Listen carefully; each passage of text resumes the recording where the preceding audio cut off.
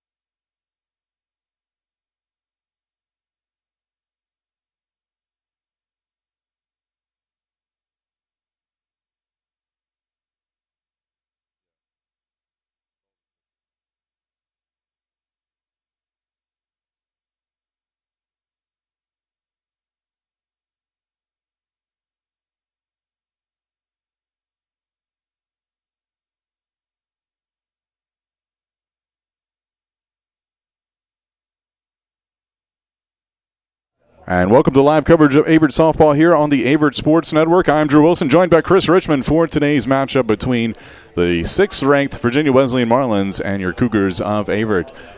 Virginia Wesleyan coming in with a 17-5 record. They're 1-1 in ODAC play. Averett 5-15, 0-2 in ODAC play. Let's take a quick look at our defensive alignment for the Cougars.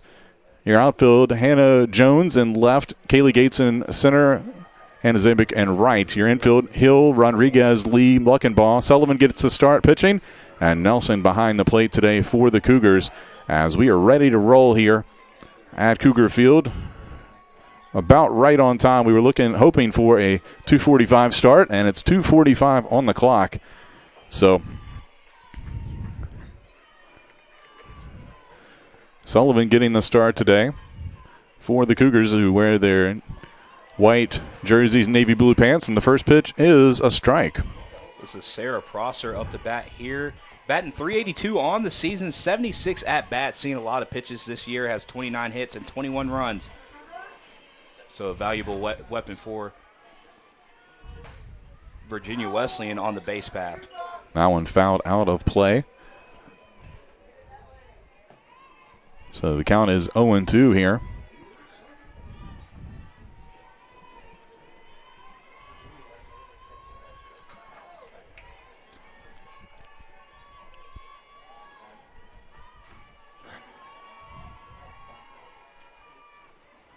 That one just a tad bit off the edge of the plate.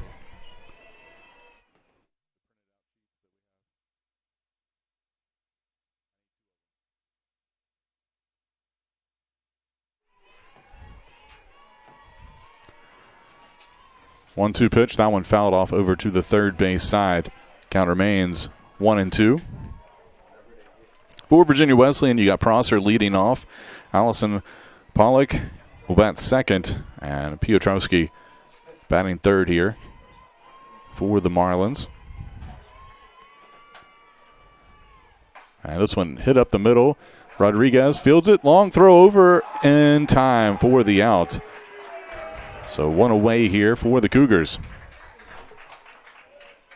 And plenty of those reps Rodriguez got from the other day in the doubleheader against William and Peace. We've seen a lot of balls hit straight at shortstop, and she's got that shortstop the first put out many times in the last week. So one away here for Allison Pollock, getting started third base today. Looks at strike one.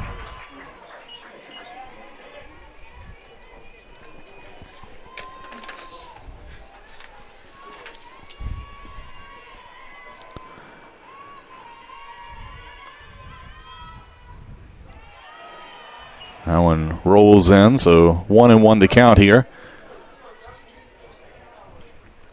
And you know, the Cougars have seen the Marlins quite a bit since 1995. In a total of 35 matchups, Cougars 9-26 against the Marlins. As we see Pollock up to bat here. Obviously, these two teams have faced off quite a bit over the years in non-conference play and even the postseason, but obviously now facing off for the first time as conference mates, and now as Averett in the ODAC. This one hit out to left field. Hannah Jones there to make the catch for the out. And two away now here for the Marlins in the top of the first inning. And if you're the Cougars defensively, that's a nice first two outs here on 1 and 2. You got two batters who came up batting .382, and also you had Pollock who bats .369 right there. So to go ahead and get two of the more dangerous hitters on the Marlins, 1 and 2, is a great defensive start here for the Cougars. First pitch line foul down the right field line for strike one. And now this is Piotrowski, who's batting .424 on the season, 59 at-bats, so she's seen a lot of pitches as well this season with 25 hits, 2 home runs, and 12 RBIs, so a lot of power in the bat as well. It's a very strong Marlins lineup, as it always is. I mean, they've been kind of a national powerhouse. As this one lined right back to Sullivan, and she'll make the play for the out. So that'll do it for the Marlins here in the top of the first. Still scoreless. We'll go to the bottom of the first. When we return, it'll be Zabik, Rodriguez, and Nelson coming up for the Cougars.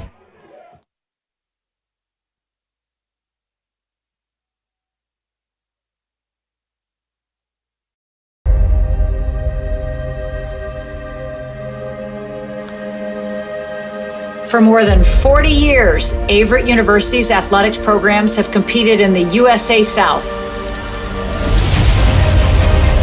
Now we begin a new era as a member of the Old Dominion Athletic Conference. We will continue to build on our traditions. We'll continue to develop our student athletes into tomorrow's leaders as catalysts for positive change. With 24 NCAA and club varsity sports, we'll bring championship aspirations, high academic success, and a focus on community service. We bring first-class facilities, and we will continue to build for the future.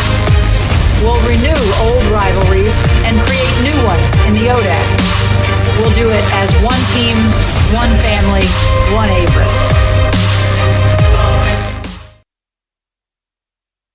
And now, batting for your Averett Cougars.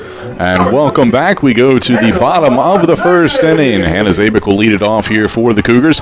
It'll be Zabik, Angela Rodriguez batting second, and Lauren Nelson batting third here for Averett in their half of the first. First pitch on the way, misses outside. Zabik in her last matchup in game number 2 versus William Peace went 3 for 3 and had 2 RBIs that contributed to the win in game 2. So she's coming off a hot game. I also picked up the win in the circle in that game as well, Chris, as she looks at strike one here to even the count at 1-1. She's batting .283 on the season with 53 at-bats and 15 total hits. This one fouled off over down the third baseline for strike 2. Seal getting the start today for the Marlins. The junior out of Madison, Virginia. Having a really solid year, 9-2 on the season. The 1.08 ERA with 47 strikeouts. And that one just a tad bit low, so that'll even the count at 2-2. Really tough pitch to lay off there, but a good eye by Zabik. The freshman's really kind of coming on strong at the plate. I think I mentioned this last game, but she really had kind of struggled early on in the season, but found her way lately. And this one chopped over towards third, foul. Count remains 2-2. And right now, Zabik just doing a great job of staying alive with the 2-strike approach here, just chopping everything off until she finds her pitch. Zabik, the freshman out of Sykesville, Maryland, steps back in. Pitch on the way, and called strike 3 on the inside corner, and she'll be down on strikes here for out number 1. And that was just a pretty pitch inside there for Seal, and you got to imagine 9 times out of 10 a pitch like that's going to be called for a strike, especially to ring one up.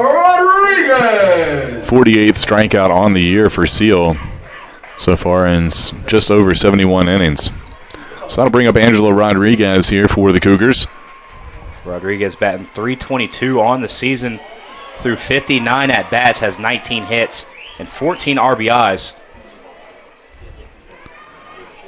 That pitch called a ball inside here to Rodriguez. That one finds its way across the plate, though. That'll even the count at 1-1 here to the sophomore. And we can't talk about Angela Rodriguez without talking about how disciplined she is at the plate. Leads the team in walks. She has 11 earned walks on the season. So she stays very disciplined at the plate and has a good bat with 2-strike approach, just staying alive and forcing full counts. She's, for the most part, been in the number 2 spot in the lineup for most of the season. Obviously been put around a little bit, different spots, but that's a good spot for her. Somebody that's patient, can look at, if you're looking for somebody in your number 2 spot, that's somebody you want that can make contact, has a good eye, and can also has a decent average. So she kind of fits that mold for the Cougars. That one popped up, and it'll get out of play, foul again. Count remains 1-2 here. Wind starting to really pick up here. And we had some storms come through this morning, some rainstorms, but now it's beautiful and sunny, but the wind now blowing probably gusts of 15, 20 miles an hour from right field to left field. If you're a righty today and pull it out to left, you have a pretty good chance of getting out the ballpark. And Rodriguez reaches with an infield single. Good job defensively for Hudson at shortstop to make that dive and keep that ball in the infield. But it will be an infield single for Rodriguez, and that'll bring up Lauren Nelson. Batting .375 on the year. There's Nelson, 64 at-bats, 24 hits, and 16 RBIs. So Rodriguez and Nelson have kind of been the 1-2 punch for the Cougars all year when it comes to scoring runs. First pitch strike called. Here to Nelson.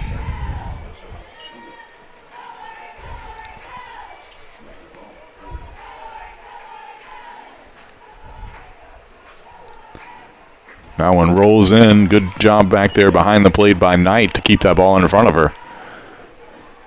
Rodriguez could have easily advanced had that ball gotten by.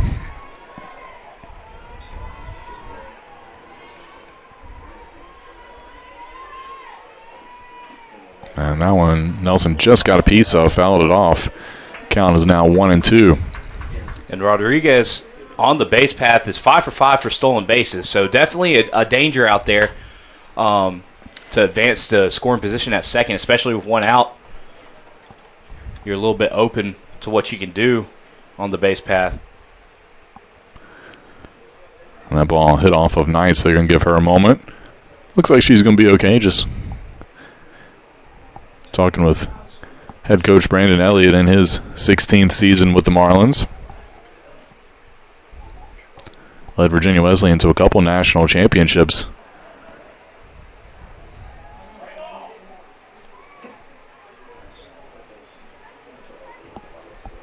Now she's going to have a test throw down to second. Looks like everything's okay. Gives the thumbs up, and so we'll resume play here. Count 1-2 with one away.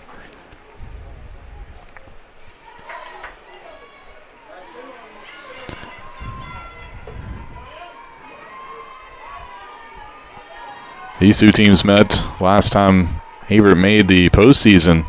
As this one popped up, and we'll get out of play.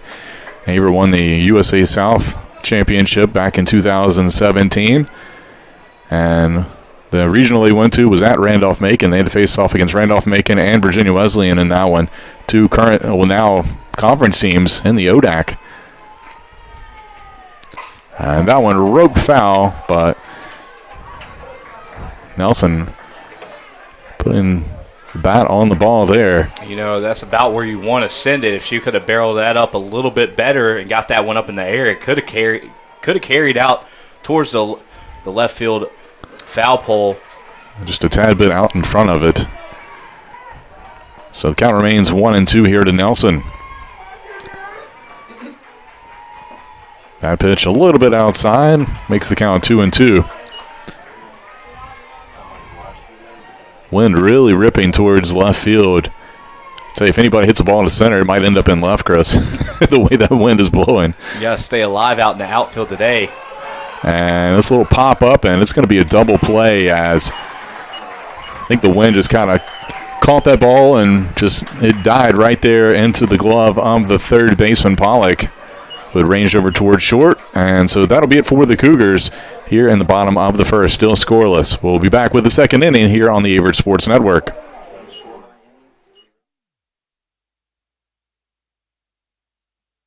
Inclusive, encompassing, inspiring. Averett University provides all you need for a future you deserve through learning that embraces all of your infinite potential with flexible online and on-campus programs like our newest programs in entrepreneurship and psychology, with more coming soon, with affordable tuition and 24/7 support. It all leads to you becoming a catalyst for positive change. Visit allaverett.com. Averett University. Are you all in?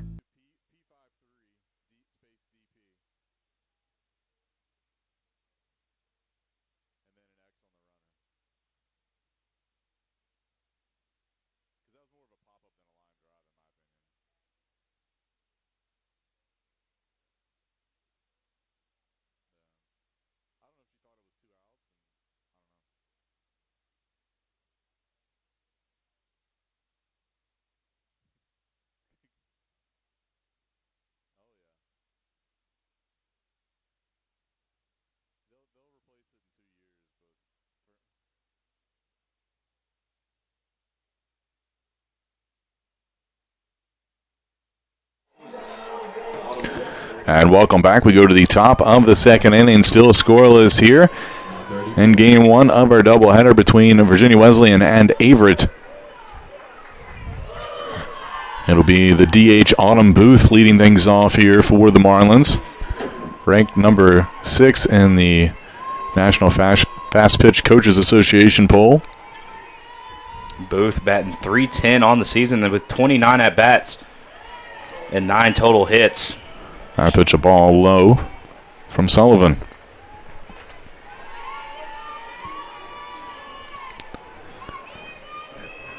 Virginia Wesleyan wearing their gray uniform tops with the navy sleeves, navy pants, as that one fouled off back to the net. And this is just game number 1 in a tough weekend here for the Cougars as they got to go back-to-back and host Randolph-Macon tomorrow, who is ranked number 9 nationally. So yeah, back-to-back top 10 teams, but that one just missed, looks like. 2-1 the count. There are no easy games in the ODAC, for sure. 2-1 pitch from Sullivan. And just a tad off the plate for ball 3.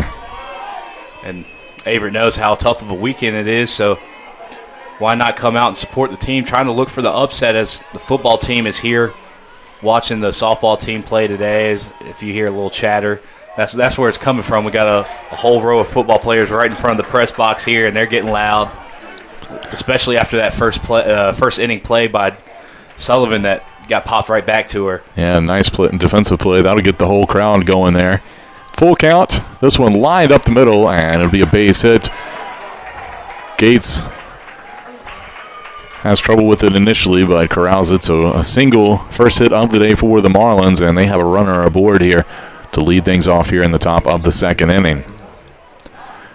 And it looks like we might see a pinch runner here. It looks like number 18, Emily Holloway, will come in and pinch run for Booth. Holloway is 3 for 3 on stolen bases, so has had some experience so far this season on the base path and has been doing pretty well. About 100% on stolen bases here, so definitely a danger to have on the base path here for the Marlins. So Holloway at first base. That'll bring up Emma Adams. Adams batting .372 on the year with 43 at-bats, 16 hits, and 8 RBIs. Runner takes off, throw, carries into center field. The runner will stay put, though. So make that 4 for 4 on stolen bases this year. And believe that pitch was a strike. So the count's 0-1. Wasted no time. As soon as she came in on the base path, first pitch going. Playing aggressive here, getting the runner in scoring position for the Marlins.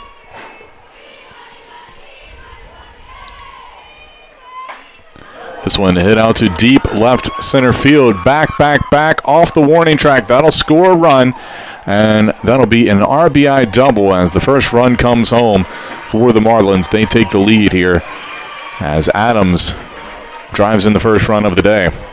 That was awfully close. If you're going to put it in a spot here today, that's about the spot you want to put it with the win, and just didn't catch enough there for Adams. Honestly, the way that wind's blowing, it really surprised me. And we might see another pinch runner. Let's see. I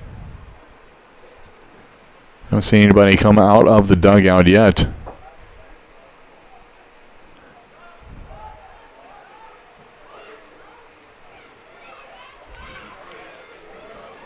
Looks like number 21, Emily Tucker, will now run for Adams. Tucker 0 for 1 on stolen bases, only had 1 attempt this year. At second base, can't imagine that besides a wild pitch, that stolen base attempt will be made here anyway.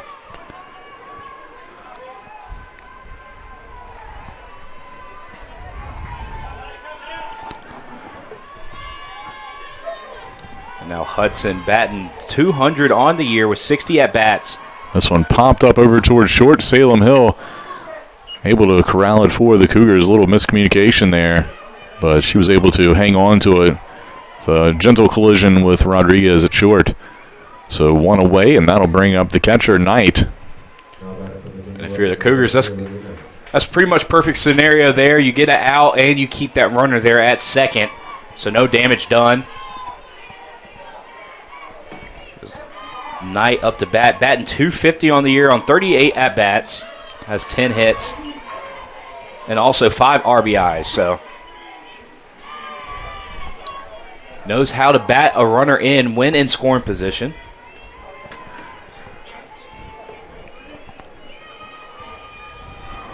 Oh, 1 the count. Sullivan looks in. That one a little low for ball 1. And we talked about this Marlins team. They obviously very aggressive and trying to drive in runs. I just did some quick math. They've scored, coming into today, had scored 111 runs in 22 games. That's about a little over 5 runs a game. So they are used to putting up runs on the board. So keeping this game low scoring will be beneficial for the Cougars if they can do that. That pitch a little bit out of the zone. 2 balls and 1 strike here. And the Cougars got a good start out the first inning, going 1-2-3. So they just got to keep that momentum going defensively and kind of forget about that double, having a next at-bat mentality here. And that pitch on the inside corner for strike 2 as Sullivan paints it right underneath the hands of Knight. 2-2 the count. Cougars trying to limit the damage here in the top of the second inning. The pitch. Change up, low, and runner will take third base on the steal. And now a full count here with Tucker over at third base. She picks up her first stolen base of the season here. Now put a runner base length to scoring here. This one hit out to left field. Jones underneath it. The runner will tag. Throw home. Gets hung up in the wind, and another run will score here. So the sacrifice fly makes it 2-0 in favor of the Marlins. And that's just a good sequence there for the Marlins. Go ahead and steal the third, and then next pitch after the stolen base, just popping it out to left field and getting the old sac fly, trading the out for a run.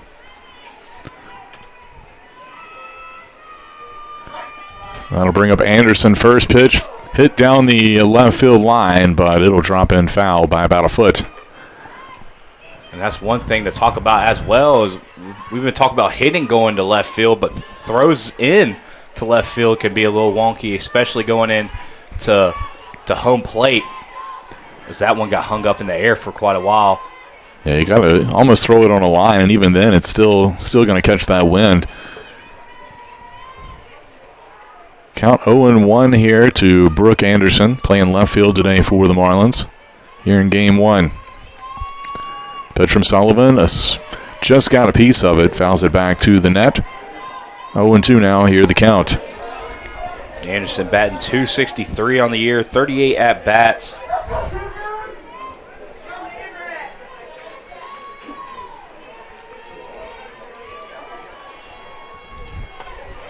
Has 10 hits.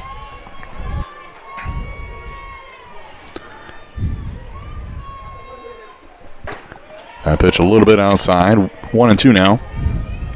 Smart pitch there by Sullivan. You got a two-pitch lead at 0-2. No balls. Might as well throw one a little bit outside and see if you can get the batter to chase.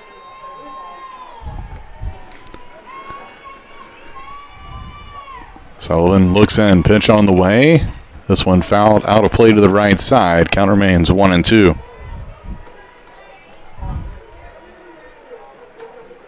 Nice job here by Anderson, just trying to stay alive and extend this count out a little bit. Have to get back 3 balls if she wants to reach off of a walk. At least that or stay alive until she finds a pitch that she likes to swing at. This one hit out to right center and caught out there by Zabik for the third out, but Virginia Wesleyan puts up 2 runs here in the top of the second. They lead 2-0. We'll go back. Cougars trying to answer when we return here on the Averett Sports Network.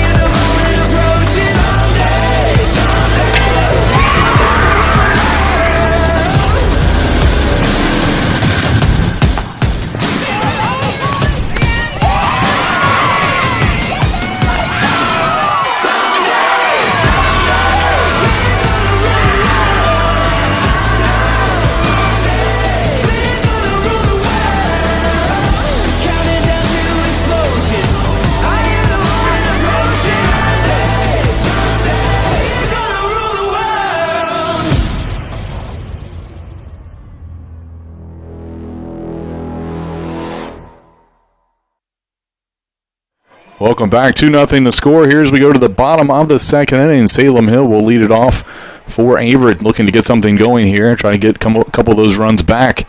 First pitch, a ball here to Hill. We talk about Hill, the sophomore here for the Cougars, been red hot, batting over 400, 405 with 4 doubles and 9 RBIs. She's been really coming into her own here of late.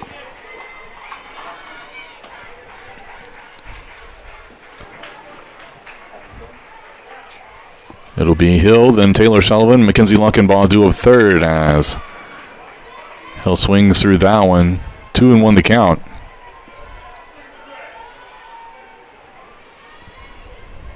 Seal has been doing a nice job of, even when she gets behind in the just settling down and getting right back into it.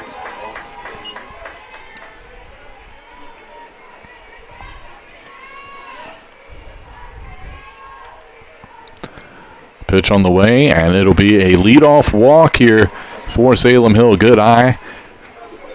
And that puts her aboard for Sullivan. And now, batting for your Averett Cougars, number 7, Taylor Sullivan. Sullivan on the season so far. And looks like we might see a pinch runner. It looks like number 8, Abby Owen, will come out, and she will run for Hill. Abby 2 for 3 on stolen base attempts this season. And it'd be interesting to see if the Cougars try to match the Marlins as what they did last inning. They got the lead off on, and then they stole second to put a runner in scoring position with no out. So interesting to see if the Cougars try to answer that here. First pitch, a call and strike here to Sullivan, who can help her own cause. Batting .213 on the year with 47 at-bats and 10 hits. Seen a lot of time here for the Cougars. Drops down the bunt, fielded by the pitcher Seal. She'll throw to the second baseman Campbell, who was covering over at first. So a sacrifice bunt will move the runner over. They'll trade an out for a base here. And that'll bring up Luckenbaugh. Luckenbaugh batting .341 for the Cougars this season. 44 at-bats, 15 hits, and 9 RBIs. As she's been playing solid here this season as a freshman. First pitch, call and strike.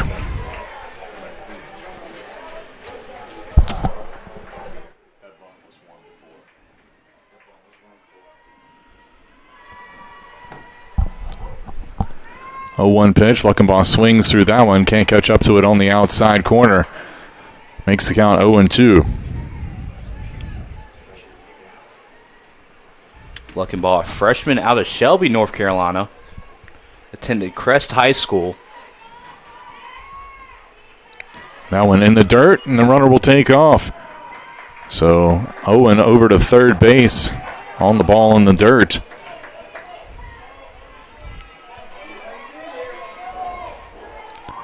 So the count 1-2, and now the Cougars have the opportunity to drive in a run here and cut the deficit in half. That pitch a little high. 2 balls and 2 strikes here to Luckenbaugh. Luckenbaugh, one of the talented freshmen this program brought in this year. Getting a lot of time at first base. Got to piece that one to stay alive. And that's just the name of the game right now, just staying alive. You got a runner in scoring position. You don't really want to put 2 outs up on the board with 2-strike approach. You got to try to fight and at least get on base somehow, whether it's a walk or put something out in play. Time called at the plate.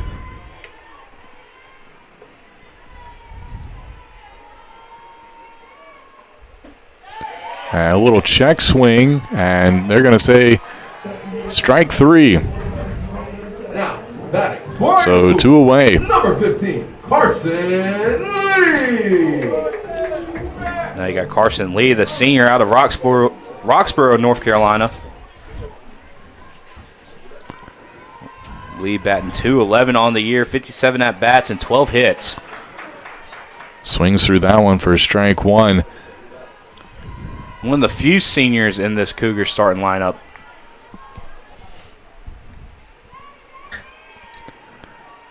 That pitch a little low. Evens the count at 1-1 here.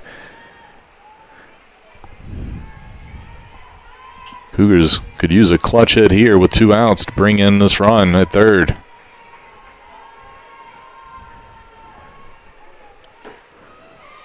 Fastball a tad bit out of the zone. 2-1 now to Lee. And you're sitting in a situation, you're at the bottom of the second, you still have 5 innings to go. You don't have to get both runs back here. And you don't have to answer with 2 straight runs. You can get at least a run right here and be all right. That pitch just missed the inside corner. Make it 3-1 here.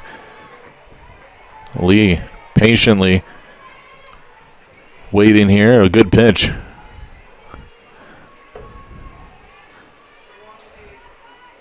Three-one pitch on the way from Steele. This one hit out to deep left center field and caught in the gap by the left fielder Anderson. And the Cougars will strand the runner at third base here. The score remains 2-0 through 2 complete innings of play. We'll be back with the third here on the Averett Sports Network.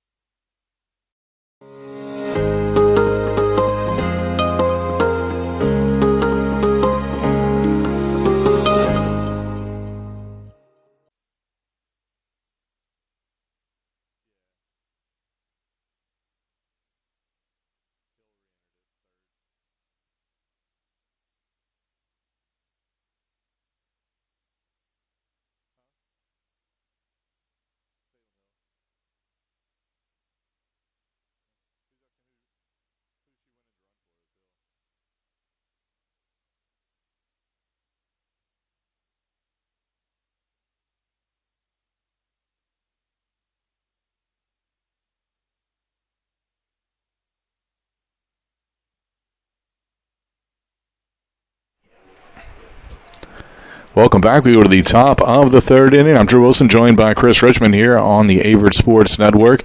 2-0 your score here as the Marlins lead early on. They'll come to the plate here and try to see what they can do, but the Cougars hoping to keep this at a 2-run ball game so they can strike back.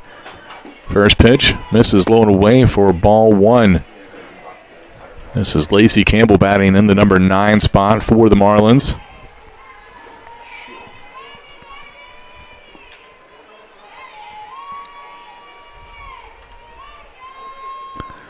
That one fouled back to the net.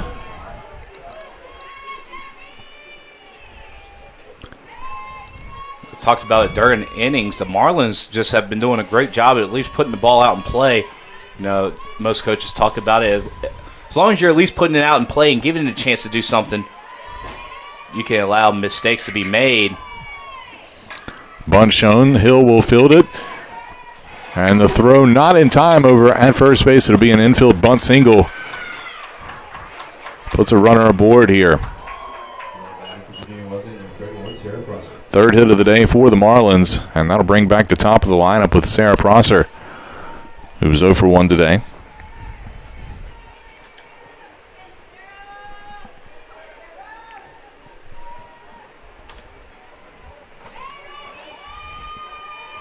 Another bunt, throw down, and the runner stealing, and she will steal.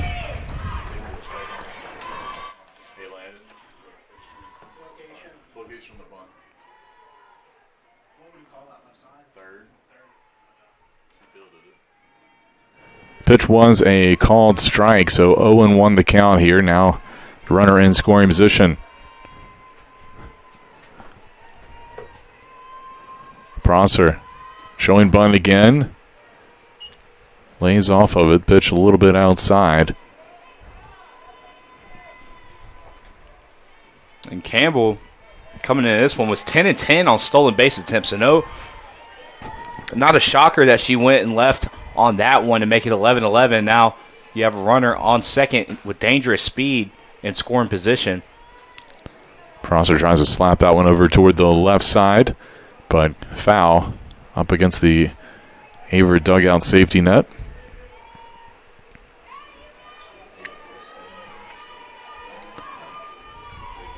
One and two the count.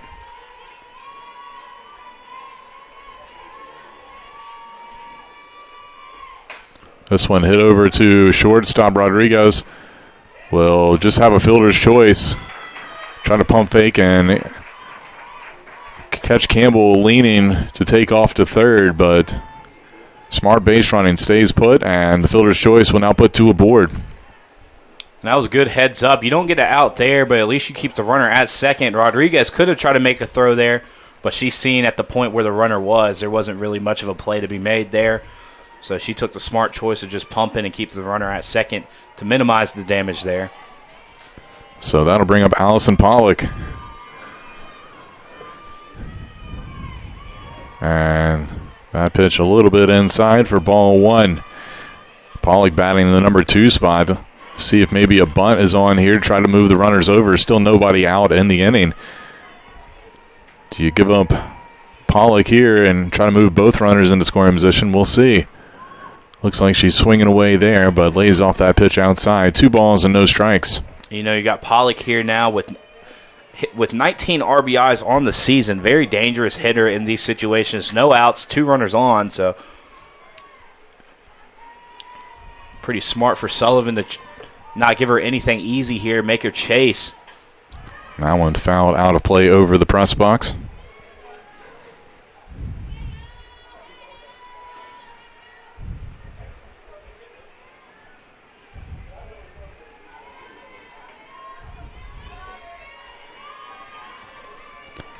Count 2-1 here. See if Sullivan can battle back. The pitch. Inside corner, strike 2. And a beautiful pitch there by Sullivan. Both pitchers in the circle today favoring the inside part of the zone. They've been throwing some really nice pitches inside. And it's been working for them so far, so no shocker that they go right back to it. Little change up. Hit over toward the first base side. Luckenbaugh fields it in foul territory and makes the catch for the out. So a big out there for the Cougars for out number 1. And the runners have to stay put.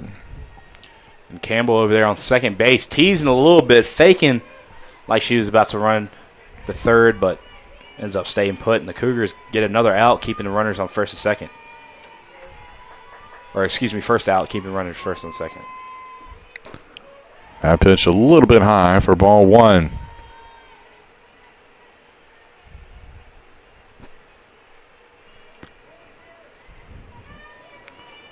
Pietrowski stepping in. 0 for 1 today. She lined right back to Sullivan to end the first. This one hit down the first base line.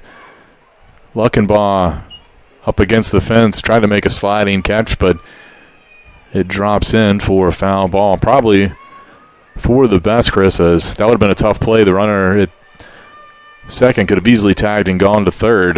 Well, it looked like both runners were set for a double steal there on the base path as they took a really hard step out after the leadoff, or excuse me, out the base, as they had to run back as soon as the ball made contact here.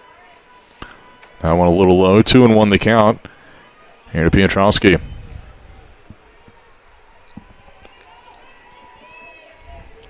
So I wouldn't be surprised if the Marlins go back to that either a hit and run here or a double steal situation. Ball popped up in the infield right at Carson Lee at second base. The infield fly rule was in effect regardless. So the pop out for out number 2. Gives the Cougars a little bit better feeling here, and now we'll see maybe a change in the lineup. Autumn Booth back in. This might be just a reinsertion because Booth was pinch run for back in the second inning. So just a re-entry play there. So Booth comes back to the plate here. Runners at first and second base, 2 away. The pitch a little bit high for ball 1.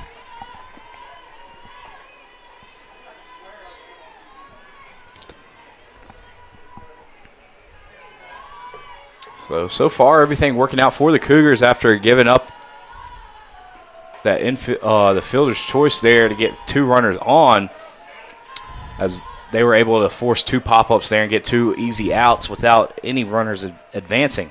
So now the Cougars looking at 3 options at a force out here, first, second, and third, with only 1 out till the ending of the top of the third. So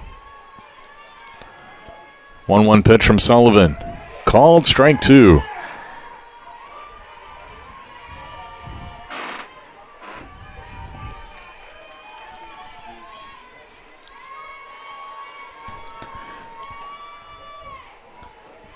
One-two pitch. Sullivan looks in. The wind-up. Fastball a little high. 2-2. Couldn't get Booth to chase that one. Booth batting cleanup today for the Marlins. Be a big out if the Cougars can get this one. The pitch. Change-up drops in. Just a little bit in front of the plate, so that'll run the count full here. And a big pitch coming for both teams. Don't want to walk the bases loaded.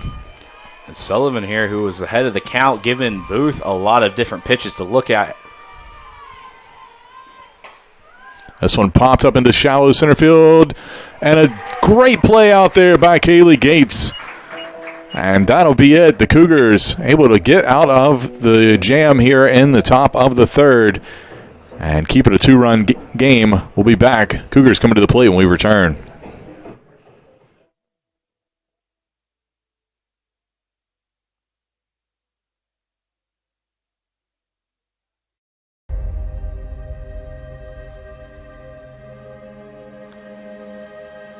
For more than 40 years, Averett University's athletics programs have competed in the USA South. Now we begin a new era as a member of the Old Dominion Athletic Conference. We will continue to build on our traditions. We'll continue to develop our student athletes into tomorrow's leaders as catalysts for positive change. With 24 NCAA and club varsity sports, we'll bring championship aspirations, high academic success, and a focus on community service. We bring first-class facilities, and we will continue to build for the future. We'll renew old rivalries and create new ones in the ODA. And welcome back. We go to the bottom of the third inning. Your score 2-0 in favor of the Marlins. Hannah Jones will lead things off here for the Cougars, looking to get back in this one. And looks like Seal slipped as she came through there.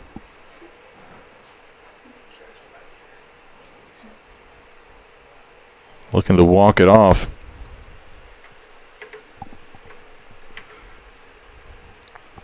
I don't know if she just caught like a soft spot in that dirt or what happened. Looked like she just lost footing completely there.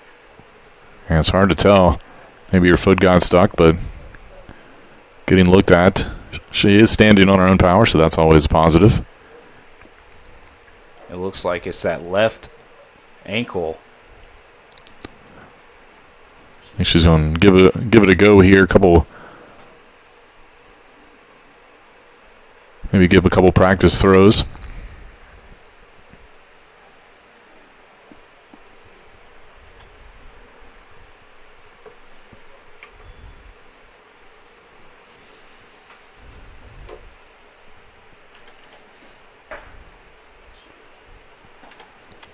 I've seen a couple people looking. There might have been like a little divot in the front of that circle there where she caught her plant foot and maybe rolled it a little bit coming through. But it doesn't look like she lost a beat there. I can definitely tell you as they worked on the infield this morning, the circle area was almost pristine from the rain because of the tarp. So sometimes if you see put a lot of turfus and stuff on it, may make it a little bit of a mess, but that area was pretty much intact this morning, so may have just created one based on these pictures so far today. But it looks like we're ready to roll here, and Jones swings through that one for strike one, count 1-1 here. And Seal coming right back to it without skipping a beat, going right back at it and getting a strike here. That pitch, tad bit low. 2 balls and 1 strike here to Jones, batting in the number 8 spot for the Cougars. Kaylee Gates due up next, then followed back by the top of the lineup with Hannah Zabik. 2-1 pitch, a little bit high. 3 balls and 1 strike.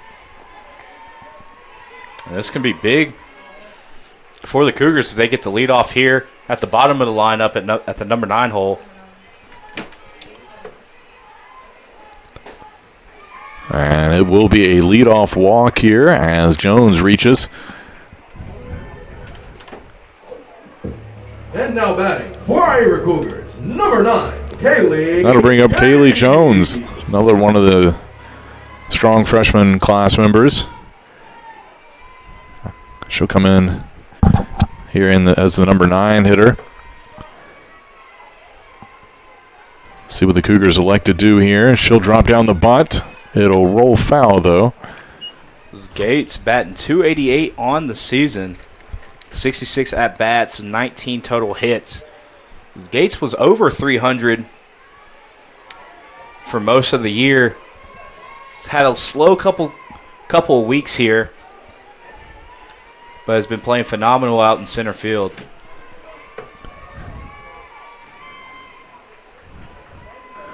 And the bunt this time gets down. Seal throws over to Campbell covering at first base, so the sacrifice bunt does the job, moves the runner over with 1 away. Number 17. That'll bring up Hannah Zabik. Chris, you mentioned she's been swinging a hot bat. Came in after going 3 for 3 in the Cougars' last game. So see if she can come through here with maybe a base hit.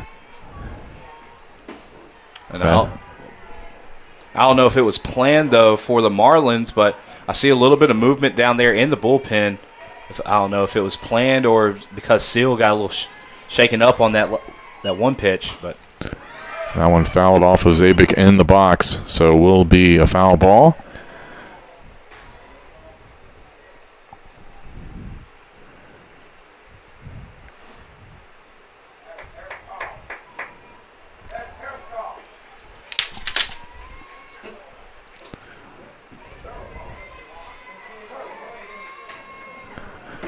Counts 1-1 here.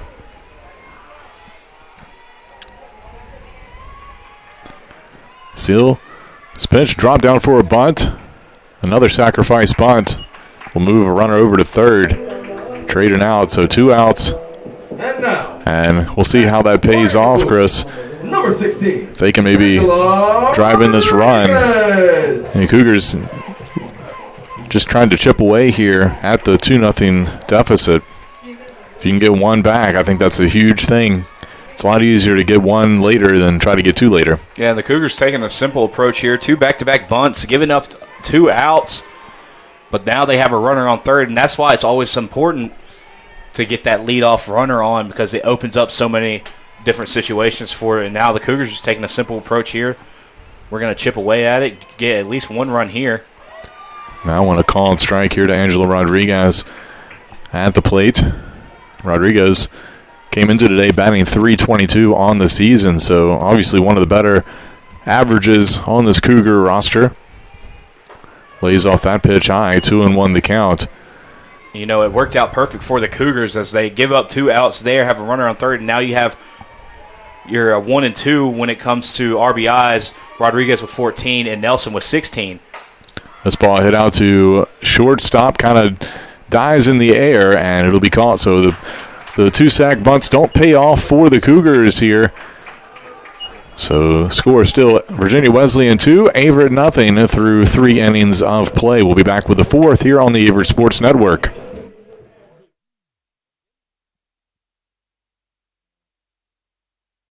University provides all you need for your future through learning that embraces all of your infinite potential. With flexible online and on-campus programs, affordable tuition, and over 50 majors and programs. Visit allaverett.com. Are you all in?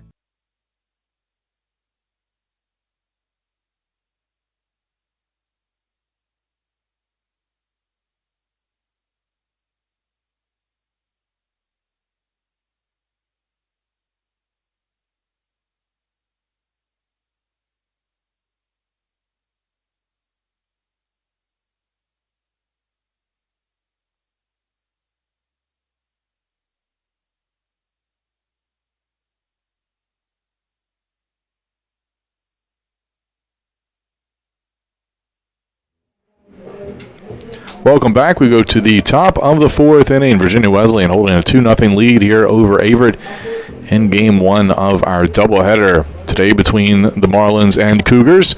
Emma Adams will step up to the plate here to lead things off for the Marlins. Adams on the day drove in the first run with a hit, so she's 1 for 1 in today's contest. First pitch, a ball inside from Sullivan. But she hit a deep one out to left center, and we thought with the win it was going to carry out for a 2-run shot, but ended up dying out, hitting warning track. That fastball finds the inside corner for strike 1. The count now 1-1 here from Sullivan. Wind still gusting pretty strong here on a beautiful day in Danville, Virginia. 75 degrees here and sunny, but the wind certainly blowing. Beautiful changeup finds the. I think that was I might have missed there. So ball 2. Then they called it a little bit high there on the changeup. But it definitely had Adams thinking about it. And this one roped foul. That'll get out over to the hill. 2 balls and 2 strikes. So we know we have a lot of fans that like to sit on that hill over there. Nobody hurt in the play. Pretty good crowd here on hand for today's matchup. As that one in there low for ball 3, so full count. No home games on campus today except for this one. All the other teams are on the road if they're in action. But Kids Day going on just out in the Grand Center just beyond center field. And that one called strike 3. As that's a good old backwards K right there for Sullivan. Catches Adams looking on the full count. First strikeout of the day for Sullivan. And that'll bring up the shortstop, Madison Hudson. Hudson 0 for 1 today.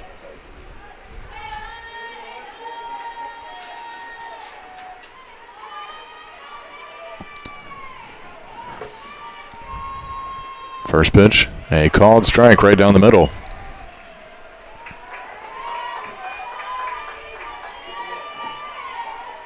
And Hudson with a .324 on base percentage. So pretty solid on base percentage here to try to get at least one on. to get something going for the Marlins. Count 1-1. And the pitch. A little low and inside. Make it 2-1 here. Here to Hudson. Sullivan, the junior right-hander from Timberlake, North Carolina, was the ODAC pitcher of the week earlier this year. That pitch a little high. Make it 3-1. And it's just been real impressive to see over the last few innings how, after giving up the 2 runs in the second inning, how Sullivan has really just been able to settle down. This one popped up. Salem Hill will call everybody off, and she'll make the catch for the out. So 2 away here. That'll bring up the catcher, Olivia Knight. Wesleyan, number 33. Olivia. And the Marlins have been putting it in play. It's just for the Cougars defensively, just making the plays, and so far they've been able to. Sullivan with the pitch. And catches the inside corner there for a strike. 0-1 the count.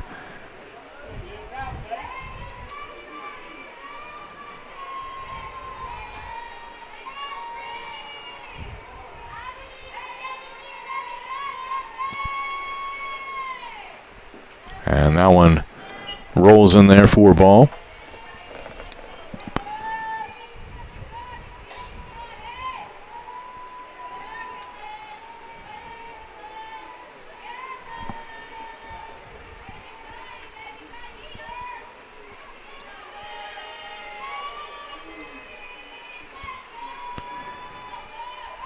Pitch from Sullivan. This one laced out to deep left field. Back, gone. And that'll be a solo home run for the Marlins.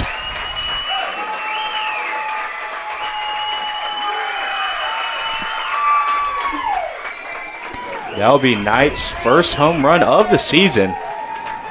And that one definitely got up in the wind, but I think that one would have probably been gone either way. She got a hold of that one, squared it up. I was about to say, you heard that come off the bat all around the ballpark, as that was about as pure can get off the barrel. And caught Knight a little bit off guard. I seen her look out at the ball, then look at her coach saying it was out, and she had a little shocked look on her face. I don't know if she was surprised she hit a home run or she didn't think that one was going to carry, but nonetheless, that one got out to make it a 3-run lead. So that'll bring up Brooke Anderson.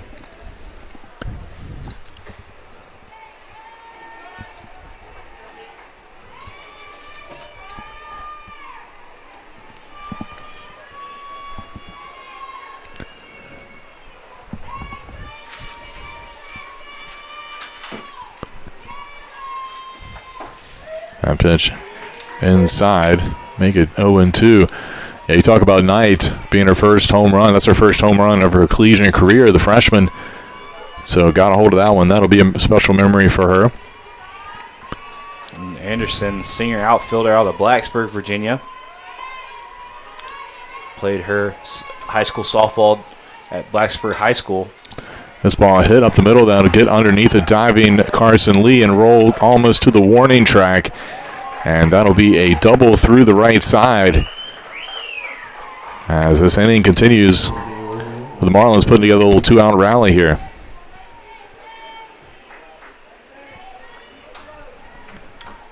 So now following a solo shot out the left field, now have a runner back in scoring position here. And the swinging so far with 2 outs has been really solid here for the Marlins. That one a little low in the dirt. You know, Drew, something I've noticed so far in this game is how aggressive the Marlins are on the base path. As every pitch that's thrown, they're running, taking a quick 3 or 4 hard steps and looking to see where the play's made. And you got to think it's making the Cougars think a little bit, like keeping them on their toes. It can lead to some future situations, a couple throwdowns. 2-0 count here. Ball popped up over toward the left side. Rodriguez will make the catch in foul territory, and that'll be it. But the Marlins add another run on the solo shot here in the top of the fourth. They lead 3-0.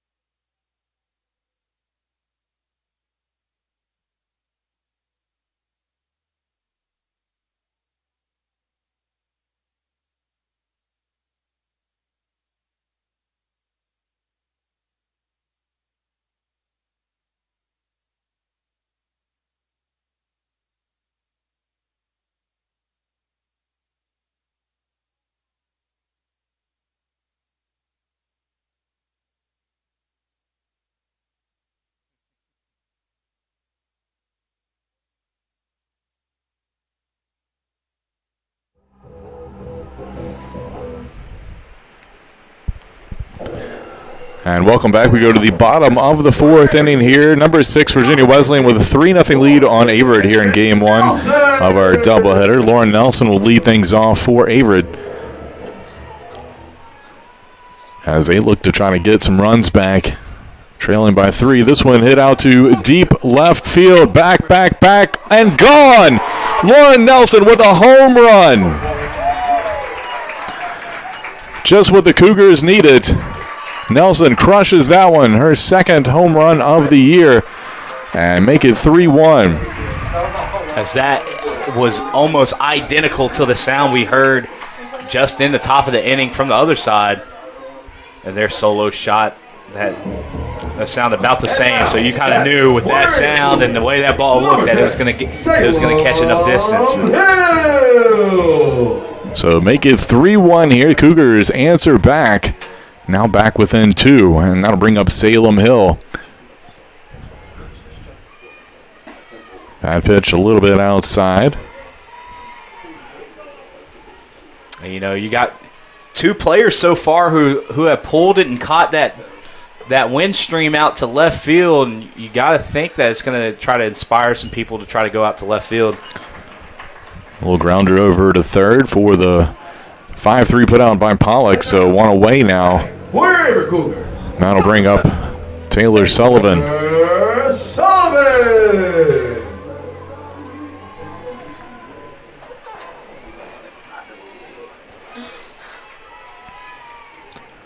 Sullivan, first pitch, a little low for ball 1 here from Seal.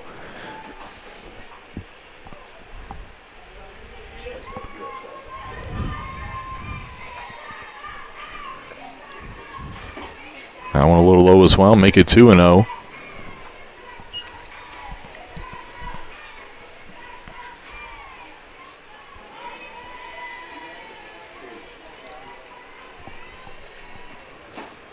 That pitch a little low.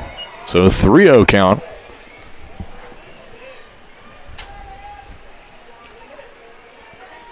So now the Cougars find their first run on the board. Looking to try to get something going here outside of a home run. We haven't really seen any true offense for the Cougars outside of that home run. They put some on the bases, but haven't been able to bat them in those situations. This one popped up over towards second base. Campbell waves everybody off, and she will make the catch for the second out. And now batting for your Averett Cougars, number 1, Mackenzie Luckenbaugh. So 2 away. That'll bring up Mackenzie Luckenbaugh for Averett. Luckenbaugh 0 for 1 today.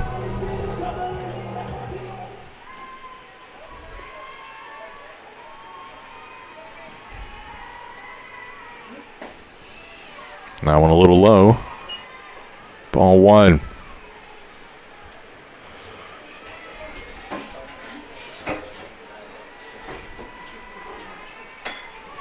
This one roped. Great play by Campbell to stay with it and make the play for the 4-3 putout. Tip your cap to that one. You couldn't do anything about it. She made a great effort just to knock that ball down and then stay with it and get the ground out, throw out at first. So that'll be it for the Cougars. But before we go, let's take another look at that home run by Lauren Nelson back in this frame. You can see she just got a hold of that one and sent it out down the left field line.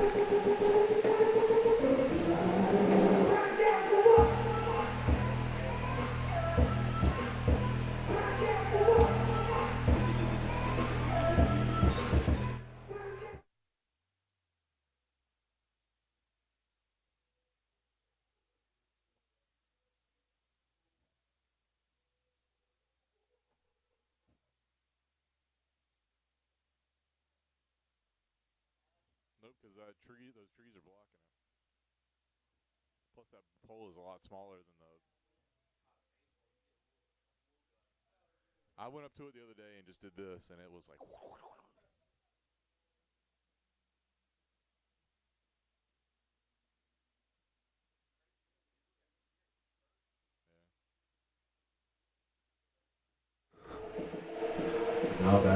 And welcome back. We go to the top of the fifth inning. 3-1 your score here. Virginia Wesleyan on top. The Cougars able to cut into it in the last half inning with a solo home run. They'll look to hold the Marlins here as first pitch outside for ball one as Sarah Prosser will lead things off. Top of the lineup coming through for the Marlins.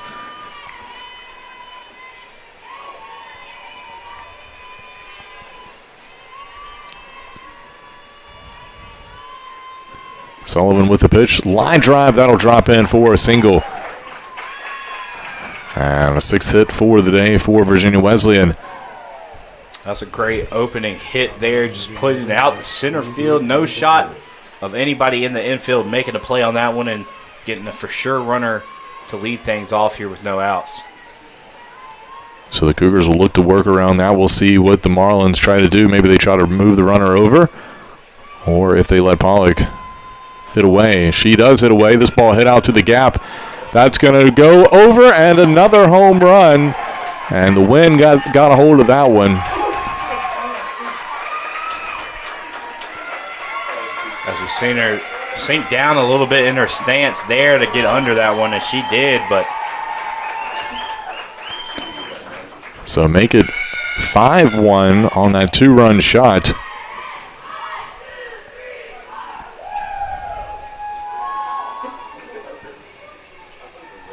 That's Pollock's fourth home run of the season there. Leads the team in that category. So nobody away, and that'll bring up Julia Piotrowski.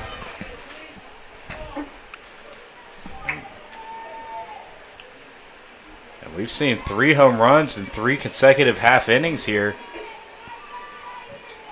All to left field. That one fouled back to the net for strike one on the bunt attempt.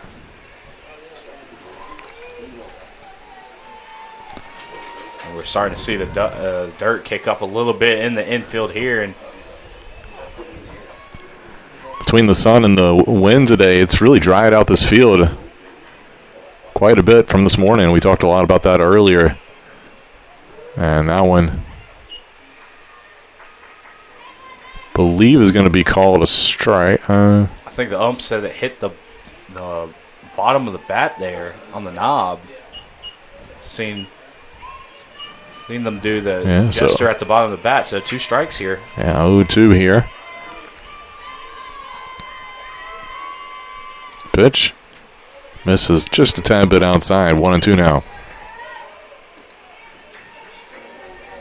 And again, just going back outside, trying to get the batter to chase a little bit here. And then as a batter, when you see a couple of homers go out, you instantly, I know you say you don't want to try to hit a homer, but you still have that in your mind that this thing can go yard if it catches the wind, right? So got to think that the batter's instantly going to try to get more aggressive here.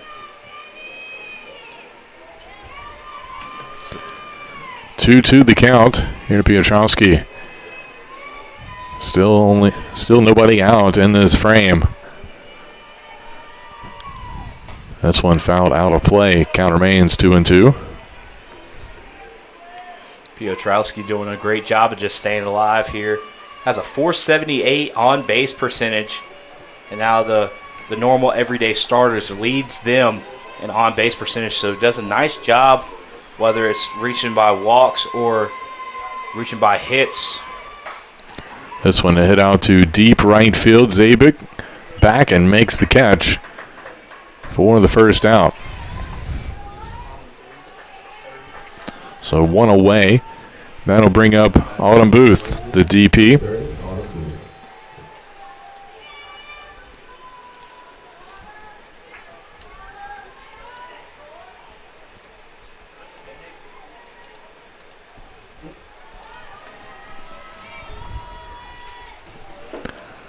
And the pitch, a little low for ball one.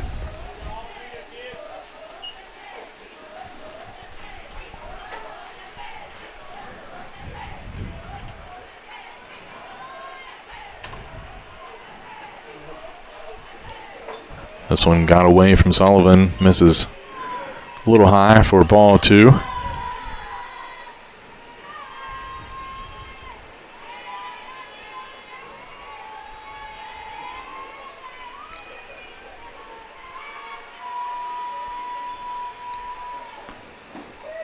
As Sullivan fights back, finds a zone there.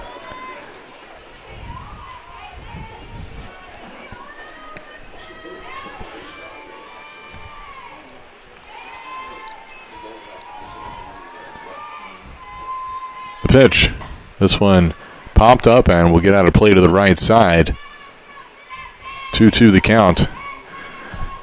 If you just joined us, we were about an hour and 15 minutes late getting started today because of rain earlier this morning, pushed the game start back.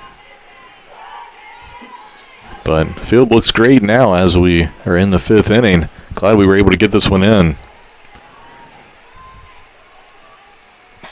Change up hit up the middle. That'll get through for another base hit. And now another runner aboard here for the Marlins. For the Cougars, it appears to be Leisher, the freshman, warming up in the bullpen here.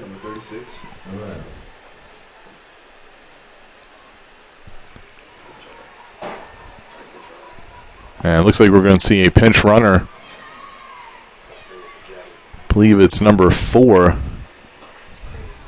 It's going to be Jaya Diggs Hagwood. So she'll come out to run for Booth. She's 8 for 9 on stolen bases this year. So has had a lot of attempts on the base path. So runner aboard here for Emma Adams with one away. Cougars corner infield in. That pitch misses for ball one. Runner not going. Cougars were expecting a steal there based on what Virginia Wesleyan's been doing all game. 1-0 pitch. Runner is going there. Pitch high. Throw down to second. And just a tad bit late. A good throw by Nelson. That was a good spot for that ball to be, to try at least give your chance at tagging out the runner, but that was just a good jump there by Diggs Hagwood, just getting out ahead of that one. So now runner in scoring position with one away. And that one catches the outside corner. Good frame job there by Nelson for strike one. 2-1 the count.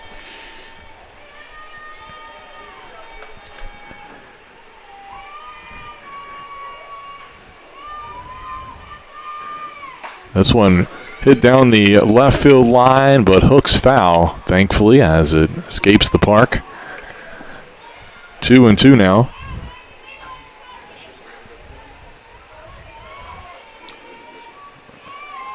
Cougars. Oh, and we've seen Adams came close already once today, so. That pitch just a little bit off the plate there. That'll run the count full. Cougars trying to keep the damage to a minimum here in this game after the 2-run home run earlier to make it 5-1. Big pitch coming here from Sullivan. Delivery, and this one roped down the line. Foul up against the fence in left field. Count remains 3-2.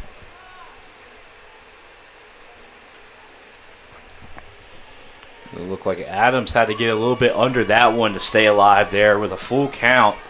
Do whatever she can just to keep fighting in this at bat.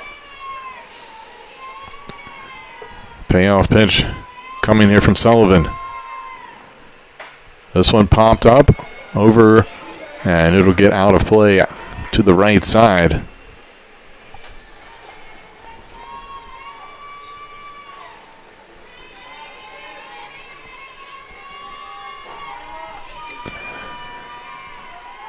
Good job here by Adams to fight off a couple pitches. Sullivan brings it home, and the changeup misses high. Tried to fool her there. Instead, it will be a 1-out walk to put 2 aboard. And now we'll bring up Madison Hudson, but we will have, looks like a pinch runner, number 9. Looks like it's going to be Micaiah Himes out on the base path for the Marlins. 1 for 2 on the season on stolen bases.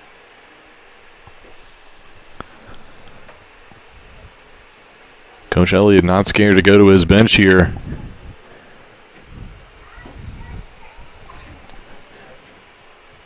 He used quite a few pinch runners. So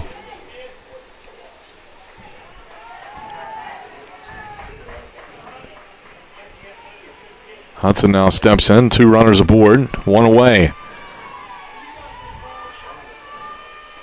First pitch hit out to center field and dropped by Gates. That'll be an error, and that'll score a run.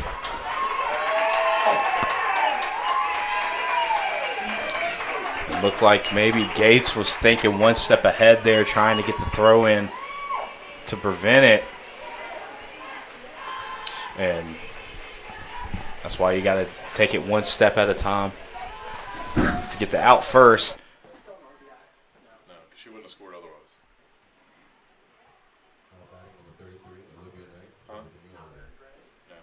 So this brings back up Knight here with 2 runners on.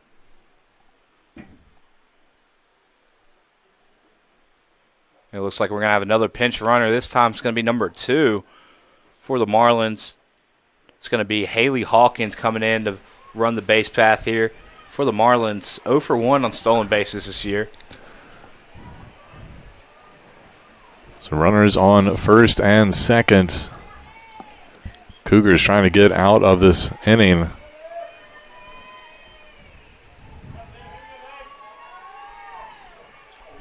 Sullivan with the pitch. A little low for ball 1 here as Knight at the plate. Homered in her last at bat.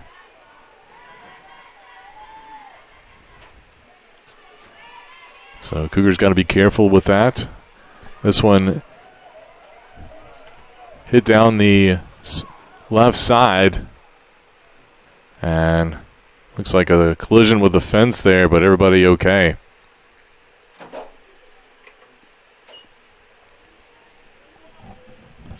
It looked like that's Rodriguez who possibly caught the fence there. And you always love to see that. Head coach Brandon Elliott just coming up, just running over to her, making sure she's all right as she's walking back into the infield.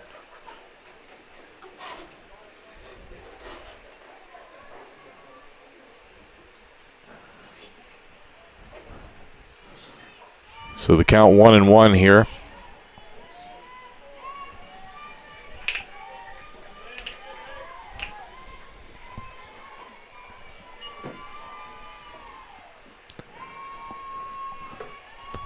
And the pitch. That one a little low for ball 2. Not a bad pitch there, trying to get a little chase there from Knight, who homered already. And that usually makes a batter a little bit more aggressive if they've homered one time already in an earlier at bat. That one a rope foul down the third baseline. Runs the count to 2-2.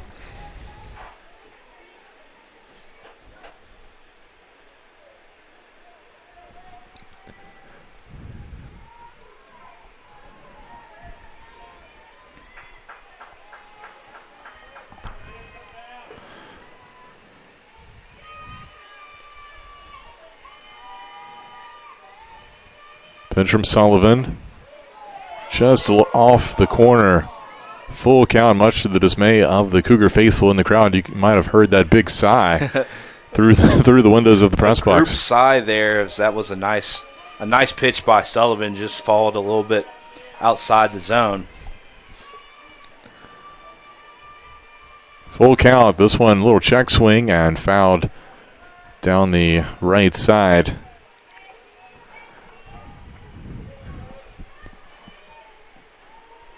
Knight just trying to stay alive here with a full count. Keep it going, as the bats have really been flowing so far for the Marlins in this inning.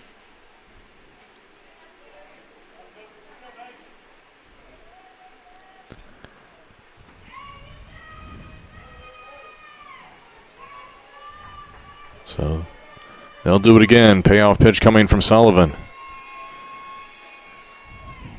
And that one's low and in the dirt, so that'll be a walk, and that'll load the bases here with one away, and time will be called. Averett head coach Carol Oberhelman will make her way out to the circle to talk things over with her team. Infield comes in, and they'll talk things over here. Big moment in this game. Marlins could certainly break it open. The Cougars trying to limit here, trying to escape this top half of the fifth, only down by 5.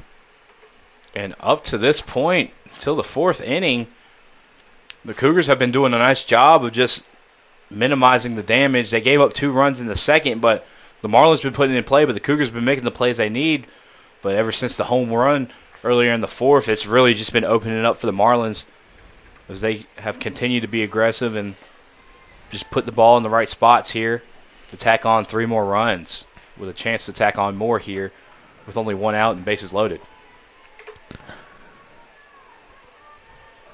So bases loaded here for Brooke Anderson. And a big moment. Anderson 1 for 2 today.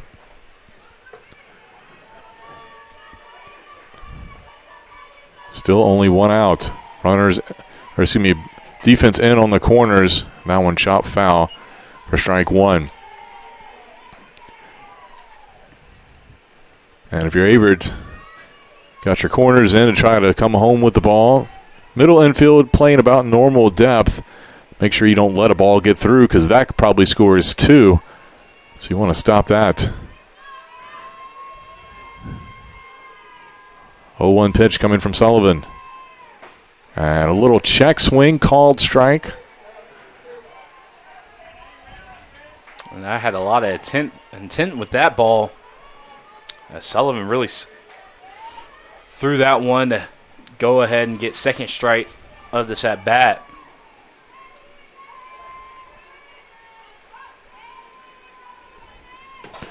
This ball popped up into deep right center field. Zabik makes the catch. She'll throw it in, but it will be a sacrifice fly. And a run will score here, and that'll make it 7-1. Runner will advance over to third on the play, so now runners on the corners with 2 out.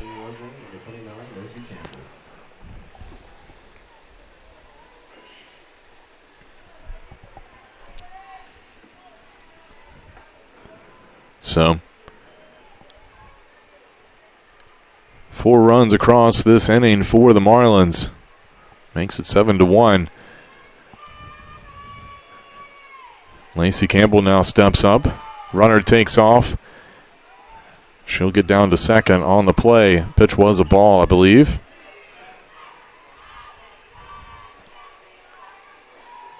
So now 2 runners in scoring position for Campbell. And if you're Averett, you want to try to get the number 9 hitter out here. But Campbell 1 for 2 on the day, so does have a base hit.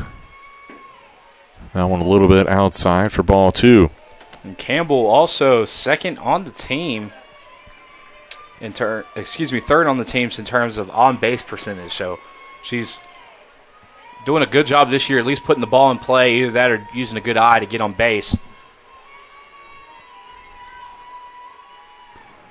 This one popped up into right center field. Zabig on the run, makes the catch, and ends the inning, but not before Marlins tack 4 up on the board in this frame. Cougars have some work to do. They trail 7-1. We'll go to the bottom of the 5th when we return.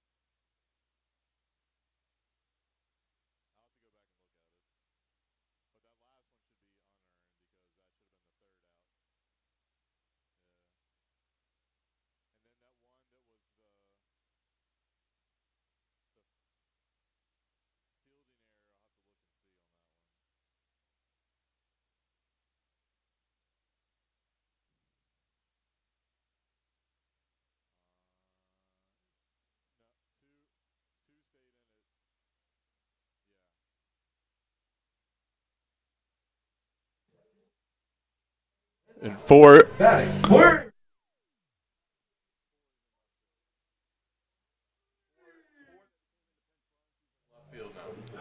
We are back here with Averett Sports Network.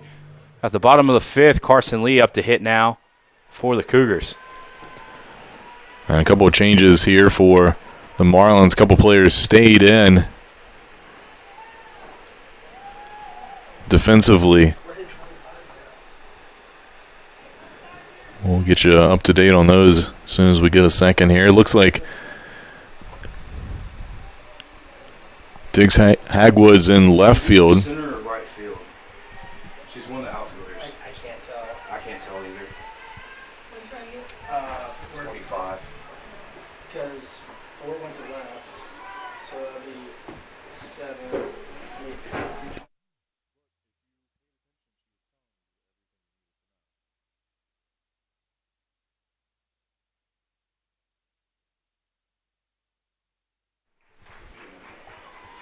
So we'll get those changes to you in just a second. Looks like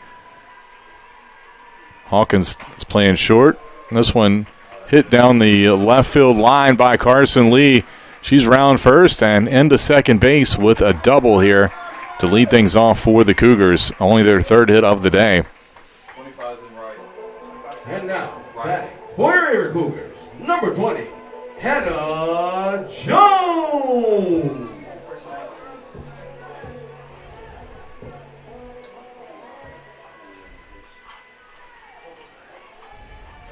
So a good start to this inning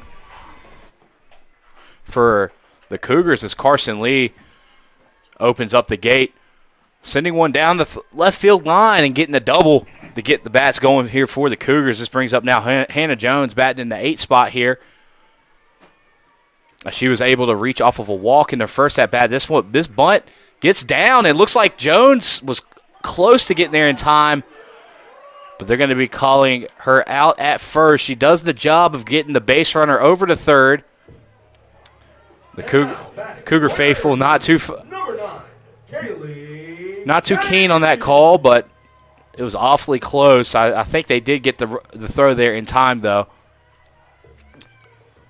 Good heads-up play there by the Marlins to at least get the out at first, but the Cougars do now have a runner at third to try to get one of these runs back. Gates up to hit. She goes down the left field line as it's out of play. Called foul to go behind the count. 0-1 for Gates.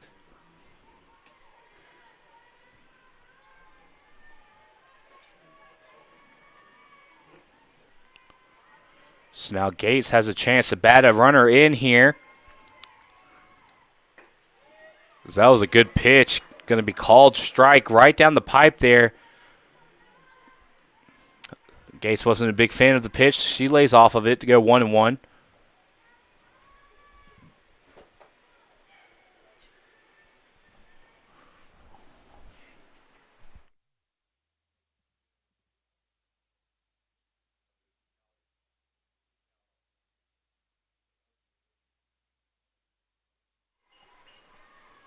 So now 2 strikes, make that 1 ball, 2 strikes. That one's a little bit outside.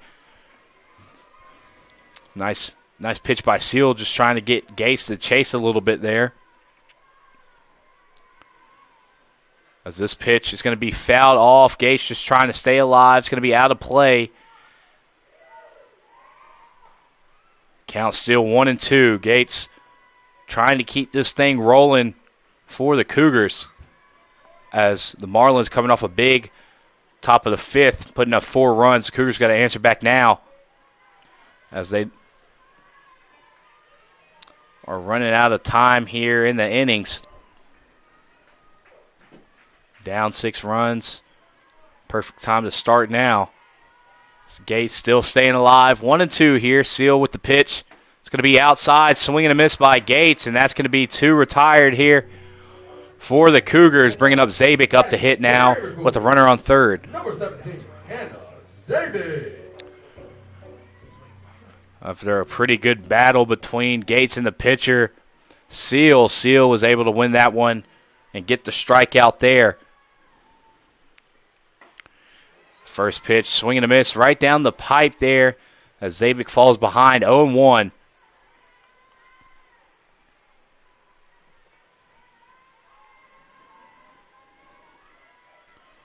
Seal now getting the pitch. Pitch underway, and that's going to be an inside pitch called strike. Another swing and a miss by Zabik.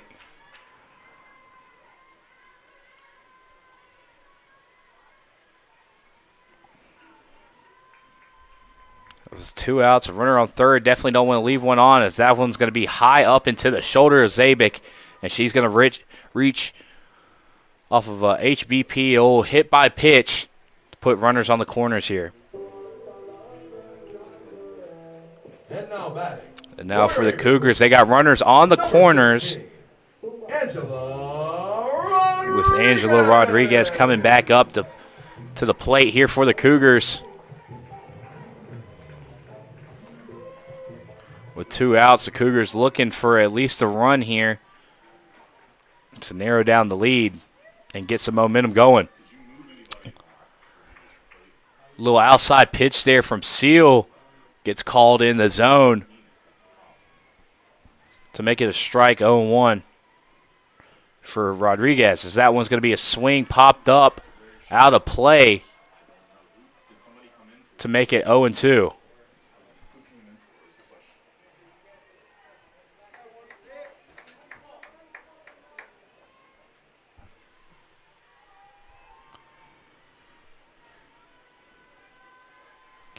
So now 0-2, Rodriguez looking at the pitch here.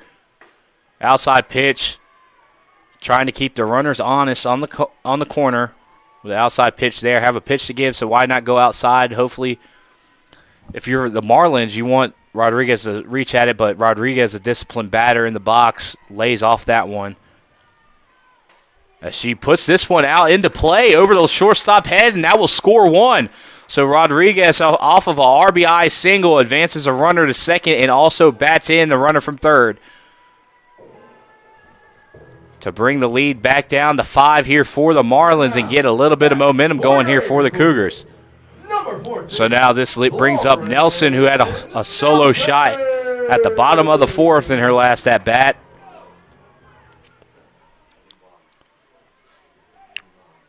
Nelson, who have been leading the way for most of the year for the Cougars,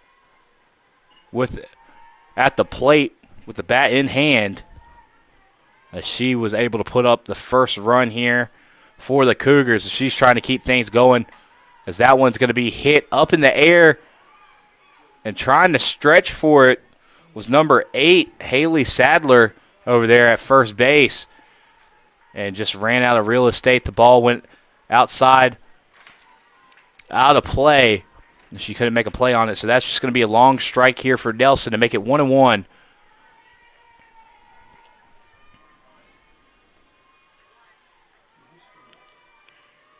So this pitch hit right back at Seal. Nobody to make the play, and that's going to squeeze through. And Zabik coming home. And a great job by the Marlins here to catch Rodriguez rounding second as they faked the cut off the home and went right back to second base to get the last out of the inning. But the Cougars will score first, putting up 2 runs to make it a 4-point lead here for the Marlins. We'll be right back at the top of the 6th with the Marlins back up to bat with Averett Sports Network.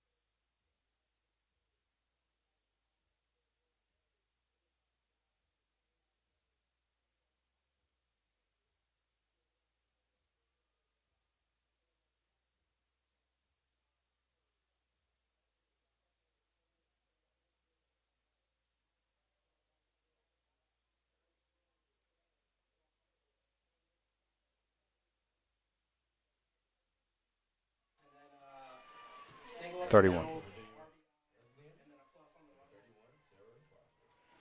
And we are back here with Averett Sports Network. The Marlins with a 4-run lead here after the Cougars put up 2 runs. It's going to be Prosser up to bat here to start things off here at the top of the 6th for the Marlins as she was looking for a slap hit there. Pitch was just a little bit too high there for Sullivan. So Prosser jumps ahead 1-0 in the count. Good pitch by Sullivan inside. Doesn't get the call, though, to make it 2-0.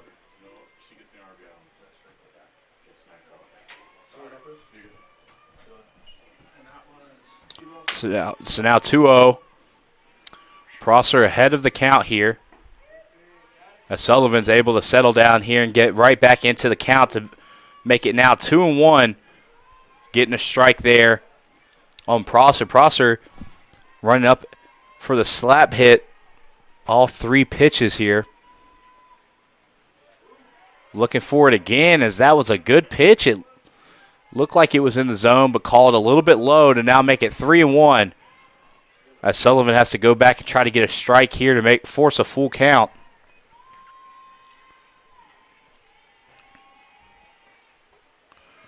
She's going to go up back into the zone, called ball. So opening batter here, leadoff batter Prosser is going to be walked and reaches the base with no outs on the board.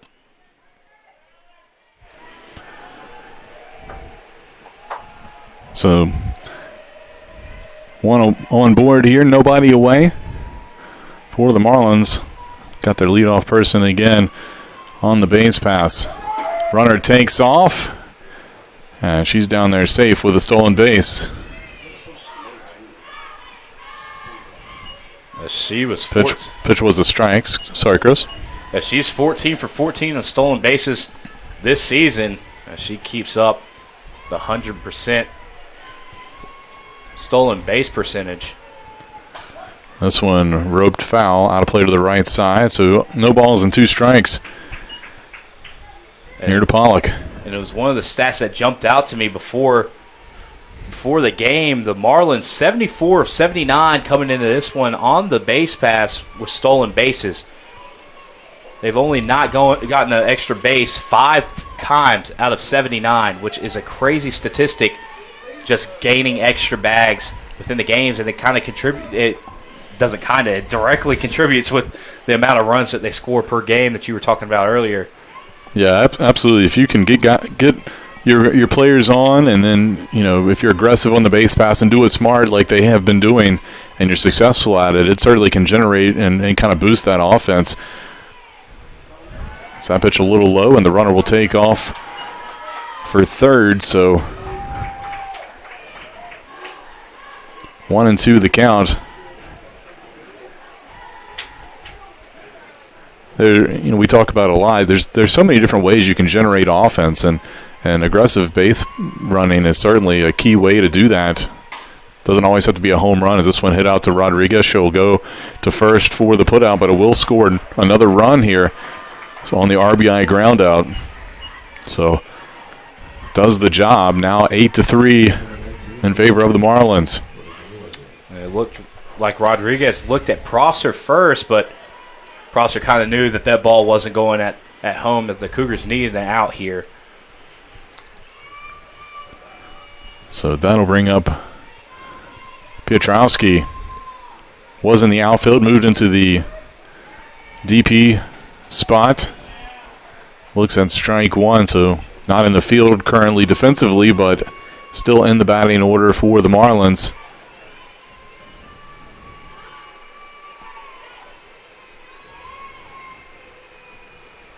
And this one roped in, dropped in, and shallow center field, base hit. As it looked like it was a good pitch there by Sullivan, but Piotrowski just did a nice job of sitting back on that one and was able to barrel it up.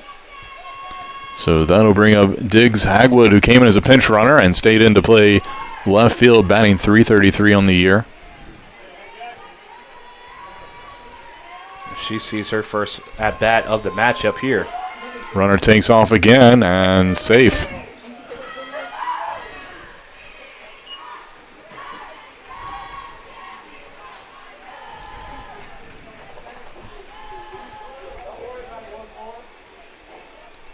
Ninth stolen base of the day for the Marlins. Perfect 9 for 9. So 1-0 count. Sullivan's pitch.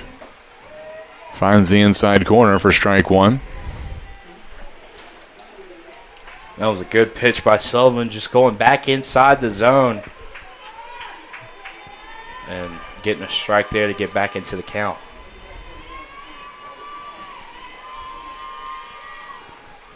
Shows bunt, and I believe it was fouled off. Didn't sound like it made contact with the bat, but clearly must have gotten a piece of it. So count 1-2. Sometimes you can hear that ding all the way from up here in the press box. Was a silent foul ball. So 1-2 pitch, a little low, evens the count at 2-2. Not a bad spot there by Sullivan. Just keeping it close. That spot right there can get called, I'd say, 50% of the time there, so not a bad pitch with a couple balls to give as well. That one fouled off.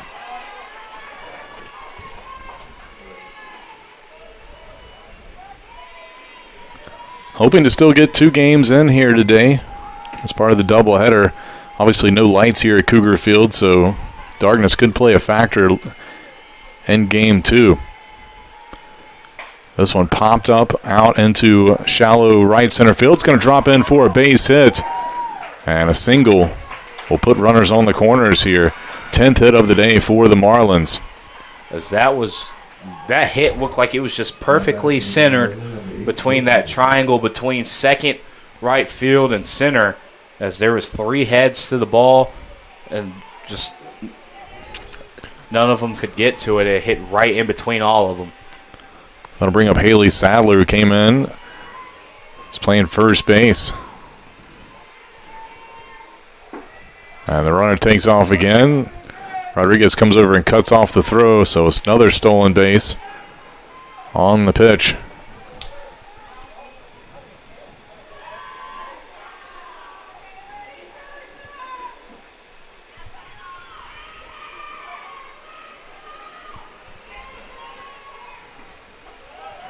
That one misses high. 2 balls and no strikes.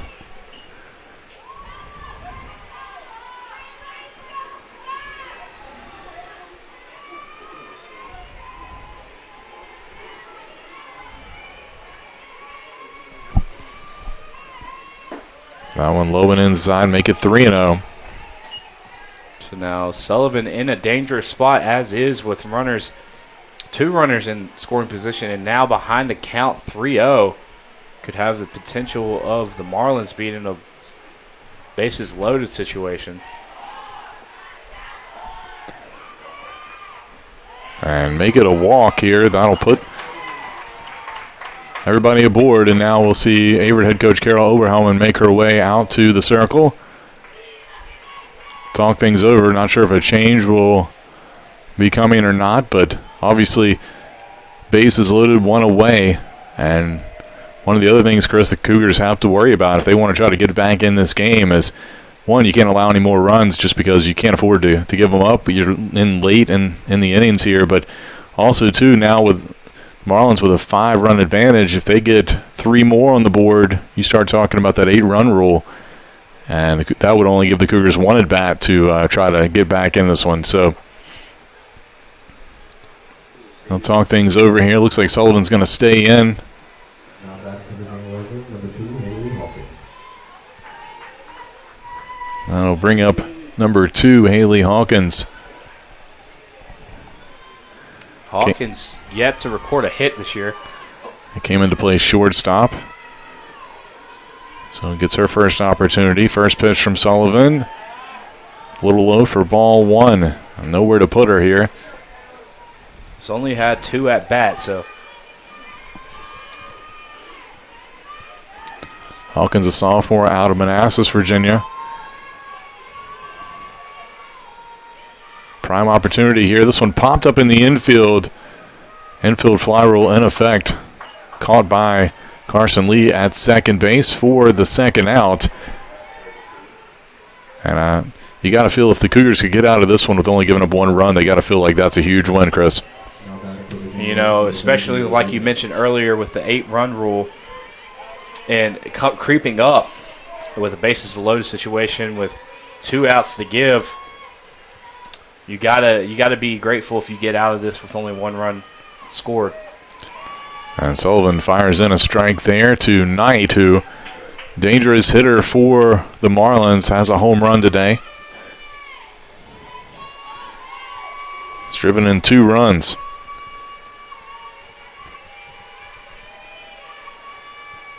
This one hit out to right center field. Zabik underneath it, and she'll make the catch. So the Cougars able to escape with only giving up 1 run despite the Marlins loading the bases here in the top of the 6th. We'll go to the bottom of the 6th when we return. Averett trails Virginia Wesleyan 8-3.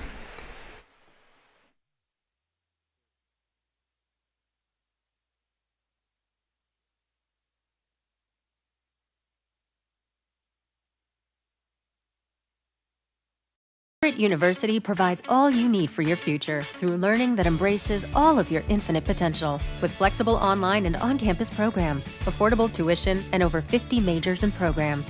Visit allaverett.com. Are you all in?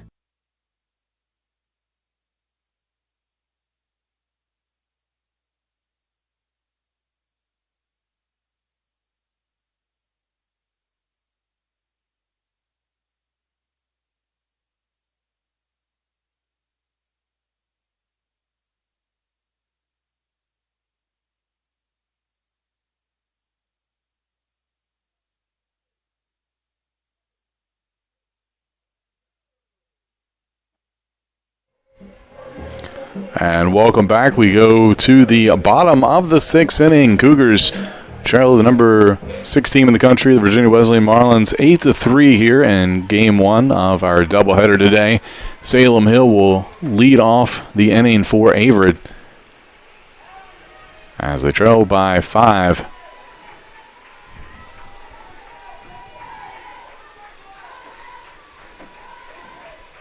Hill 0 for 1 today with a walk. Fastball finds the inside corner for strike 1. And the Cougars have been able to build up a little momentum here recently with the bats, going scoreless the first 3, and then the last 2 putting up 3 runs in between the 2. So they've been building up a little momentum and playing a whole lot more aggressive with the bats in hand. That one fouled off to the left side, so 0-2 count here to Hill. Came in today batting over 400 on the season. Chops this one. Tough play over at third base. I believe that'll probably be ruled a base hit. That was a heck of a job by Pollock to even get a glove on that ball, so Hill aboard here. Number 7. That's a tough play, always just trying to pick it out of the dirt and then try to transfer over to make the throw in time. And right there, you just got to keep it out in front of you to minimize the damage and try to keep a runner from getting over to second base. So Hill aboard here, and Sullivan tags this one out to left field, but it's going to be called out there by Diggs Haywood for the out. That one did not find the Gulf Stream. It did not. Just got under it a little bit. Looked like it was probably some backspin fighting against that as well. So Mackenzie Luckenball now steps in. 0 for 2 on the day. Freshman lays off that pitch inside for ball 1.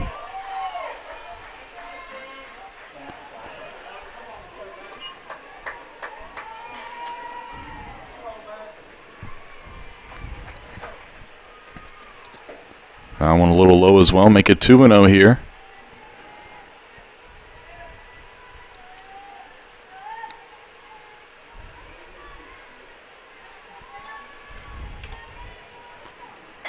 And Luckenbaugh ropes that one foul over to the right side for strike 1.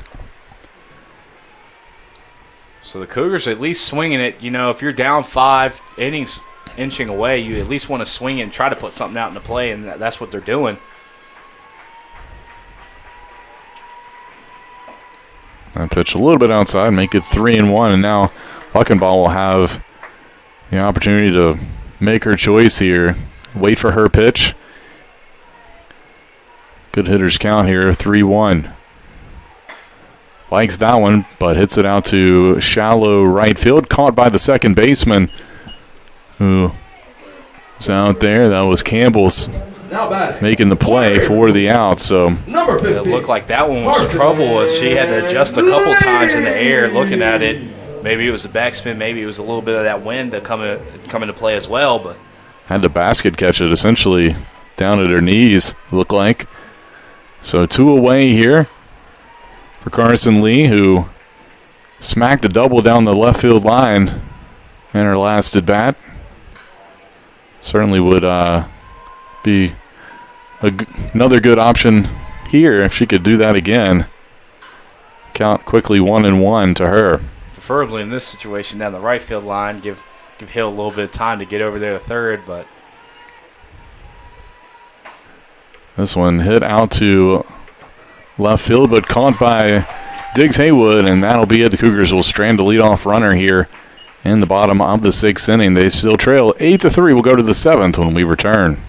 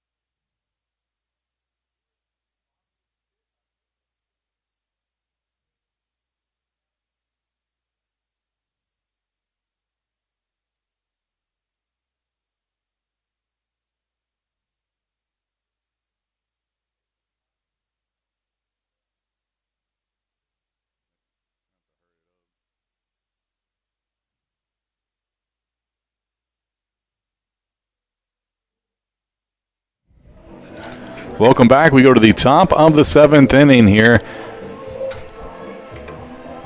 as Averett trails by 5, 8-3 your score. Virginia Wesleyan get it going here with Brooke Anderson.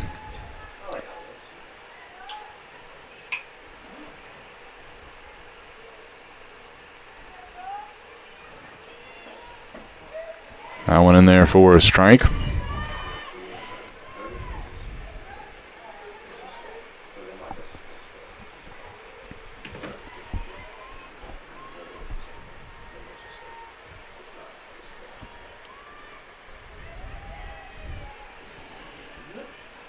This one roped, line drive, caught by Salem Hill over at third for the outs. Good play over there by her.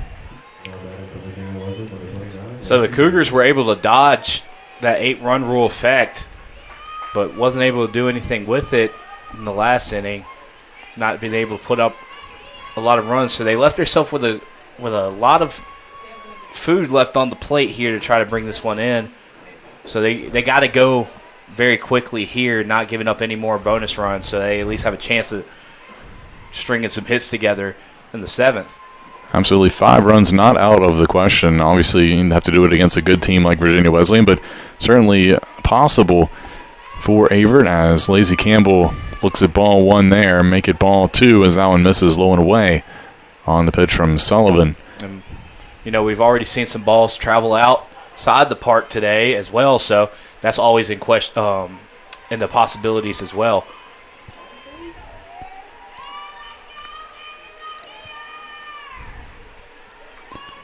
Two-0 pitch.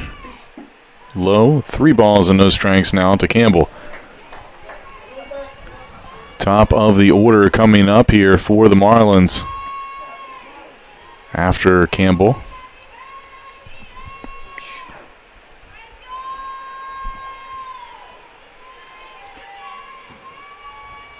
The pitch, that one got away from Sullivan, and it'll be a 4-pitch walk.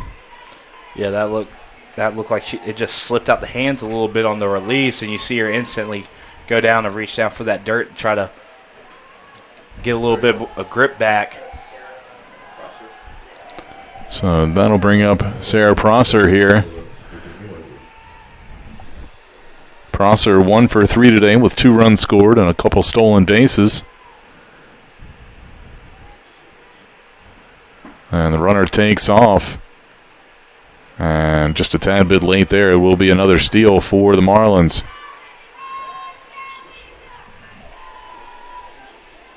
Tenth steal of the afternoon. 1-0 count.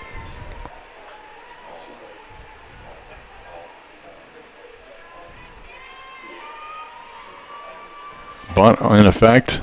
And picked up foul by Nelson behind the plate. And run the count to 1-1.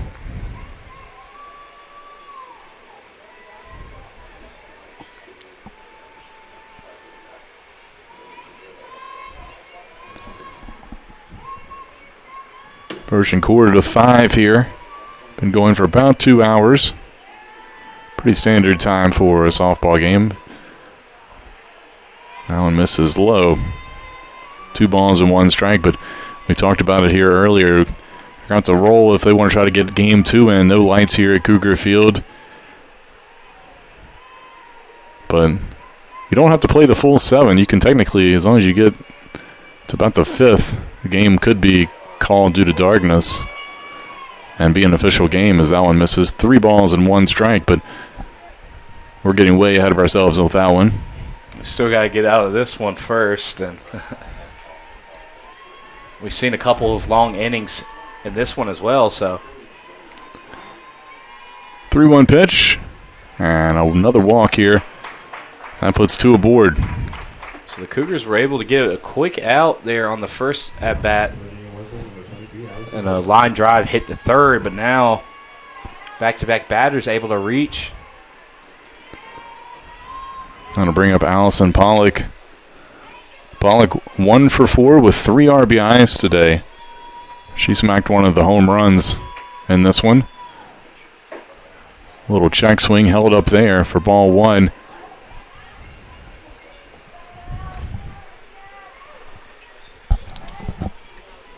No. Umpire just had a double check down third base line just to see if she was all right. So 1-0 count. Sullivan with the pitch. That one in the dirt. Runners will take off. And that's one thing that the Marlins have been able to find success with is whenever the runners take such an aggressive run off the pitch, it leaves them for easy chances like that when the pitch gets by to advance the bases. 2-0 count. That one misses way high. 3 balls and no strikes. Sullivan been battling all game. Looks like she's starting to get a little tired out there. Is having a little trouble finding the strike zone the last couple batters. Another 3-0 count.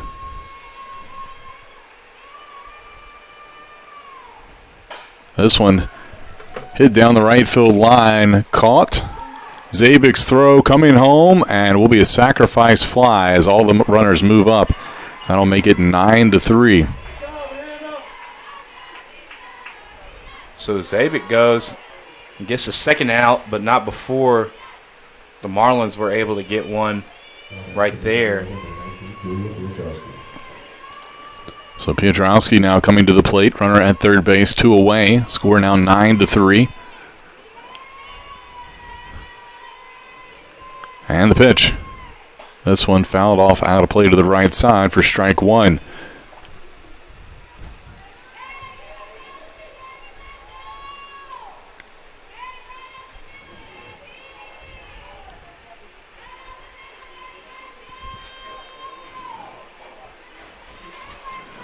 Cougars 1 out away. Getting out of this one. This one popped up out to shallow left center field, and Gates comes in all the way from center to make the catch for the out. So that'll do it for the Marlins here in the top of the 7th. They score 1. They lead 9-3. Cougars last chance coming to the plate when we return.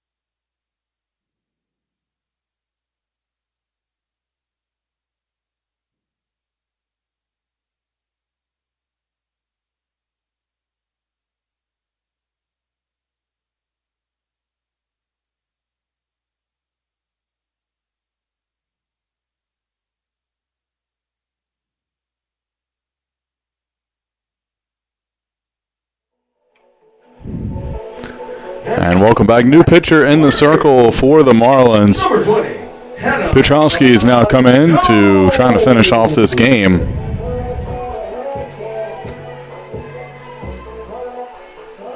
So, Cougars' last opportunity here, down by 6 in the bottom of the 7th. Hannah Jones will lead it off for Averett.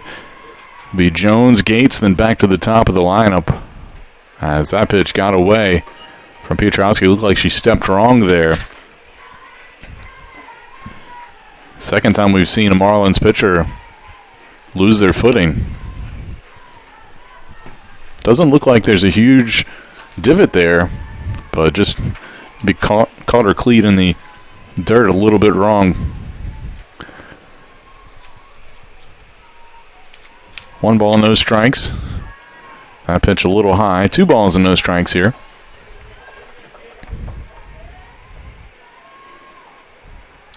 It looks like it might just be a spot that's just wore in over the course of this game, that where that plant foot seems to land for both squads. And it's just creating a little bit of a spot where the foot slides and they'll just keep catching it right there on it. And she looked down that second time again. 3-0 count here and make it a 4-pitch walk. That'll put the runner aboard. Hey, Cougar fans love to see that. They got a runner aboard here to start things.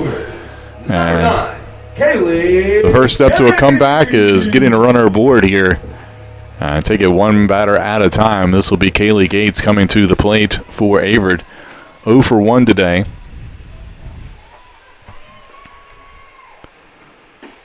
That pitch a little low for ball 1.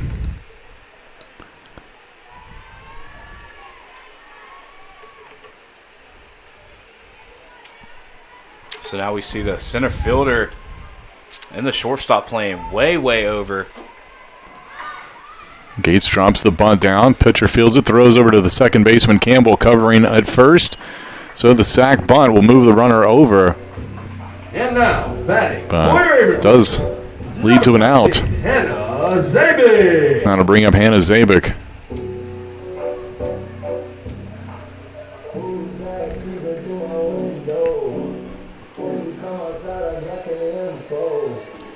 So Zabik steps in. 0 for 1 today. First pitch misses for ball 1.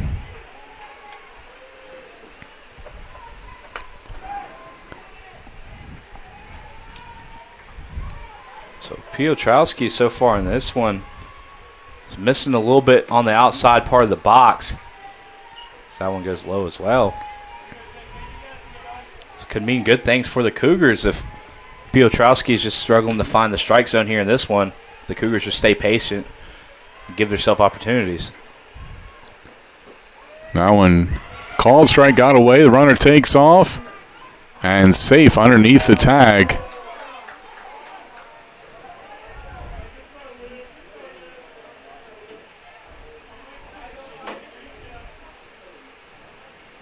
And Marlins head coach Brendan Elliott out to have a few words with the third base umpire. Did not like the call there. The throw was in time. It was pretty close. Now they're going to ask for a second view, second opinion.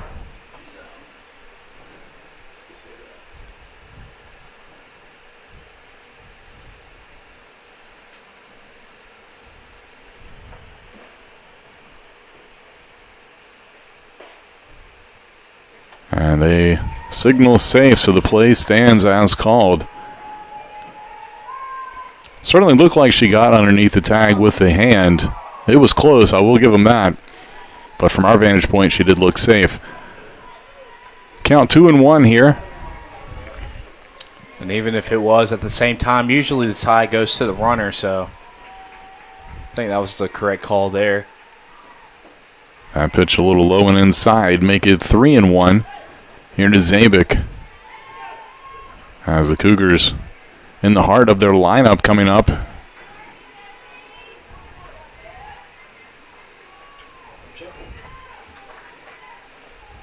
That one fouled off to the right side. Full count now to Zabik. Averett 6 hits on the day,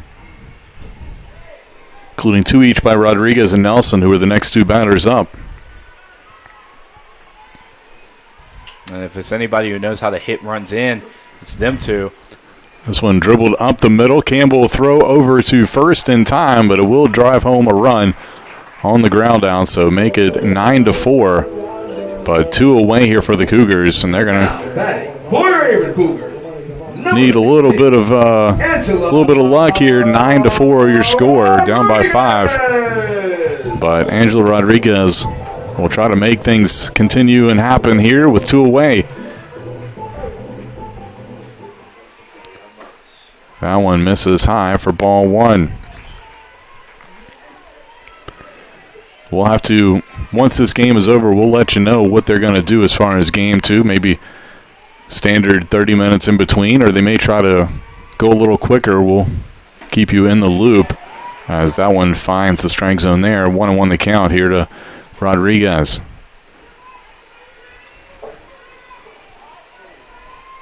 I think if they could maybe push it up and not wait the 30 minutes. It could help. This one hit out to right field and caught for the final out, so that'll be it. Final score here in Game 1, 9-4 in favor of the 6th-ranked Marlins.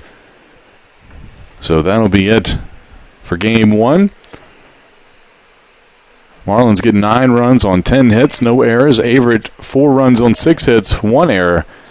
And we'll be back and let you know what the decisions are here for this one when we return.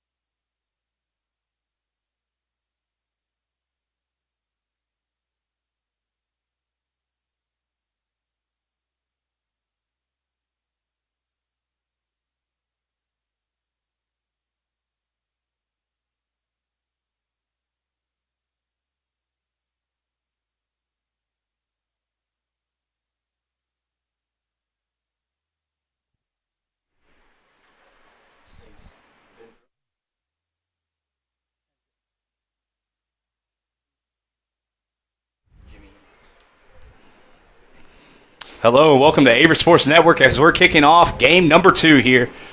As you know, the first game got pushed back about an hour 15, hour and a half due to rain. But we're finally here kicking off the second matchup of the day as we have now Zabik in the circle here for the Cougars. Zabik with the 4.45 ERA, 2.3 win-loss. Has 25 total strikeouts. That's her first pitch going to be called ball here.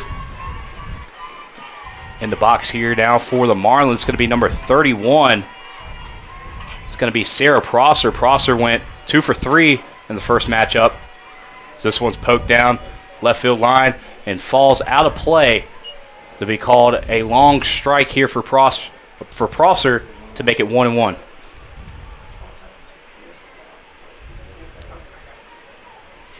Line up here for the Marlins to start things off here. It's going to be in center field and batting first, Sarah Prosser.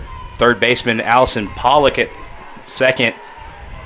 In the second hole, and batting third, it's going to be number 19, the right fielder, Julia Piotrowski. It's going to be the first 3 hitters here for the Marlins as Zabik goes ahead and gets strike number 2 here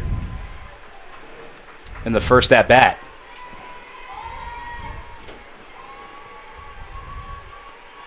Zabik's pitch looks like it's going to be called a little bit low. It's going to hit the dirt. Called ball to make it 2-2. Zabik's still ahead of the count here. Yeah, Chris, I think that was a good waste pitch there. Just trying to get Prosser to think a little bit here. You got a couple pitches to give, so might as well use them. As that pitch a little bit outside, trying to get Prosser to chase. As I've seen a lot of pitchers like using that outside pitch, especially versus lefties who go for that slap hit, because it's a whole lot harder for them to reach that bat out and run away at the same time to make contact, especially with 2 strikes on. So now full count here. Zabik hits to second. Carson Lee comes up, fields it, but can't get the throw in time there to first. So Prosser runs it out there. And it's going to be an infield single there for Prosser. Or are they going to...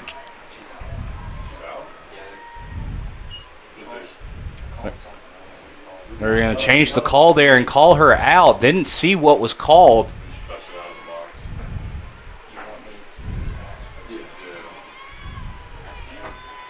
So 1 out here for the Marlins. So this now brings up number 23, Allison Pollock. Pollock went 1 for 4 with 4 RBIs in the first matchup, hit a bomb.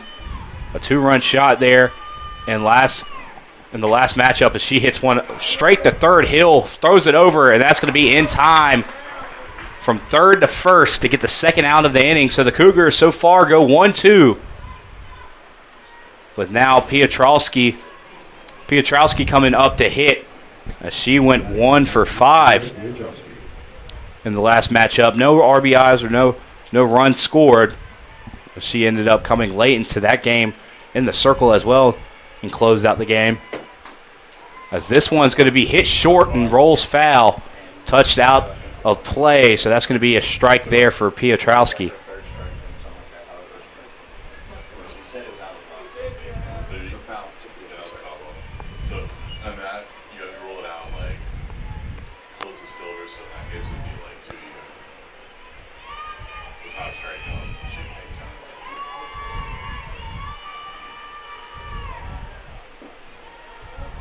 That pitch is going to be called a little bit low there for Zabik to make it 1-1. With 2 outs and nobody on.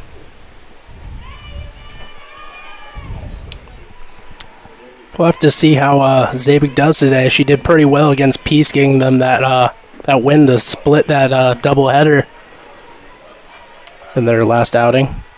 So this pitch goes out, make it 2-1, and this is a normal rotation here for the Cougars. As Sullivan usually takes the first game of the doubleheader, and Zabik comes in and pitches the second. And last matchup, Zabik came in, was hot with the bat, but also was getting the job done in the circle as well. As the throw is over the head at first, and as Piotrowski was able to reach off a base hit single and then able to get to second off of the air. So a little miscue there that doesn't happen too often there for Rodriguez. Yeah, you don't see Rodriguez doing that very often. She's been very consistent over at shortstop for the Cougars. So now a runner in scoring position with 2 outs here. This brings up now number 30, Autumn Booth. Booth went 2 for 3 in the first matchup. A little defensive changes here as Hannah Heath is now the flex player now in right field, and also Peyton Lowry out in center, and Hannah Jones in left field. Looks like that one's going to come in for a strike. So now strike called, 1-1 with 2 outs here. As Zabik came in from the outfield from game 1 and now in the circle here, and everything else pretty much the same as Zabik. Hit back to her, and she goes to first to get the 3rd out of the inning. So the Cougars allow no runs in the top of the first. They'll be back at the bottom of the first to get the bat swinging in game number 2. We'll be right back here with Averett Sports Network after the break.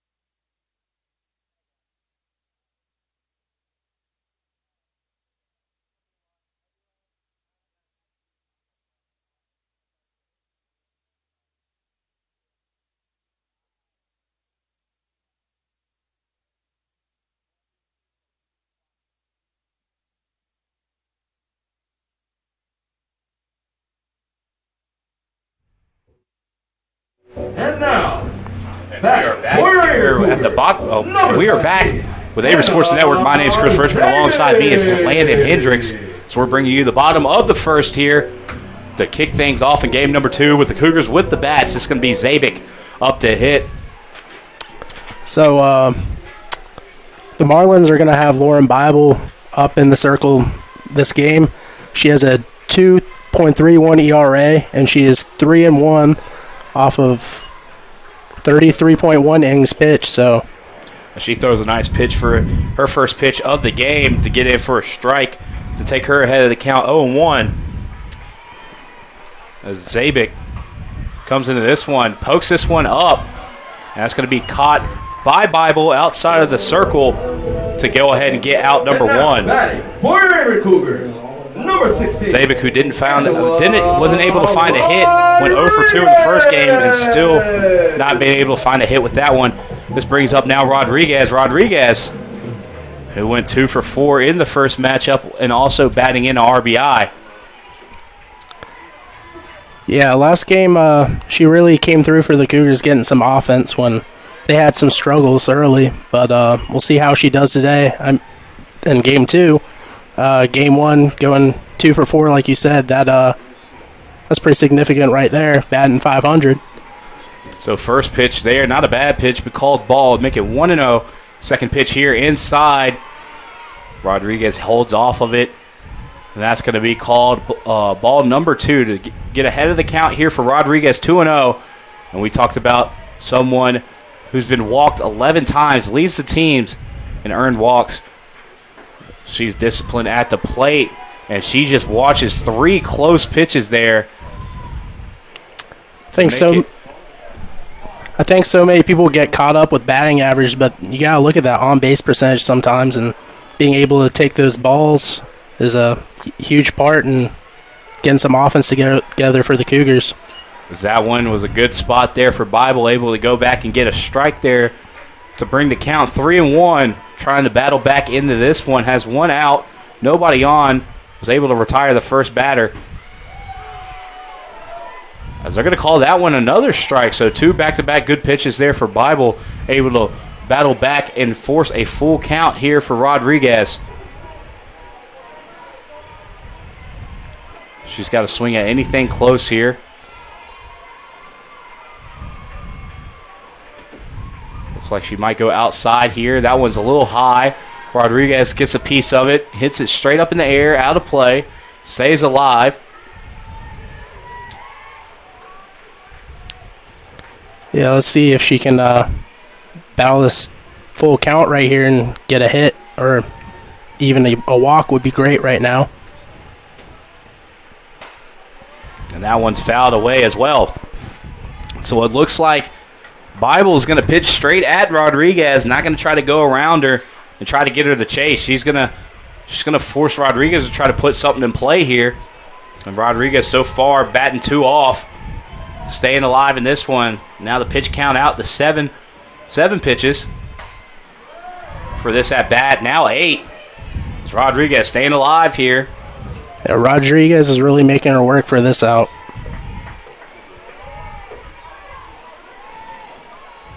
Your leadoff batter didn't get on, so you know it's important to get at least get the second batter on. The trade out. This pitch is going to be fouled down the left field line. Now 9 pitches. As Rodriguez is battling here, just fouling him off, waiting for a pitch. Bible still pitching straight at her.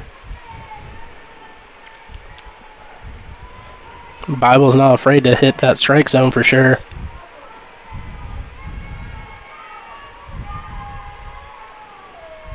Tenth pitch of the bat's going to be high. They're going to appeal down to the first base ump, and they're going to say, yes, she did. They're going to ring up Rodriguez, saying she went past and broke the neutral point there for a strikeout there for Bible after 10 pitches.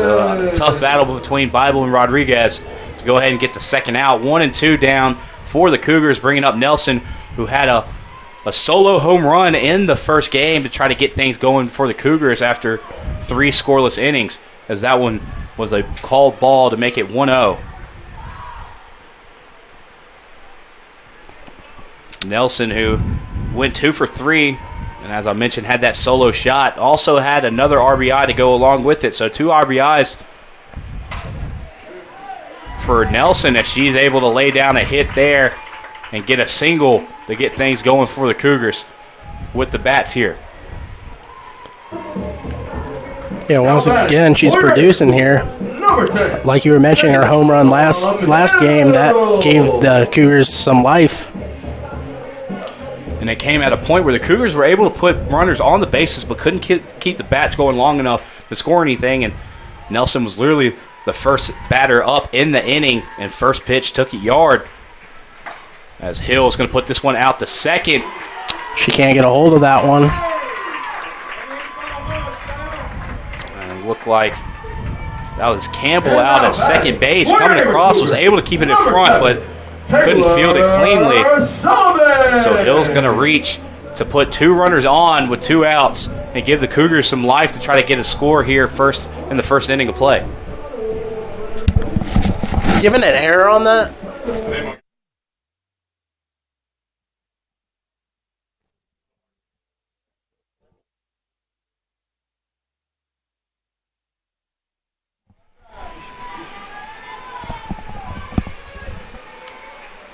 So after a single by Hill, we got runners on first and second with Sullivan up to hit.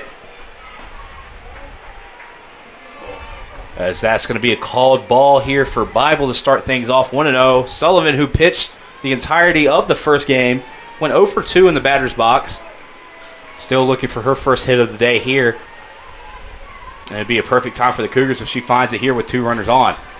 So it looks like they're going to call this one low to make it 2 balls, to make it 2-0. Put Sullivan ahead of the count.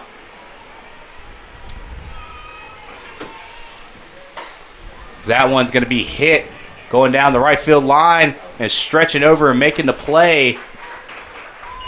Looks like that was going to be Piotrowski to put things away to get the third out of the bottom of the first. We'll be right back with the Marlins back up to hit at the top of the second.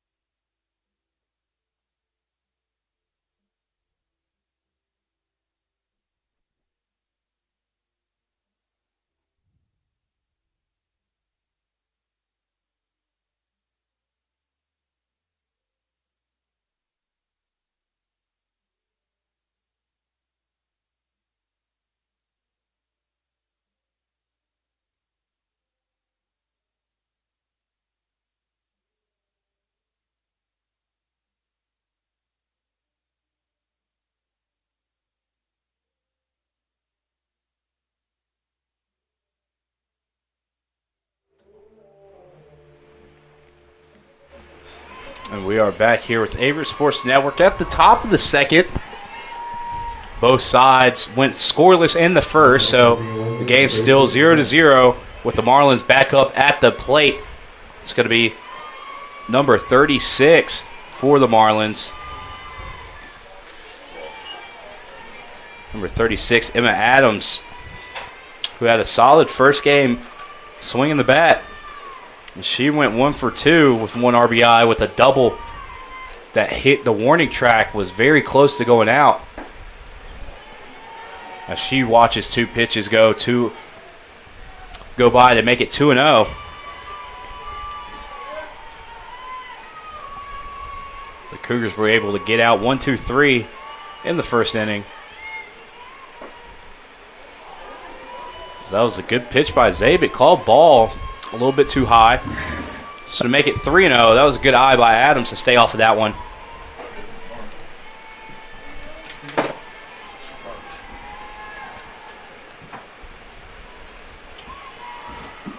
This pitch, that one's going to be called strike for Zabik. Try to battle back in this thing to make it 3-1. See if she can work this thing full. Inside pitch held off by Adams, called ball, so Adams will reach off of a walk to lead things off here for the Marlins. Now batting for the Marlins, number 16. It looks like we're going to have a pinch runner here for Adams.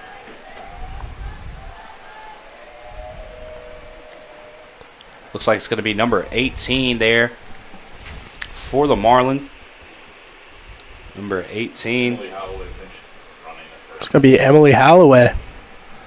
Holloway 3 for 3 on stolen base attempts.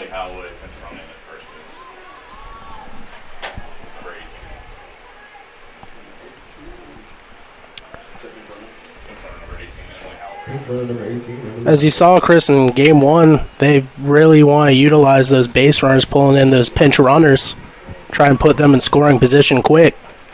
And the Marlins coming in this one 74 for 79 on stolen bases for the first game, as they went a perfect 10 for 10. Looks like they got another one there, Chris. As that stolen base attempt is good. Has really contributed to a lot of runs here in this one. Just gaining those extra bags and not having to pay any prices for it. As we've seen many singles turn to runners on second and also third in this one. Showing bunt again. Looks like the pitch is going to get away from the catcher and it's going to advance the runner to third. Hudson at the plate showing bunt. Hudson went 0 for 3 in the first matchup. Still looking for the first hit of the day here with a runner on third. So 2 back-to-back stolen bases and a 2-0 count. So that one's fouled towards the left field dugout, out of play, to be called foul to make it 2-1. Still have a pitch to give here with a runner on third. Sac fly in the playbook here with no outs.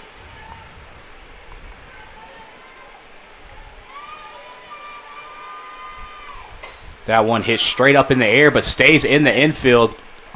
And that's perfect play there for the Cougars to go ahead and get it out and keep the runner at third.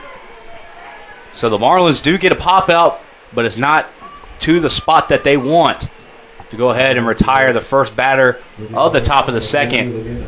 This brings up now number 33, for the Marlins is going to be Olivia Knight. Knight, who went 1 for 2 in the first matchup, 2 RBIs, hit a absolute shot to start the home run trend here for both teams, as we've seen 3 home runs in back-to-back half innings as she started the trend going yard just off of the scoreboard, off to the right of the scoreboard. So now 1-0 is the count here for Zabik. Second pitch is going to be called strike. Good pitch by Zabik to go ahead and make it 1-1.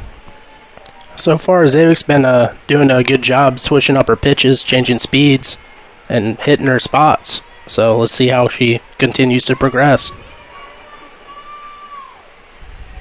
So now 1 out, 1-1. Runner on third. Zabik leaving this one a little bit high. Called ball, 2-1, trying to get Knight to chase.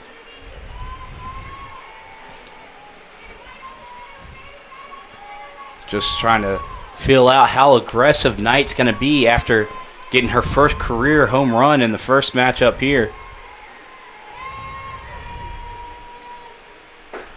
Nice pitch up high, left alone by Knight. It's going to be called ball. 3-1 now. Zabik has to battle back into this one with a runner on third.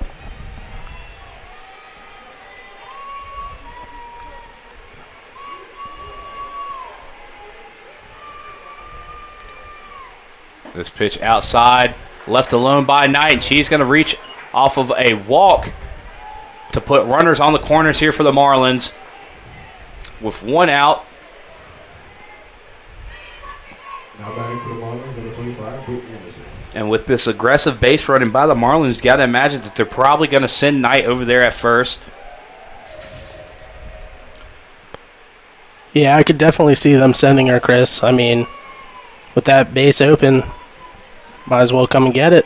And Knight's also 10 for 10 on stolen bases on the year. So she's going to take off the second. No throw is made. Smart play there by Nelson to keep the runner from third to have a chance at home. So now 2 runners in scoring position, third and second, with number 25, Brooke Anderson, up to hit. Anderson, who went 1 for 3 in the first matchup with an RBI, looking with 2 in dangerous territory here.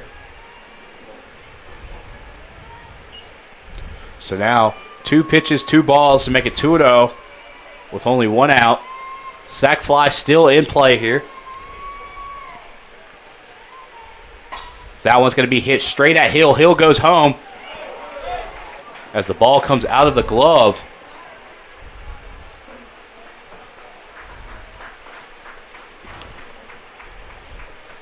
So Holloway will reach and score.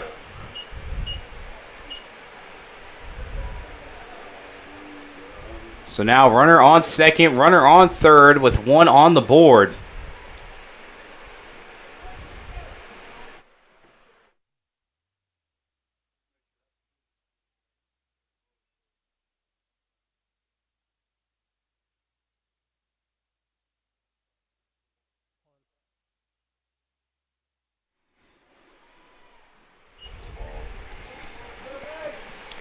And first pitch for Zabik after that. It's going to be called ball, 1-0.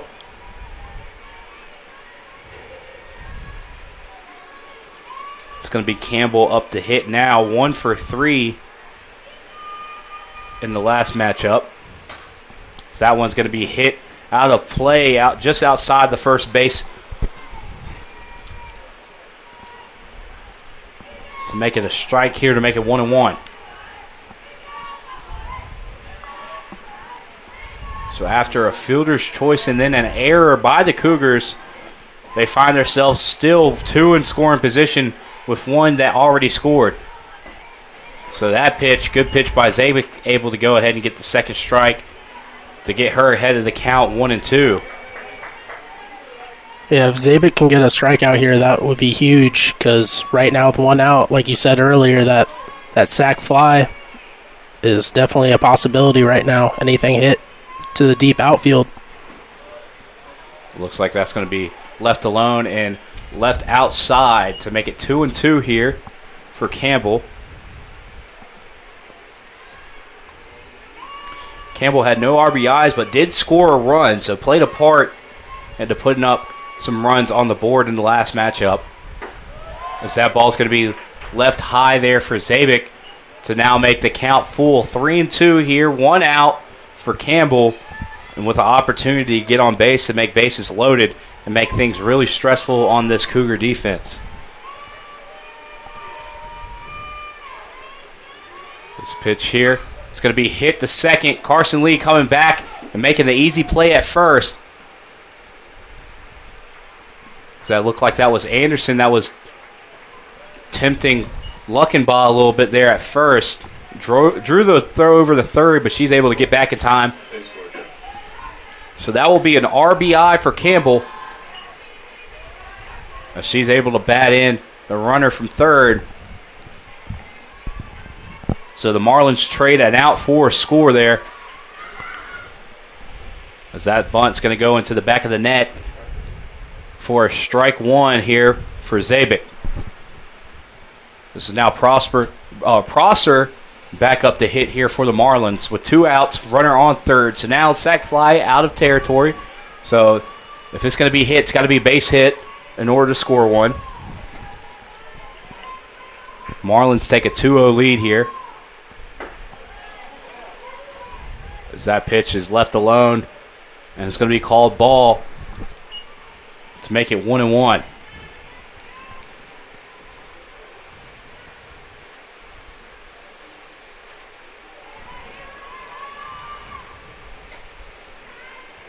That pitch is going to be hit right back into the net to make it strike number 2. So now 1-2 for Zabik as she's trying to get out the inning after the Marlins were able to put together 2 runs.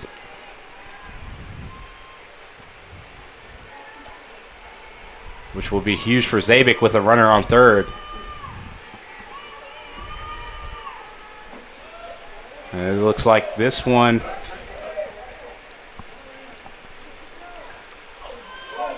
And they're gonna call Prosser safe. She didn't go, but the Cougar faithful down in the front row had their opinions on it. So it looked like it was a good pitch by Zabik. So now 2-2. This one hit up in the air. Rodriguez stretching across, and she makes the play out behind third to get out of the inning with a runner left on third, but not before the Marlins tack on 2 runs in the top of the second. They take a 2-0 lead. We'll be right back at the bottom of the second with the Cougars swinging the bats.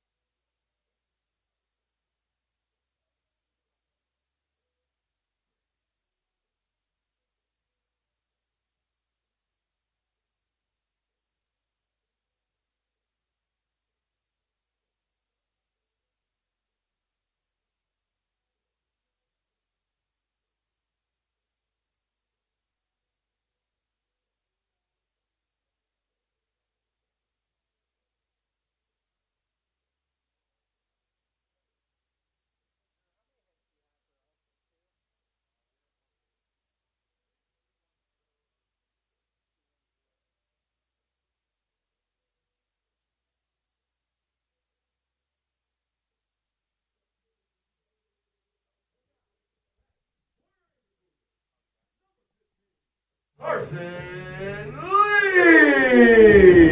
And we are back here at the bottom of the second. The Cougars back up to bat, trying to answer back to the 2 runs the Marlins put up in the top of the second, as this one is hit out of play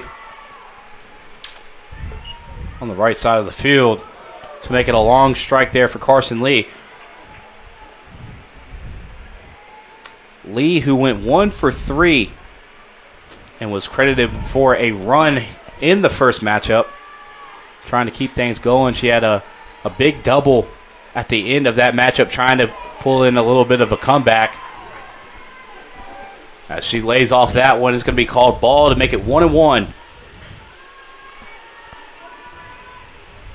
the senior out of Roxborough, North Carolina, trying to get some offense going here for the Cougars in matchup number 2. And they're going to say that's a strike to make it 1-2 here for Bible. As she gets ahead of the count.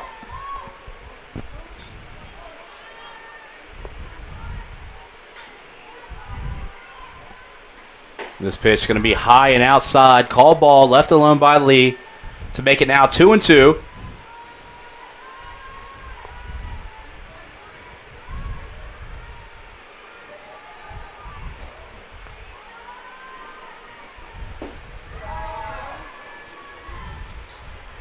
That one's going to be called ball as well. So now full count, 3-2.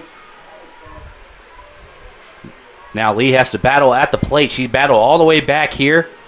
One pitch away from either an out or a bag, as that one's hit hard into deep center. That gets over the head of the center fielder. Lee wrapping around. She slides and gets down at second for a double for Carson Lee to get things going as she roasts one out to center field. Favorite Cougars, number 1, Mackenzie Luckenbaugh. This brings up Mackenzie Luckenbaugh, who went 0 for 3 in the first matchup, still looking for her first hit of the day. And what better time for the Cougars to try to answer back and Luckenbaugh get her first hit with a runner on second. And Lee's double.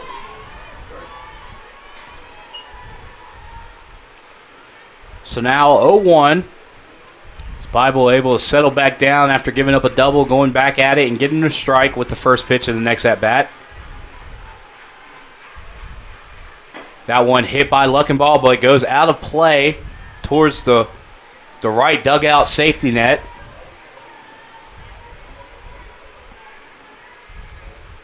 So now 0-2, no outs on the board with Luckenbaugh at the plate. Has a runner at second. Pretty much anything deep has a possibility of advancing a runner.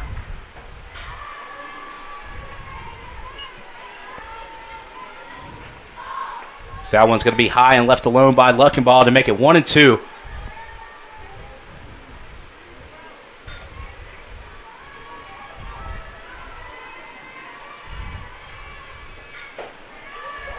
High pitch towards the shoulders of Luckenbaugh. Called ball to make it 2-2. She watches 2 straight pitches, gets 2 balls back. Trying to battle back into this thing.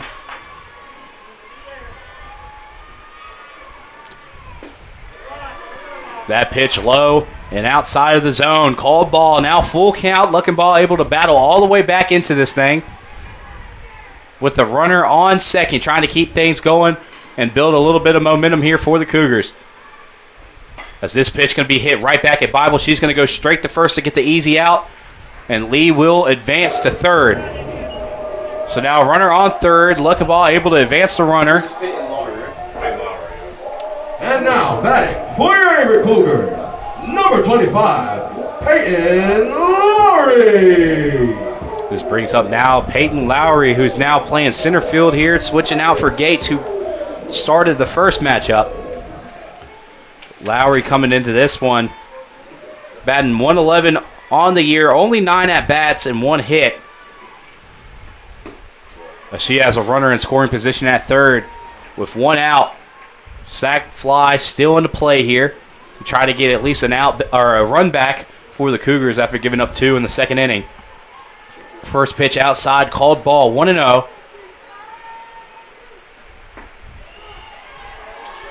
And that pitch is going to be called strike. A little delayed signal there from the umpire.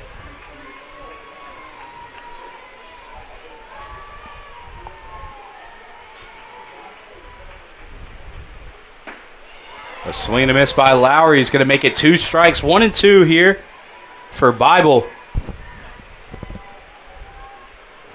She was able to force a ground out in the last at bat, trying to go at Lowry here and retire her for the second out.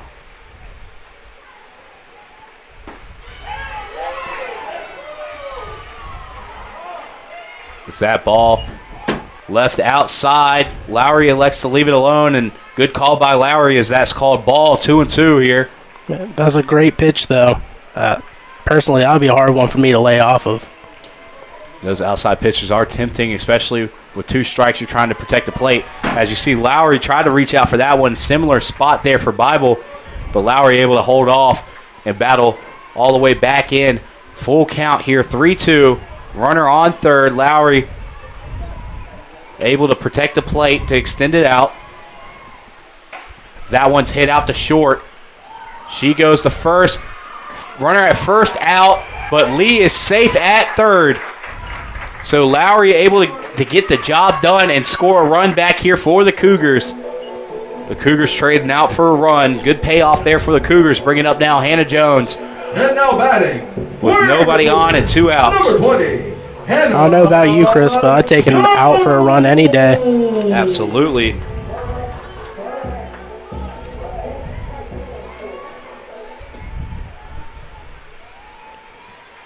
That's Hannah Jones.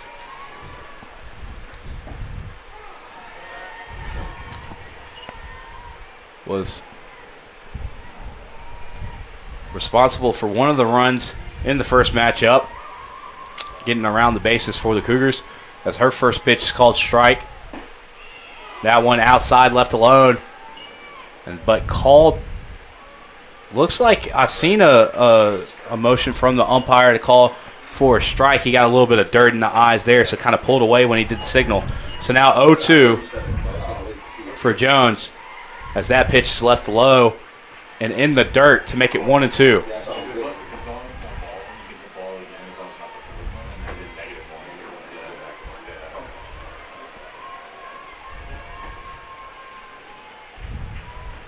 Pitch now swung and a miss by Jones, and Bible able to get out of the inning, but not before the Cougars tack on a run to bring it back to a 1-run lead for the Marlins. We'll be back here in the 3rd inning with the Marlins back up to bat with Averett Sports Network.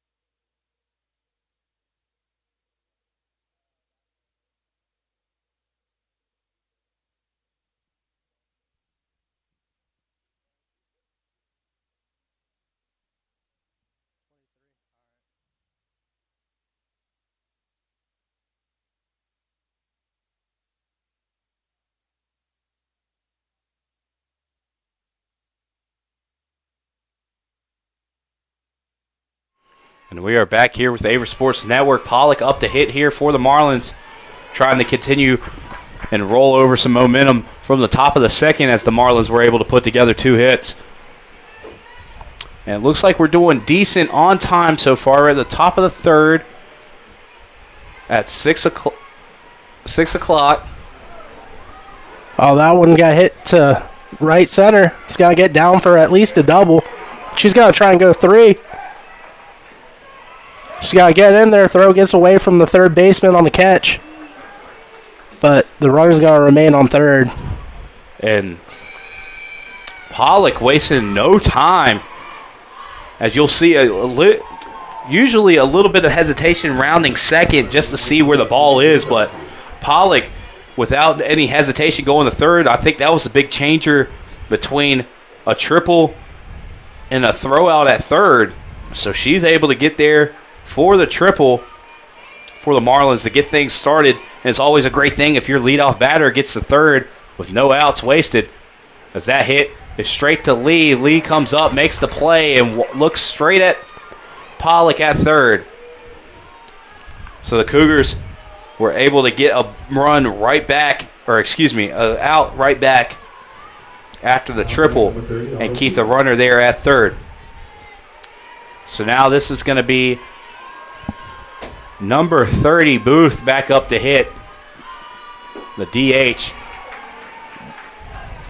That pitch is going to be swung at and missed to go a first strike here for the at-bat for Zabik to make it 0-1 with 1 out.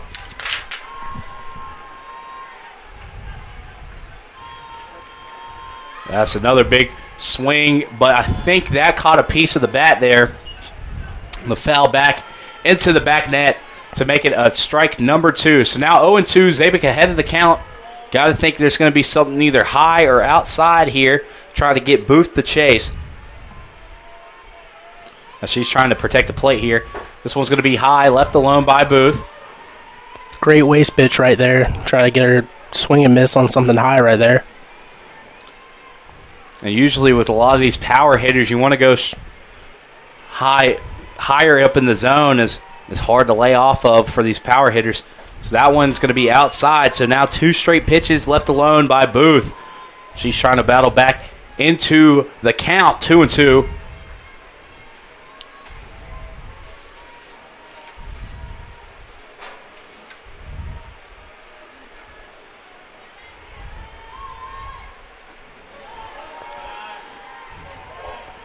That pitch right there is going to bring the count full, 3-2.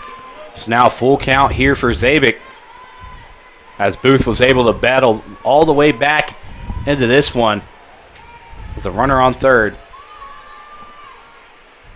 This pitch left up high, left alone by Booth, and that will lead to a walk for Booth to put runners on the corners. And this is probably going to lead to a pinch runner as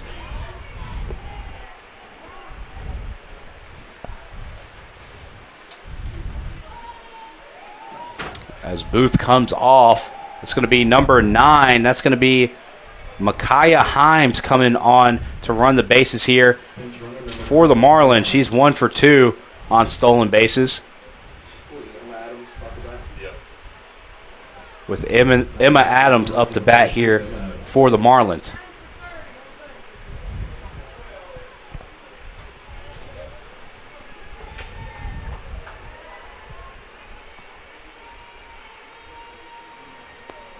I wouldn't be surprised here, Chris, with 1 out and a runner on third if the runner on first might try and make a break for second. Runner on the corner is the steal. The second is always in play. And going off of how aggressive the Marlins have been on the base path, Himes wastes no time going straight to second. And Nelson's not even going to attempt to try to throw her out. Smart job by Nelson holding the runner at third. So now runner at second and third. 1 out, sac fly in play here for Adams. Adams, who's shown already that she's got some pop to her bat, hitting warning track in game number 1. So that one's going to be hit hard to Hill. Hill goes straight at home as a little pickle here at third base.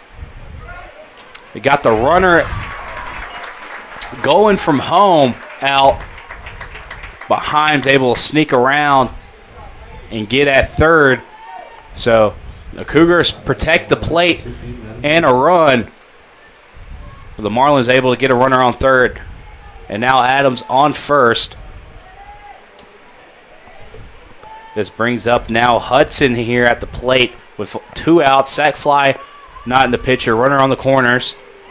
Going back to that last play, Chris, great awareness by the third baseman, Salem Hill, to try and get that runner out. That saved them a run right there. As that hit was almost hit too hard there by Adams, as it gave the third base runner not much time to kind of react to see what she wanted to do, as Hill was able to go straight at home.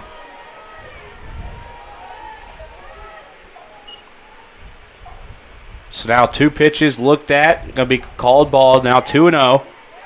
Hudson ahead of the count here with 2 outs. Need a base hit in order to score for the Marlins. As that one's hit, looks like it's going to fall left out of play.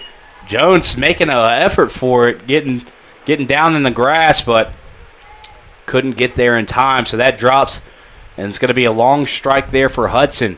Now the count 2-1 with 2 outs here. Runner's still in the corner. They're still put in their same place.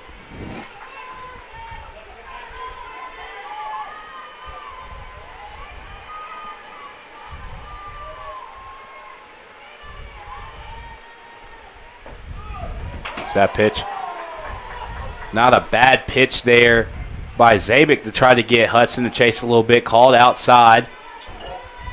It's going to be 3-1.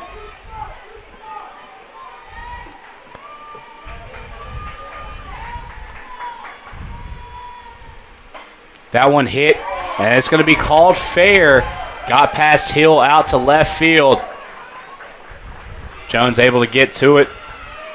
Heim scores, and then Adams held up at third.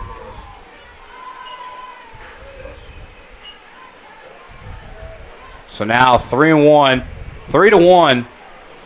in favor of the Marlins after a great double by Hudson. So now runners on second and third with Knight up to bat here.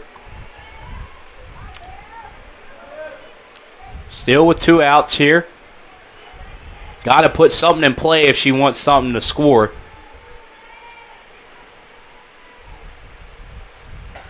Because that one's hit straight up in the air, and Rodriguez comes up and makes the play. So the Cougars get out of the inning, but not before the Marlins tack on another one to take back a 2-run lead. We'll be right back at the bottom of the third with the Cougars back up to bat with Averett Sports Network.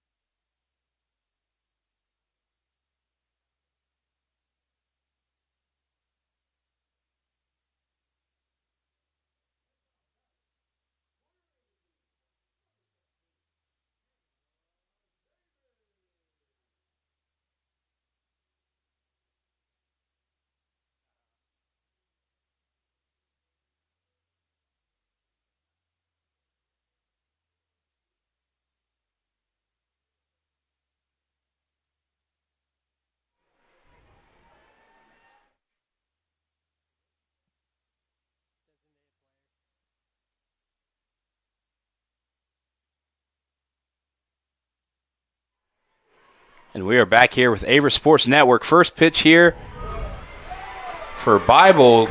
Little off-speed pitch. Catches the outside part of the box. Called ball to make it 1-0.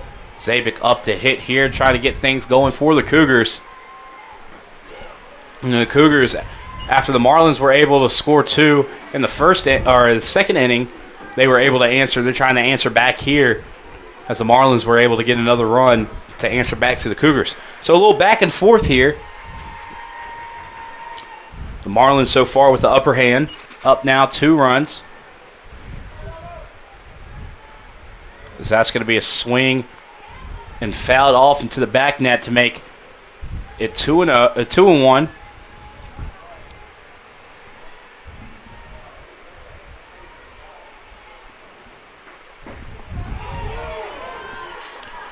That pitch is going to be called strike inside to make it 2-2. The Cougars' last at-bat in the bottom of the second, Carson Lee did a great job of hitting a double in the leadoff position that led to the Cougars scoring a run. So Zabik trying to beat this one out. Nice pickup there at third base. And now, batting. That was Pollock going across the diamond to make the play at first. So the Marlins come out and retire the first batter here for the Cougars. And now Rodriguez has an open field to look at, no runners on, and one out. She's just trying to reach base here for the Cougars.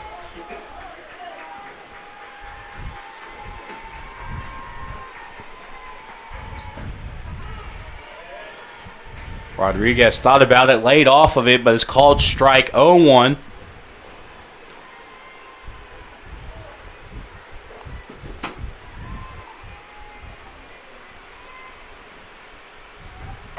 This one hit out of play outside the third baseline to make it now 0-2 here for Rodriguez.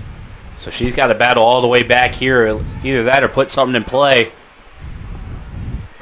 to try to get a runner on for the Cougars.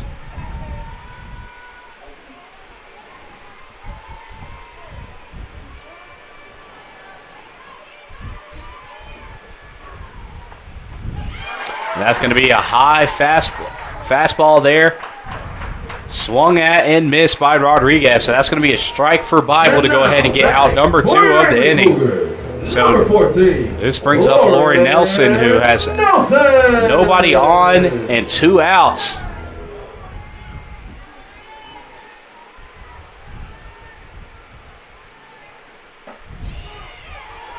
That pitch is going to catch the outside part of the strike zone and called strike 0-1 for Bible.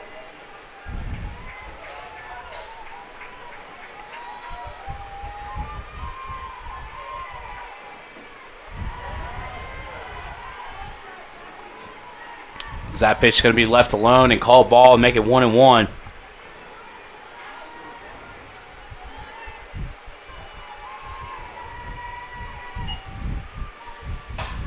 That one hit straight at shortstop. Nice play there at short by Hudson to go across the diamond and get the punch out at first.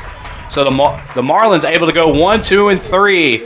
And they'll be back up to hit at the top of the 4th. We'll be right back here with Averett Sports Network after the break.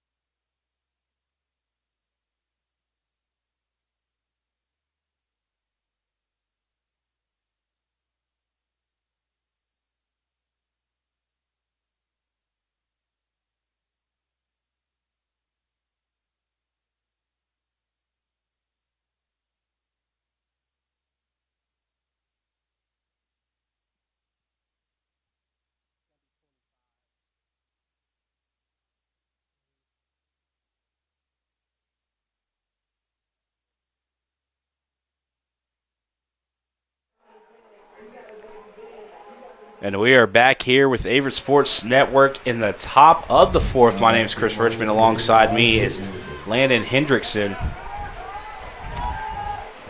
As the score now is 3-1. The Marlins able to go and get a run in the top of the 3rd. The Cougars hold to 0 scores at the bottom of the 3rd. So the Marlins still hold on to a 2-run lead as they're back up to bat here.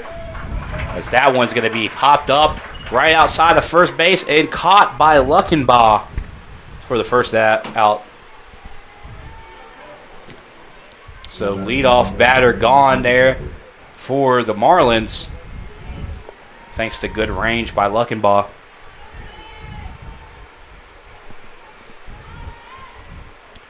So now Campbell back up to hit here for the Marlins as this pitch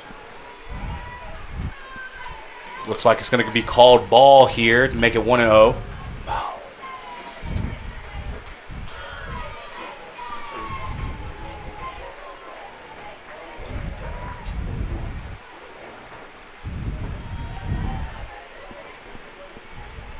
That one's going to be called ball as well. So 2 pitches looked at, left alone, 2-0. Campbell's ahead of the count here. So we see Leisher warming up in the bullpen here for the Cougars. Staying loose. She was getting loose in the first matchup. Never came in. They ended up ending with Sullivan. But now she's warming up. Zabik's going to fire that one in for a strike and make the count 2-1. So now a strike here for Zabik to make it 2-1. That one's going to be hit out. Lowry runs over, pulls the glove away, and that's going to drop down. And that's going to be a double here for Campbell, as she's able to drop it in between left field and center. And that was awfully close. It looked like Lowry, if she stretched it out a little bit for it, could have made the play. I don't know if she thought it was a little bit farther out than it was, or Wind might also have been a factor there. Chris pushed the ball a little bit further than she anticipated. Needless to say, it's a tough play to make, and that was a long run over to where the ball was. That was good. That was good effort by Lowry to at least keep it in front of her and minimize the damage to only a double. That could have well been a triple. Showing bunt there. So pitch here, pulled away from. This is Prosser with a runner on second, trying to advance that runner over the third. The lefty here, looking for the old slap bunt. It's called ball, make it 1-0.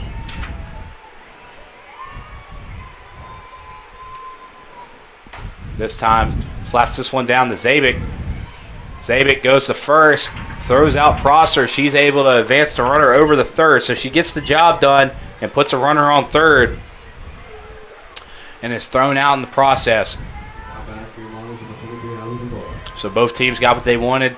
The Marlins got a runner now 1 base away from scoring, but the Cougars get their second out of the inning.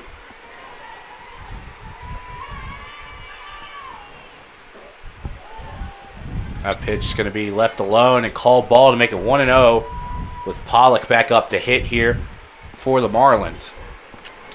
With all these sack bunts by the Marlins, they've been doing a really good job getting their players into scoring position. This pitch is going to be called ball and make it now 2-0 in favor of Pollock. She's ahead of the count here, laying off 2 pitches. Being smart here with the runner on third. Don't want to leave her on with 2 outs. So that one's going to be hit straight at Rodriguez. She reaches up and makes the play. Live drive put out here to end the inning and go out unscathed in the top of the 4th. The Cougars will be back up to bat at the bottom of the 4th with Averett Sports Network after the break.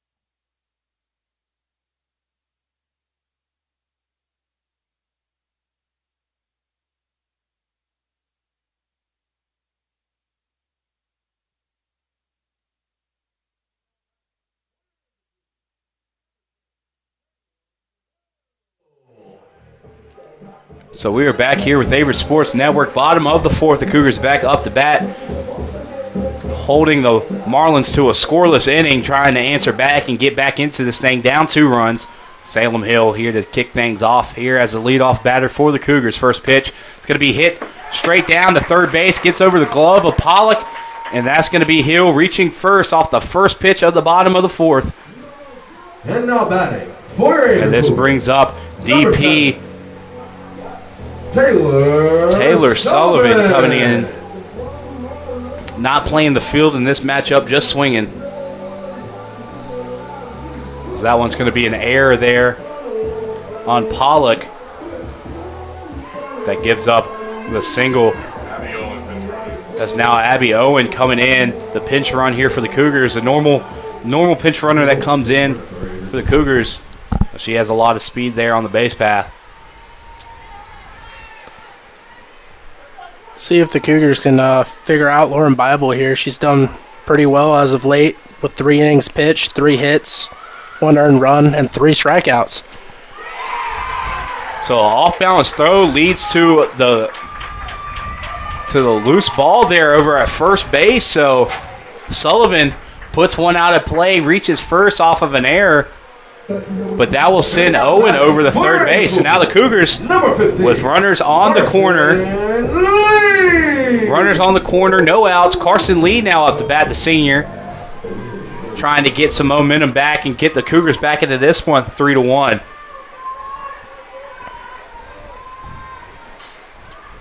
So the Cougars with no outs could possibly take and try to get second here with runners on the corner. As Sullivan takes off, they're going to try to go down to second. Looks like she just barely got there. Called safe on a close play right there. Sullivan goes feet first, gets the cleats underneath the glove, and she's safe at second. As Knight goes for the throw at second, usually people opt out of just letting that one go. Knight took her chances and went, and it paid. And the Cougars just stayed at third, so.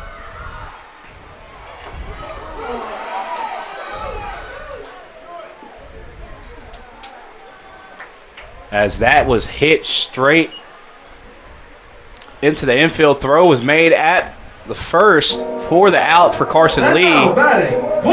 Sullivan came over. Owen never went. But Knight just did a good job of holding Owen at third. If she tried to make the play at second, that could have opened up Owen to score. So out made, runners on second and third. Nobody advances. Luckenbaugh up to hit now with 1 out. Sack fly in play here for Luckenbaugh as the first pitch called strike here for Bible.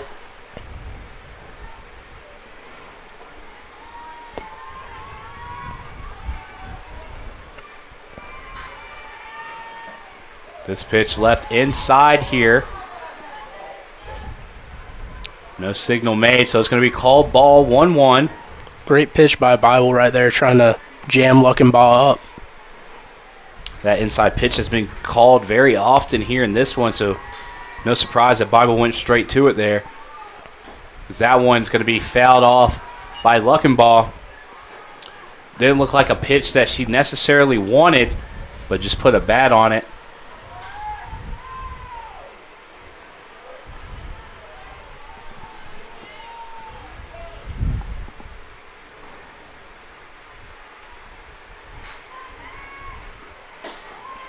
This pitch left up high and left alone to make it 2-2. Good eye there by Luckenbaugh working this count even.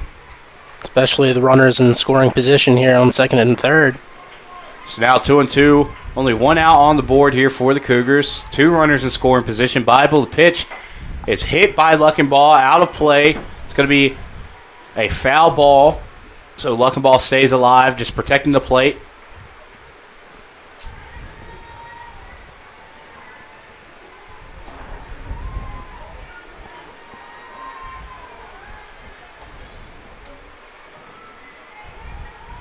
Pitch here, going to be hit at third, holds Owen. Owen fakes home, goes back to third, so the out is going to be made at first as Luckenbaugh hits that one straight back at third. Yeah, good job by the Marlins keeping those runners at bay. Number 25, Peyton. So back-to-back hits in the infield that was eventually turned into outs, and nobody advanced. So the Marlins still staying unscathed here with runners here at second and third as they reach second and third with no outs on the board, and the Marlins able to get 2 straight outs. So now Lowry got to stay alive here.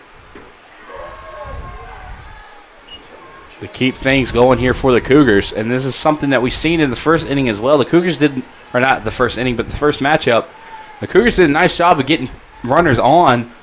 They just weren't able to score them after getting them on. So they're trying to fix that here and answer back to the Marlins. So that's 3 straight pitches here for Bible. Called ball, 3-0. As Lowry, I like to bet that she's just going to watch this one in.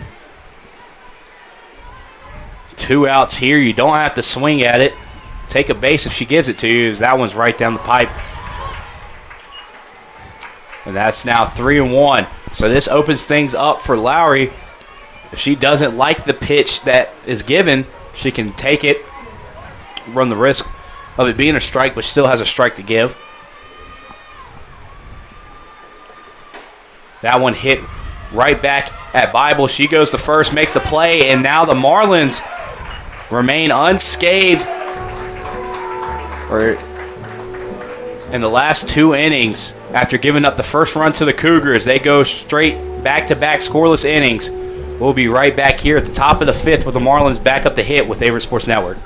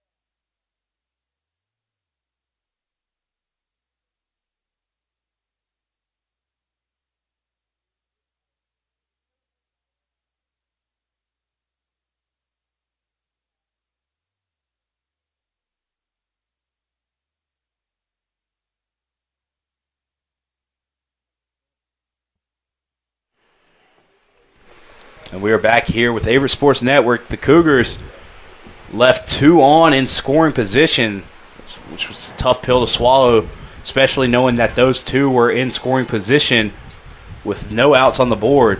The Marlins were able to get 3 straight outs to get out of the inning and keep the Cougars to back-to-back scoreless innings after getting a run back in the second. So the Marlins still hold on to a 3-1 lead. First pitch called strike, 0-1 here for Zabik. Like you were saying, Chris, the opportunities are for the Cougars are definitely there. It's just capitalizing on them.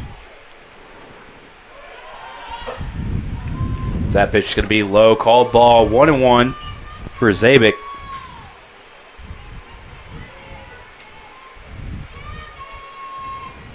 The Cougars defensively, after giving it back-to-back innings where they allowed a run, was able to settle down and get a scoreless inning in the 4th. So that one's going to be a short chopper called foul to make it now 1-2.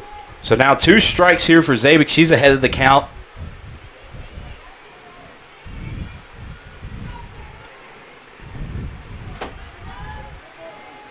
With Piotrowski at the plate trying to lead things off here for the Marlins.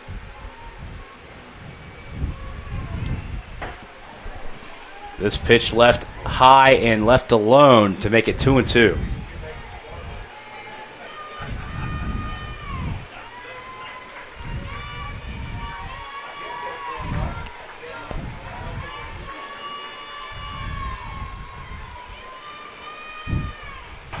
That one hit hard down left field as that hits off the wall, stays in as Piotrowski circles second. Ball gets in quick by Jones, and she will stay at second. So leadoff double here for Piotrowski to get things rolling for the Marlins.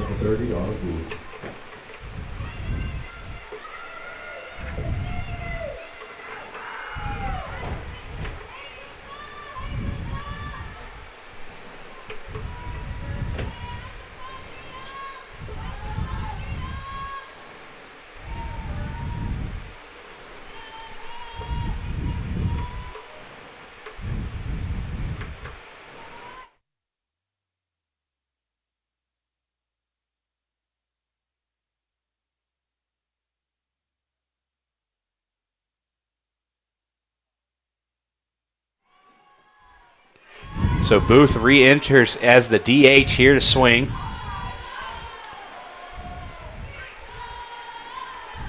She was taken out by a pinch runner. So now ball to make it 1-0. Runner on second, no outs here. That one hit hard, gets past second, goes out to right field. Heath gets it into Luckenbaugh, who was the cutoff there to home. Keeps a runner at third, but Booth will reach off of a single. So now runners on the corners now for Emma Adams, who's going to step up to the plate here with no outs. And it's going to lead to another pinch runner here for Booth. This is going to be number 4 for the Marlins. Number 4 is going to be Diggs Hagwood. Pinch runner for the Marlins, Diggs Hagwood.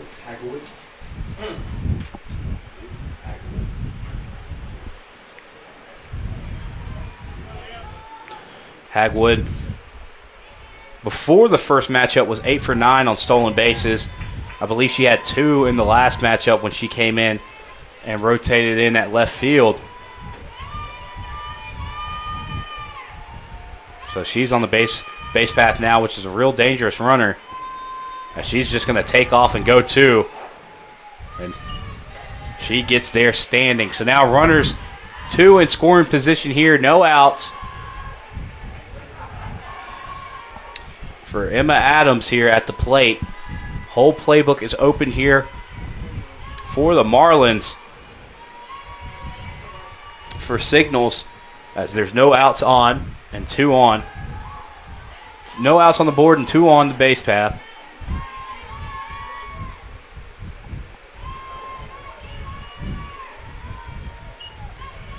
So now 1-1. 1 ball, 1 strike.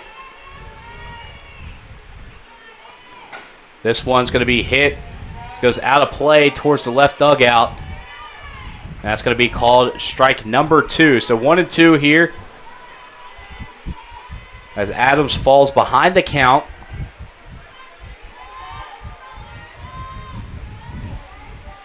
Zabik trying to pitch at Adams to get the first out of the inning. Good waste pitch there by Zabik trying to get Adams to chase. She lays off of it. So now 2-2.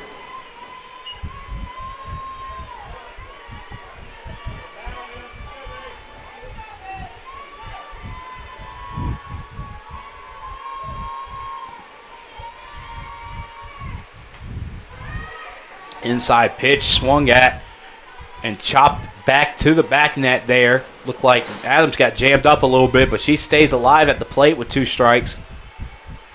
2-2 here.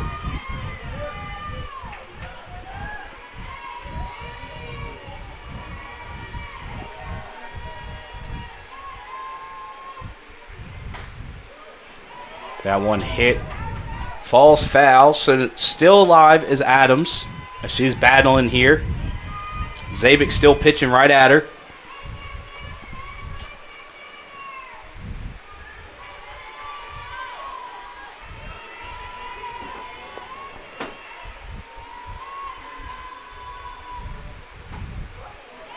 That one fouled yet again.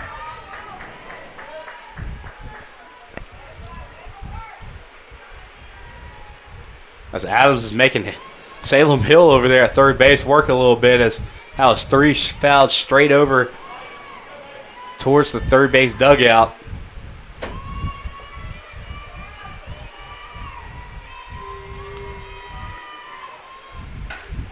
That one hit yet again, falls foul, and Hill goes out and gets it.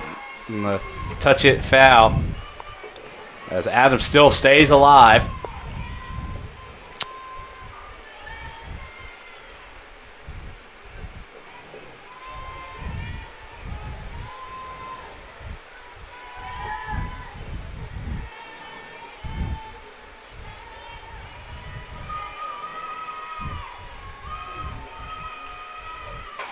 Pitch here, this time hit straight up in the air.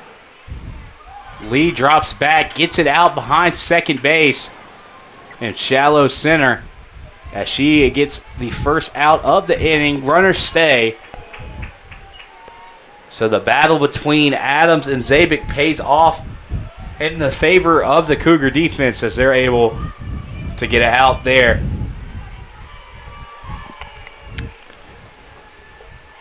This brings back up now Hudson. Showing bunt there. That bunt's going to go straight off the bottom of the back and go behind the catcher. Called foul to go behind the count 0-1.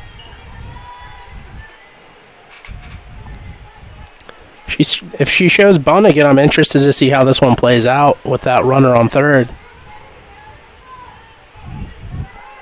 I'd like to imagine that they're trying to attempt to see if they go to first. But if they don't go first, runner stays at third. Now you got another runner on the base path at first. After fouling that one off, the possibility of a bunt, I imagine, is out of the question now. So yeah, 0-2 behind in the count. Now you got to defend the plate and try to battle back in this one. At least that, or put something in play. A sac fly still in play as there's only one out on the board with two runners in scoring position. That one's going to be hit. Hill comes up, picks it off, goes for the out at first, gets out at first, but the Cougars do give up a run there. So that's Piotrowski coming from third and scores off of the sac. Ground out there by Hudson. Now Knight up. They swing the bat here for the Marlins with a runner on third, 2 outs here with a 3-run lead. Great play by Salem Hill, though. I think that even if she tried to make it home with a throw, her best chance at an out was definitely going to first.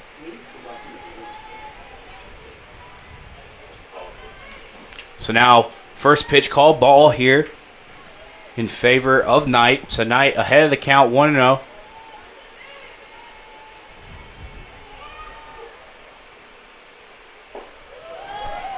High pitch held off by Knight.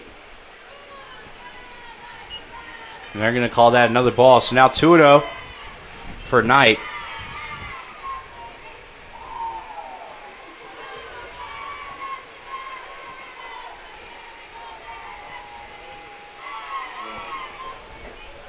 Outside pitch left alone. And now 3-0 for the count for Zabik. And Zabik has to battle all the way back in this one.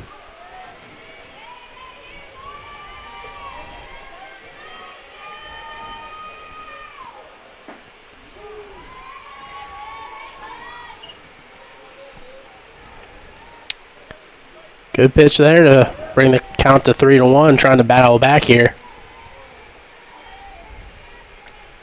Gets one strike here, 3-1.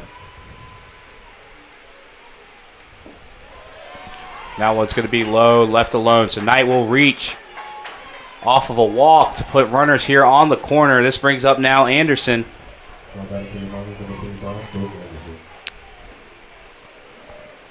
It's a tough spot there for Zabik because she doesn't want to give her a gimme, but at the same time, she did have that first base open for the walk.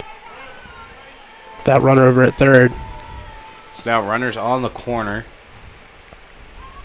Knight takes off, goes second. Nelson's just going to pump third, goes right back to Zabik. So runners now in scoring position. Second and third, 2 outs here. So 1-0 is the count here for Anderson.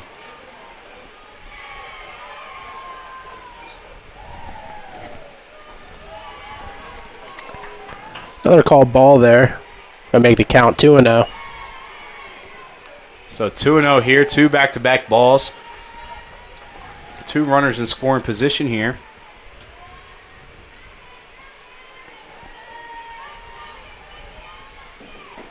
This one's going to be left alone as well. This is going to be high there for Zabik to make it now 3-0.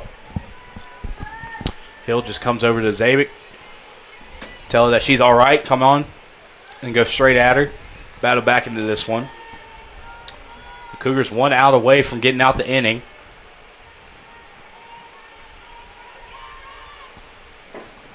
That one's going to be high and left alone. Anderson reaches off of a walk. So now loaded bases here for the Marlins. He brings up Campbell, and her last at bat doubled out to left center.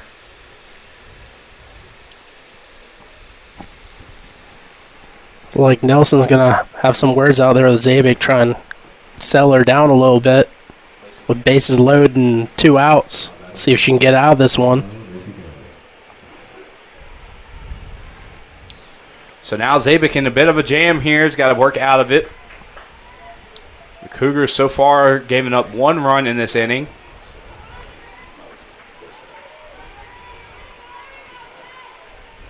Despite how it looks right now.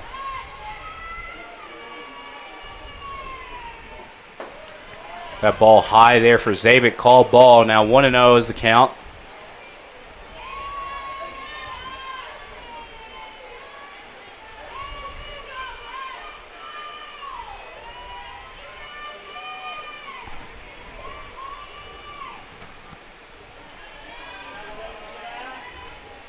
Second pitch outside. Called ball. 2-0. This is going to lead to a circle visit here for the Cougars. So we'll let them visit, and we'll be right back after this quick break.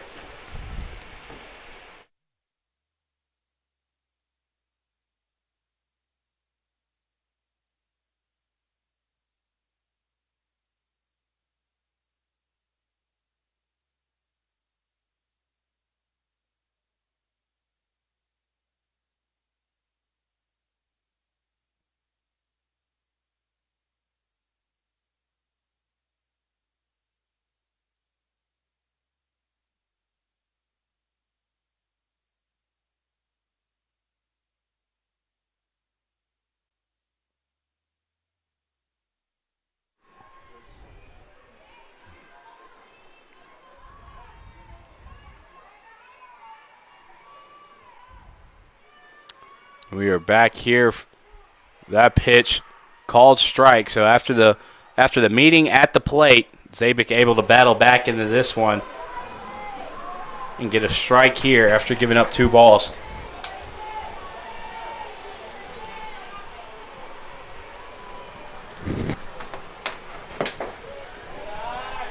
So that one's left up high and left alone by Campbell. So now 3-1. With a strike to give for Campbell. Bases loaded. A walk will score at least 1 here.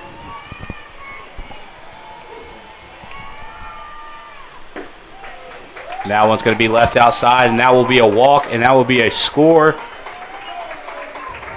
for the Marlins. Run scored to make it now 5-1. The Marlins take a 4-run lead with the bases still loaded with 2 outs.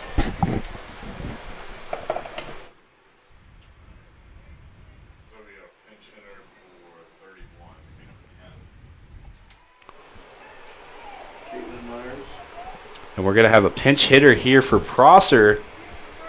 It's going to be number 10, Caitlin Myers, batting .241 on the season, 58 at-bats and 14 hits. She has 11 RBIs on the season. That's tied for 3rd on the team in RBIs. So definitely a dangerous hitter to be up at the plate here with bases loaded. Pretty smart play here for the Marlins.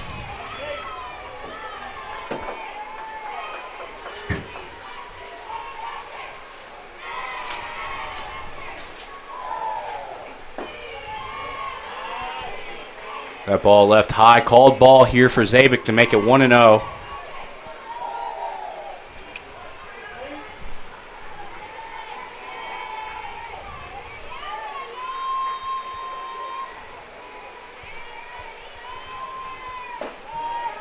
This pitch called ball as well. So now 2-0 here for Zabik. Still runners all over the bags. Full bases fully loaded here.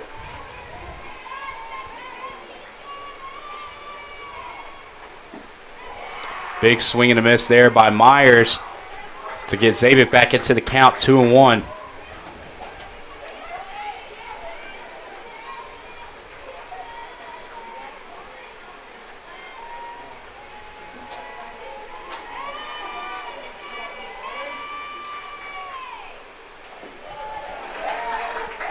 Low pitch left alone there by Myers to make the count now 3-1.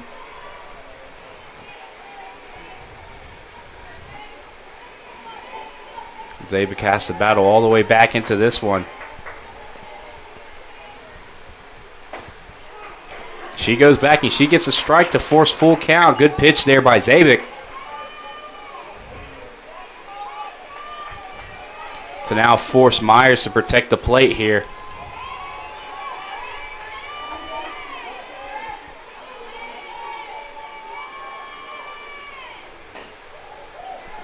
She hits this one foul down the left field line to keep it alive and keep the at-bat alive.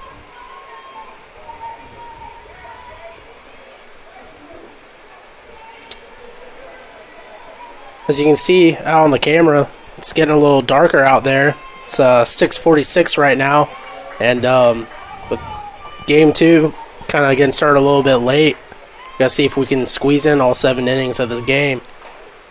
That one hit right back at Zabik, gets over her head, and good range there by Rodriguez, getting over and getting the punch out there at first. So the Cougars get out of the inning, but not before the Marlins put up 2 runs. We'll be right back at the bottom of the 5th with the Cougars back up the bat after the break. Is inclusive, encompassing, inspiring. Averett University provides all you need for a future you deserve through learning that embraces all of your infinite potential with flexible online and on-campus programs like our newest programs in entrepreneurship and psychology, with more coming soon, with affordable tuition and 24/7 support. It all leads to you becoming a catalyst for positive change. Visit allaverett.com. Averett University. Are you all in?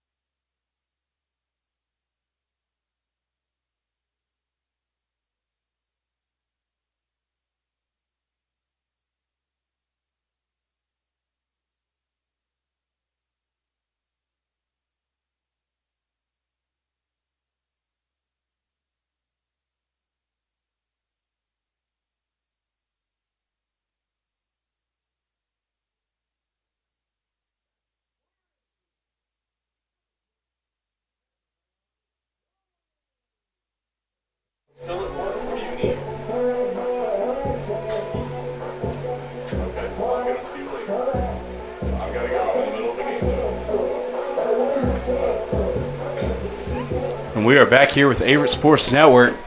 The Marlins were able to pick up 2 runs in the top of the 5th, now taking a 4-run lead. The Cougars got to try to answer back here. So that pitch called ball 1-0. So the Cougars are now battling not only the innings, but also daylight here in Danville.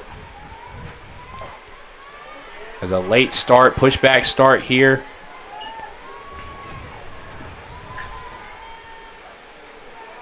Could have a chance at ending things early.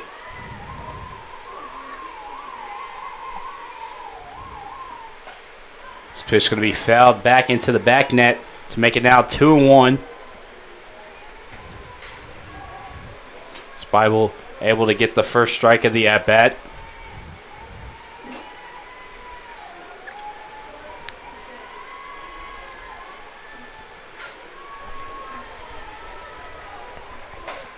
So this one fouled off, out of play, to now make it 2-2. So now 2 balls, 2 strikes here for Jones. She now has to protect the plate here as the leadoff batter. It's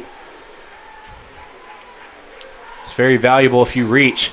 So she's got to battle as much as she can, try to reach. That one's fouled off into the net to stay alive for Jones.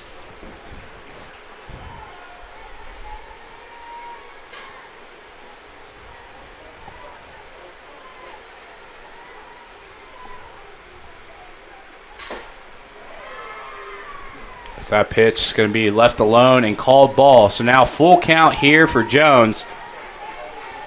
She forces a full count here. Great job by Jones battling back, with being the leadoff batter here. She hits this one over the short. Hudson backhands it, gets it over the first, but the throw is not in time. So Jones reaches, and now the leadoff batter is on the base path here for the Cougars. Down 4 runs, got to get something to go, and they're trying here at the top of the lineup. Now, with Zabik here to swing the bat.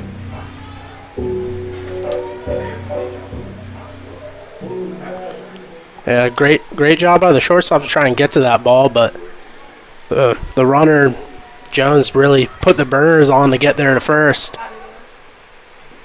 So very quickly, Knight comes over, touches that one out of place to make it a foul ball. So now 0-1, 1 strike here for Zabik. As she was going for the bunt there and try to advance a runner.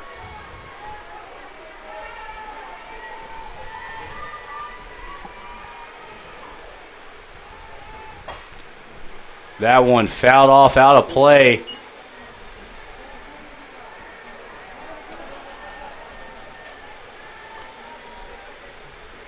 For a strike number 2. 0-2 here for Zabik.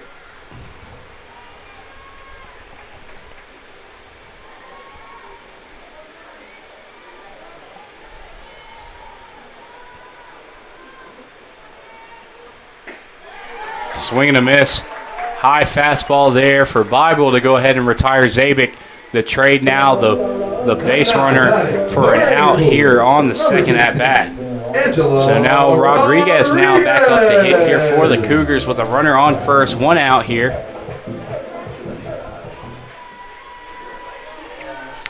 See if the Cougars can put something together here in the bottom half of the 5th.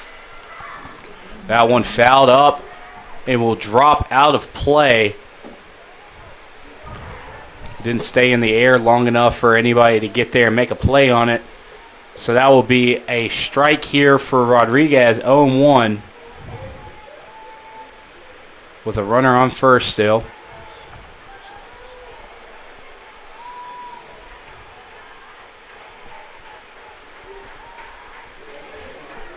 So that one's going to be fouled right back into the back net here to make it 0-2 here for Rodriguez. So now she has to protect the plate and battle here at the plate until she gets her pitch.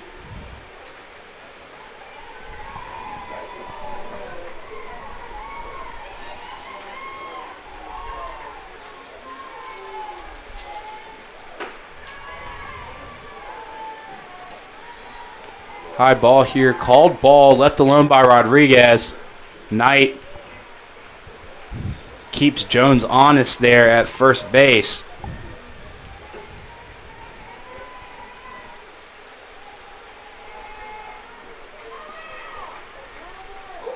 So a little hit and run action. That one fouled off into the back net there for Rodriguez. So Jones has to go back to first. And the at-bat stays alive here at 1-2.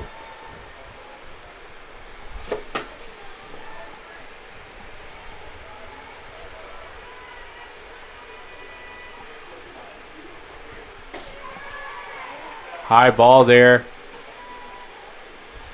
Called ball, so now 2-2. Like I was saying for the Cougars, a 5-1 lead, 4 runs is definitely doable, but time is not on the side with the Cougars right now, running out of daylight here. So that one's hit high up in the air out to left field. That play is going to be made there. That's going to be Anderson not moving, not having to move much for that one to get out number 2. And Jones will stay at first. So now runner's still at first with Nelson up to hit. And now batting for your Averett Cougars, number 14, Lauren Nelson.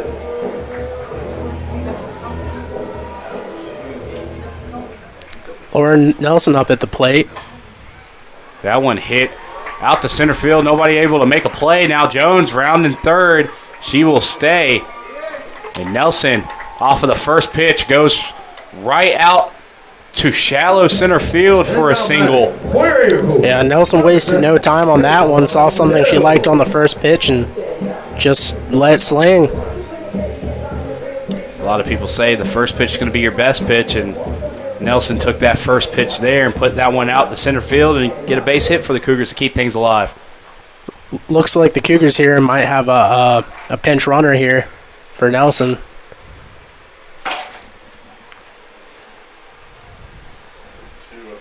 Looks like it's going to be number 2. That's going to be Emma Craig.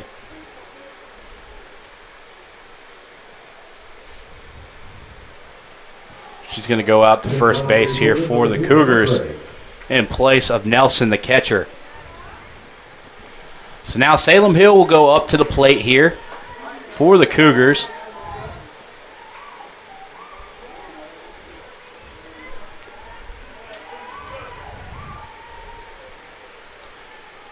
Leads the team in on-base percentage here, so that's really big with 2 outs especially. Stolen base here is going to be the throw in time, and that's going to be an out here for Knight.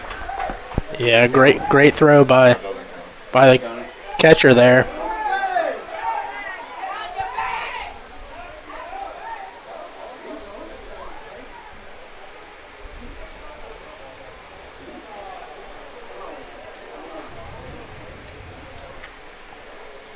It's a little confusion there. They will say the out stands, and that will send us to the bottom, or the top of the 6th here with the Marlins back up to hit. We'll be right back with Averett Sports Network after the break.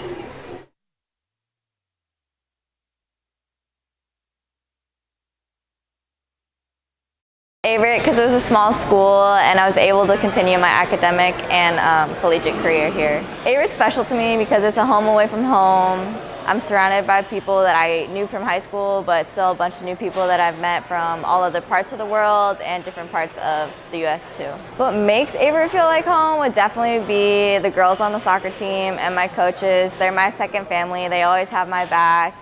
We hang out all the time, whether it's on the field or doing team bonding or trying to find stuff down here to do in Danville. My major is sports medicine, and I've been lucky enough to do an internship with Maria and Cody in the AT department, and that involves going to football games and working a bunch of other sporting events as well.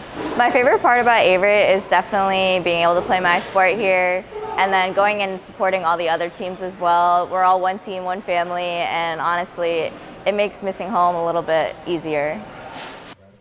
And we are back here with Averett Sports Network. At the top of the 6th, the Marlins still holding on to a 4-run lead. The Cougars left 2 on in the bottom of the 5th. Still battling sunlight here. Now 7 o'clock here in Danville.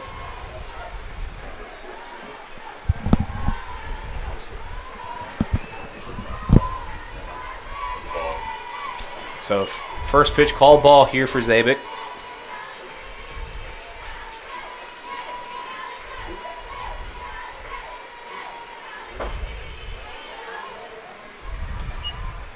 Two pitches, 2 balls here for Zabik. As Pollock just left the first 2 alone.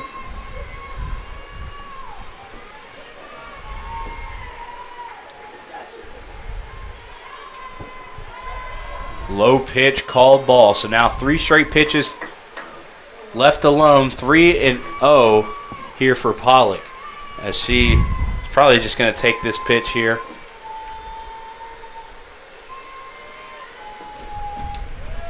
That will be low, called ball. Pollock takes all 4 to give a base runner here in the leadoff batter for the Marlins.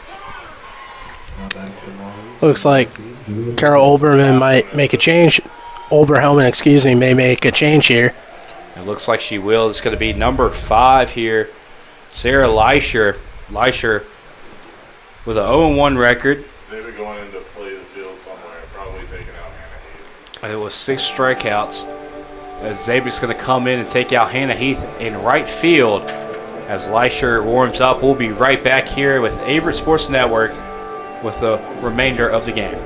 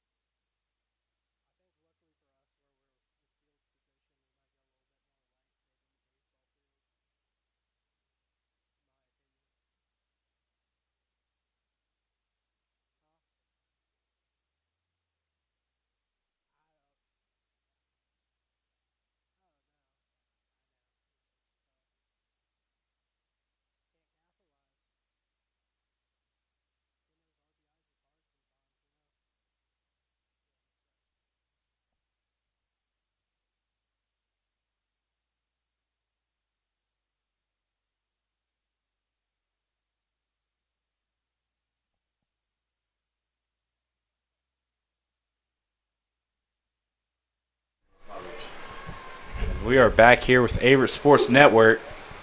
It's Leisure in the pitch now here for the Cougars.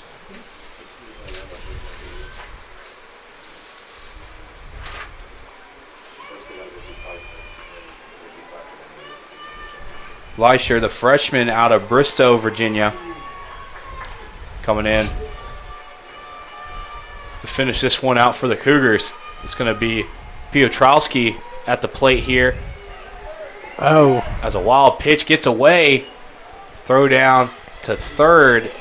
Looked like the runner was thinking about taking third and changed her mind. Ball got away, and the throw down to third keeps the runner at second. Good hustle by Nelson to at least get back to it and minimize how many bases they got there. So the Marlins now with the runner on second. Piotrowski at the plate here, ahead of the count 1-0. Second pitch going to be high to make it now 2-0.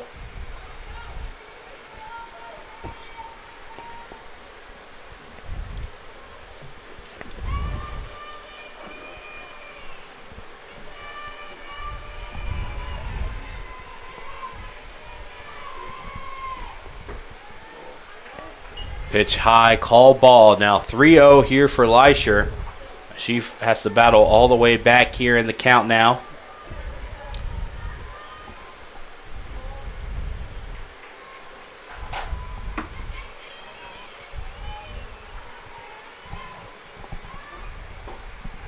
That's going to be 4 straight balls in the opening at bat there for Leisure. Now walks Piotrowski, and this is going to be now number 4 coming in to hit here.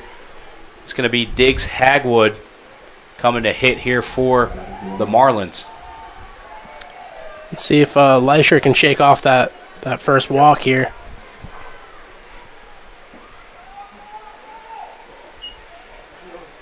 Low pitch, called ball there to make it 1-0.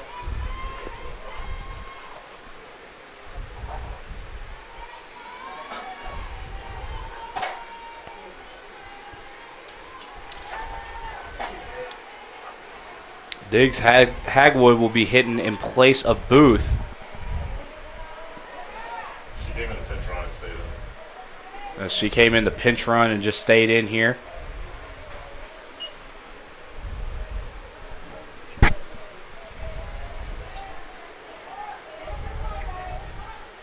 Did the same thing in the first matchup.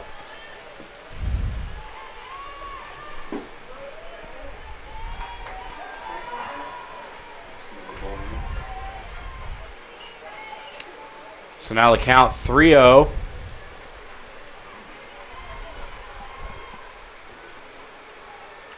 See if she can battle back here. You certainly don't want to load the bases with no outs.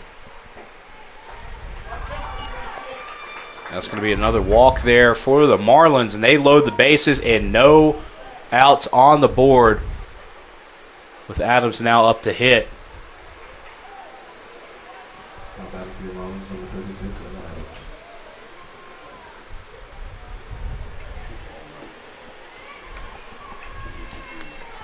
Number 36, Emma Adams, up to bat. So far in this game, she's hitless.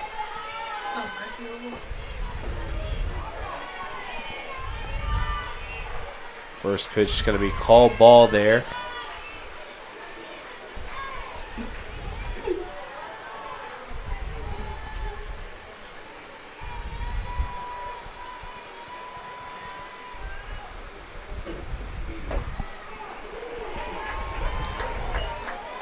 Second pitch strike, so now 1-1 here for Leisure.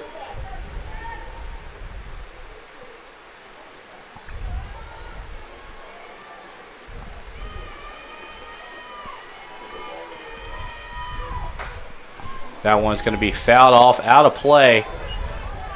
Almost about a foot away from going into the bucket of the hitting net outside by the Marlins dugout. That's going to be a long strike here for Adams to make it 1-2.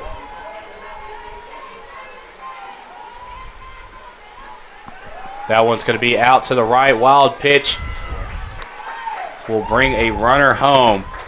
So now 6-1. And the count now 2-2.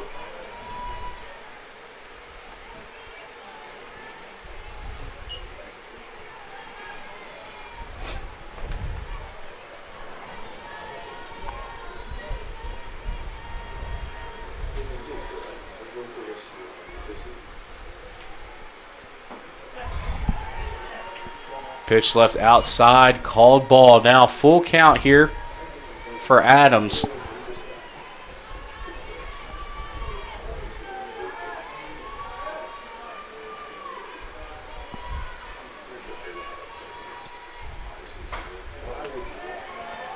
That one looked like it was going to be a little outside. Adams swung at it, fouled it out.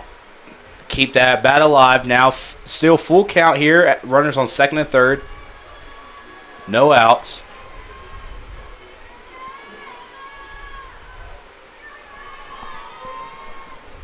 That one's going to be hit.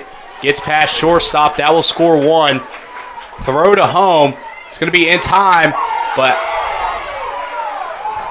Diggs Hagwood gets there in time. So a base hit, a single, will draw in 2 RBIs. To now give the Marlins a 7-run lead.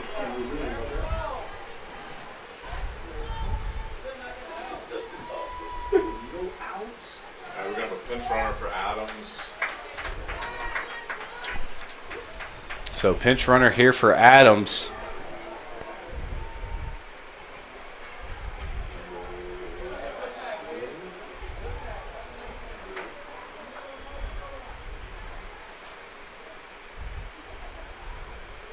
Looks like it's going to be number 8. Haley Sadler. Haley Sadler coming in to run the bases here for the Marlins. So now the Marlins clear the bases here and score all 3 runs that was on the base path to take now a 7-run lead with no outs.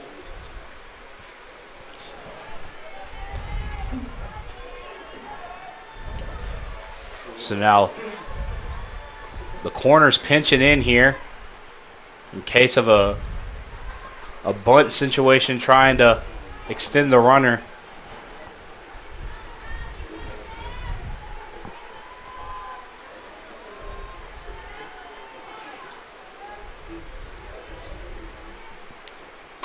Throw here is going to be chopped out, gets over Salem Hill's head. It goes out to left field. That will extend the runner to second, and that will be a single there.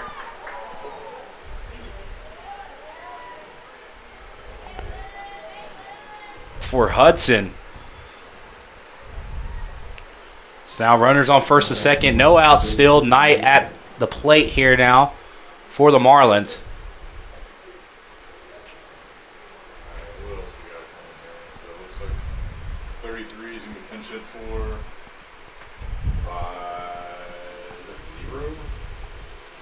So it looks like Knight's going to be pinch hit for. It's going to be number 0, Miranda Jenkins, the freshman out of Washington, Virginia. Miranda Jenkins, number 0. She comes in. She's going to take her first hacks of the day for the Marlins with 2 runners on.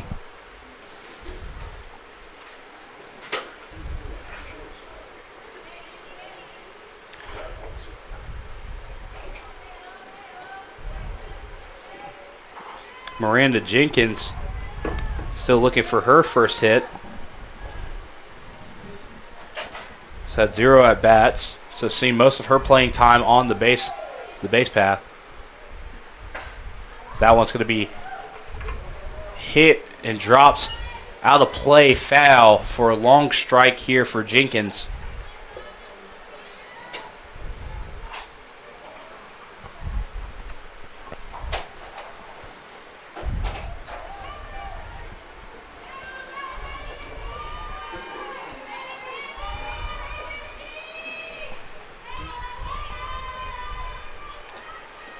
This pitch hit high up in the air, out towards second. Lee drops back, makes the catch, and keeps the runners at first and second. So the first out of the inning, the Cougars get it off of a pop fly to second. And now Anderson is getting pinch hit for by number 1. That's going to be Mackenzie Myers, a sophomore out of Summit Point, West Virginia. Taking her first hacks of the day as well.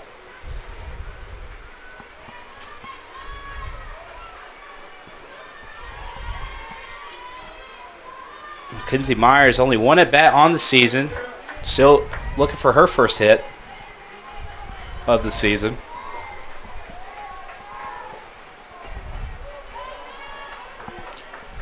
This pitch going to be left alone. It's going to be called ball. Now 1-0 in favor of Myers. Runners on first and second.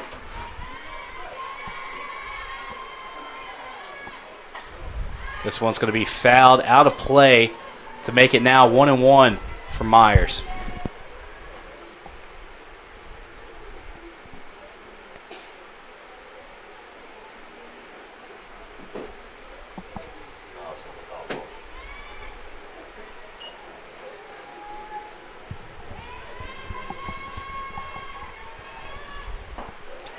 Outside pitch left alone. Now called ball 2-1.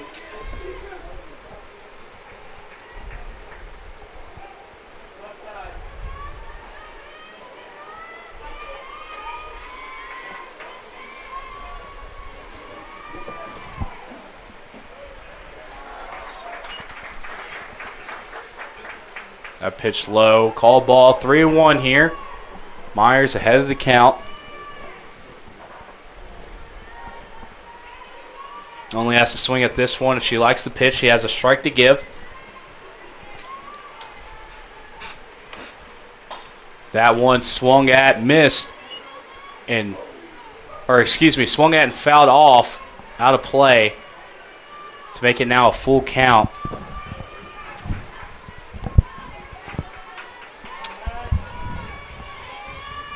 So full count here for Leisher. That pitch going to be left up high, and Myers will reach off of a walk. So now bases loaded yet again for the Cougars defense with only one out. It's going to be Campbell up to hit now.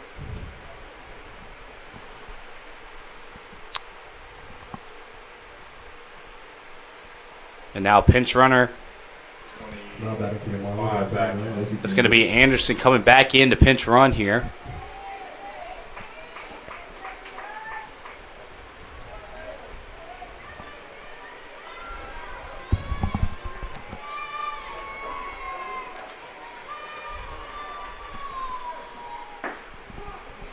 Pitch called strike to take Leisher ahead of the count, 0-1.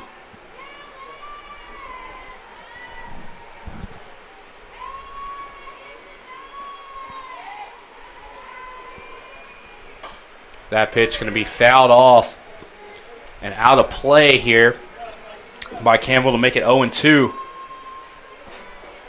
So now Campbell has to protect the plate here with two strikes.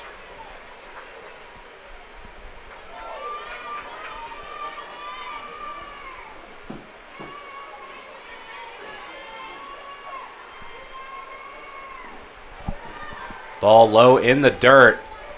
Will be called ball number one of the at-bat to make it 1-2.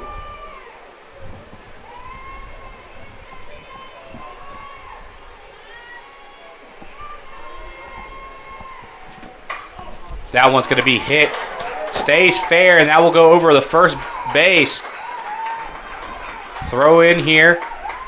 It's going to go over the head of Lee, and that will score not one, but two runs there for Campbell.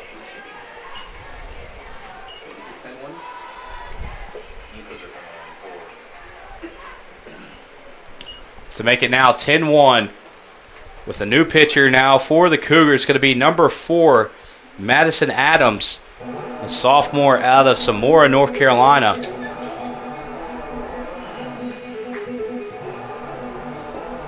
New pitcher in the circle. Here the Cougar number 4, Madison Adams.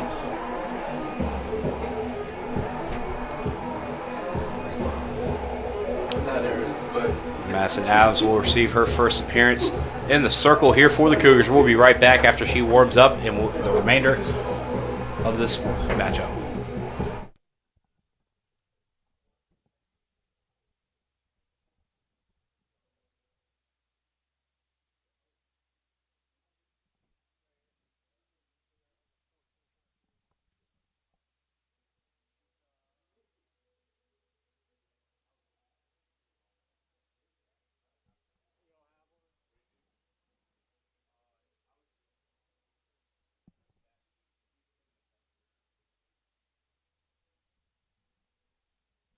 So excuse me on that one. Madison Adams has seen some time in the circle. She's 1-3 on the season. Has 5 strikeouts. And it looks like it's going to be number 17, Jenna Laird. Pinch hitting here for number 31, Sarah Proser.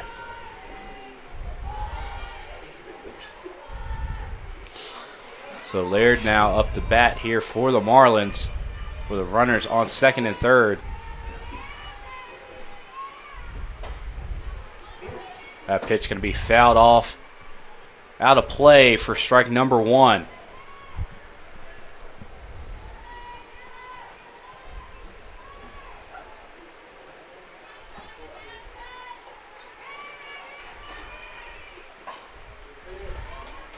That pitch fouled off. Out of play this time on the left side to make it the count now 0-2. So now 2 strikes here to start off here for Adams. Getting out ahead of the count here, trying to get an out for the Cougars after an explosive inning here for the Marlins.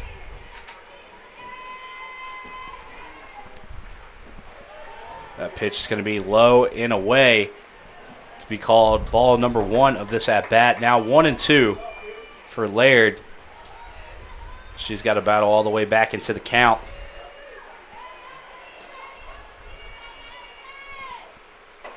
So that one's going to be hit foul.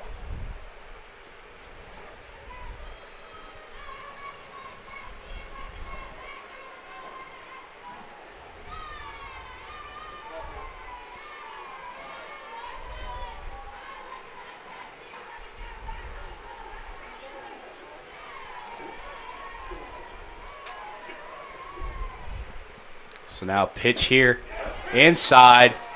It's going to ring Laird up.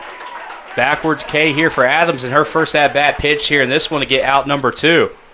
So this will bring back up Pollock here for the Marlins with 2 outs and 2 runners on in scoring position.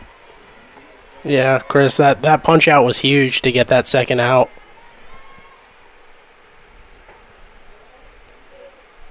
Another inside pitch.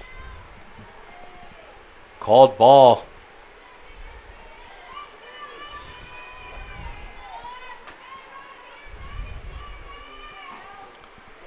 So now Adams goes back outside with that one after an inside pitch. 2 balls, no strikes, with 2 outs on the board.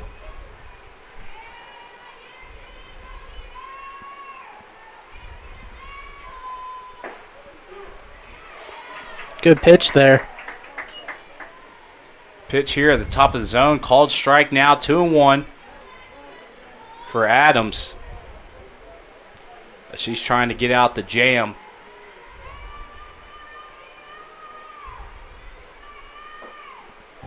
Outside pitch left alone by Pollock. Leads to a 3-1 count.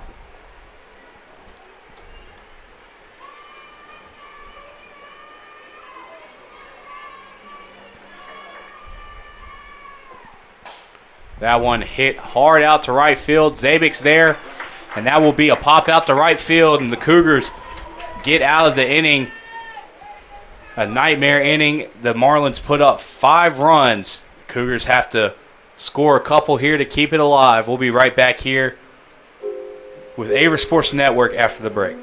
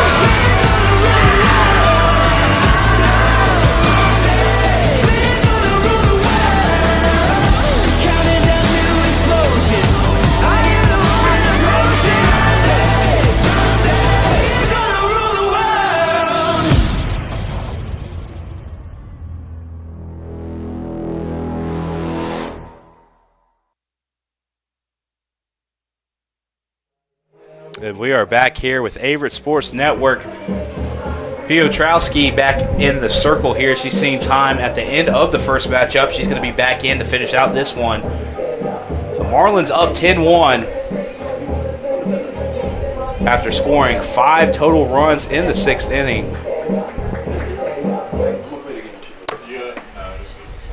You got a crap ton of subs. As the field looks completely different for the Marlins. Now batting for your Cougars, number 10, Salem Hill. Hey, Blue. Hey, Even. Can you find out what spot number 2 is in the order for them?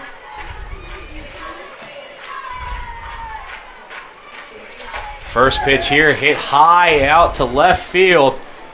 And that's going to be an out. Number 1, the leadoff batter gone here for the Cougars. That was made by number 17, Jenna Laird.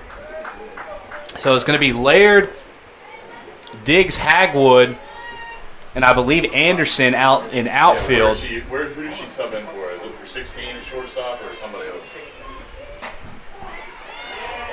Behind the plate is now going to be number 0, Miranda Jenkins. At short, it's going to be number 2. First pitch is going to be a called strike. Number 2, Haley Hawkins at short. First base appears to be, I believe that's going to be number 8, Haley Sadler. Quick 0-2 count here. As that one's going to be hit the second. Play over at first is made. And that's going to be a quick 2 here for the Marlins. And third is still Pollock, and second is still Campbell. So, yes, Anderson, right field, Diggs, Hagwood, center field, Laird, left field. For your Averett Cougars, number 15. And then Hawkins at short. Jenkins behind the plate. And number 8, Sadler at first. And then Piotrowski in the circle. I believe that's going to be all the subs there for you, as that one's going to be hit high over the head of Diggs Hagwood out there in center field. And yet again, that's Lee coming in big here for the Cougars, hitting a double with 2 outs. She really got a hold of that one. Stand-up double, too. Number 1, Mackenzie Luckenbaugh. So now Luckenbaugh here up to bat with a runner on second with 2 outs here on the board. This pitch going to be hit out to right field. That's going to be caught.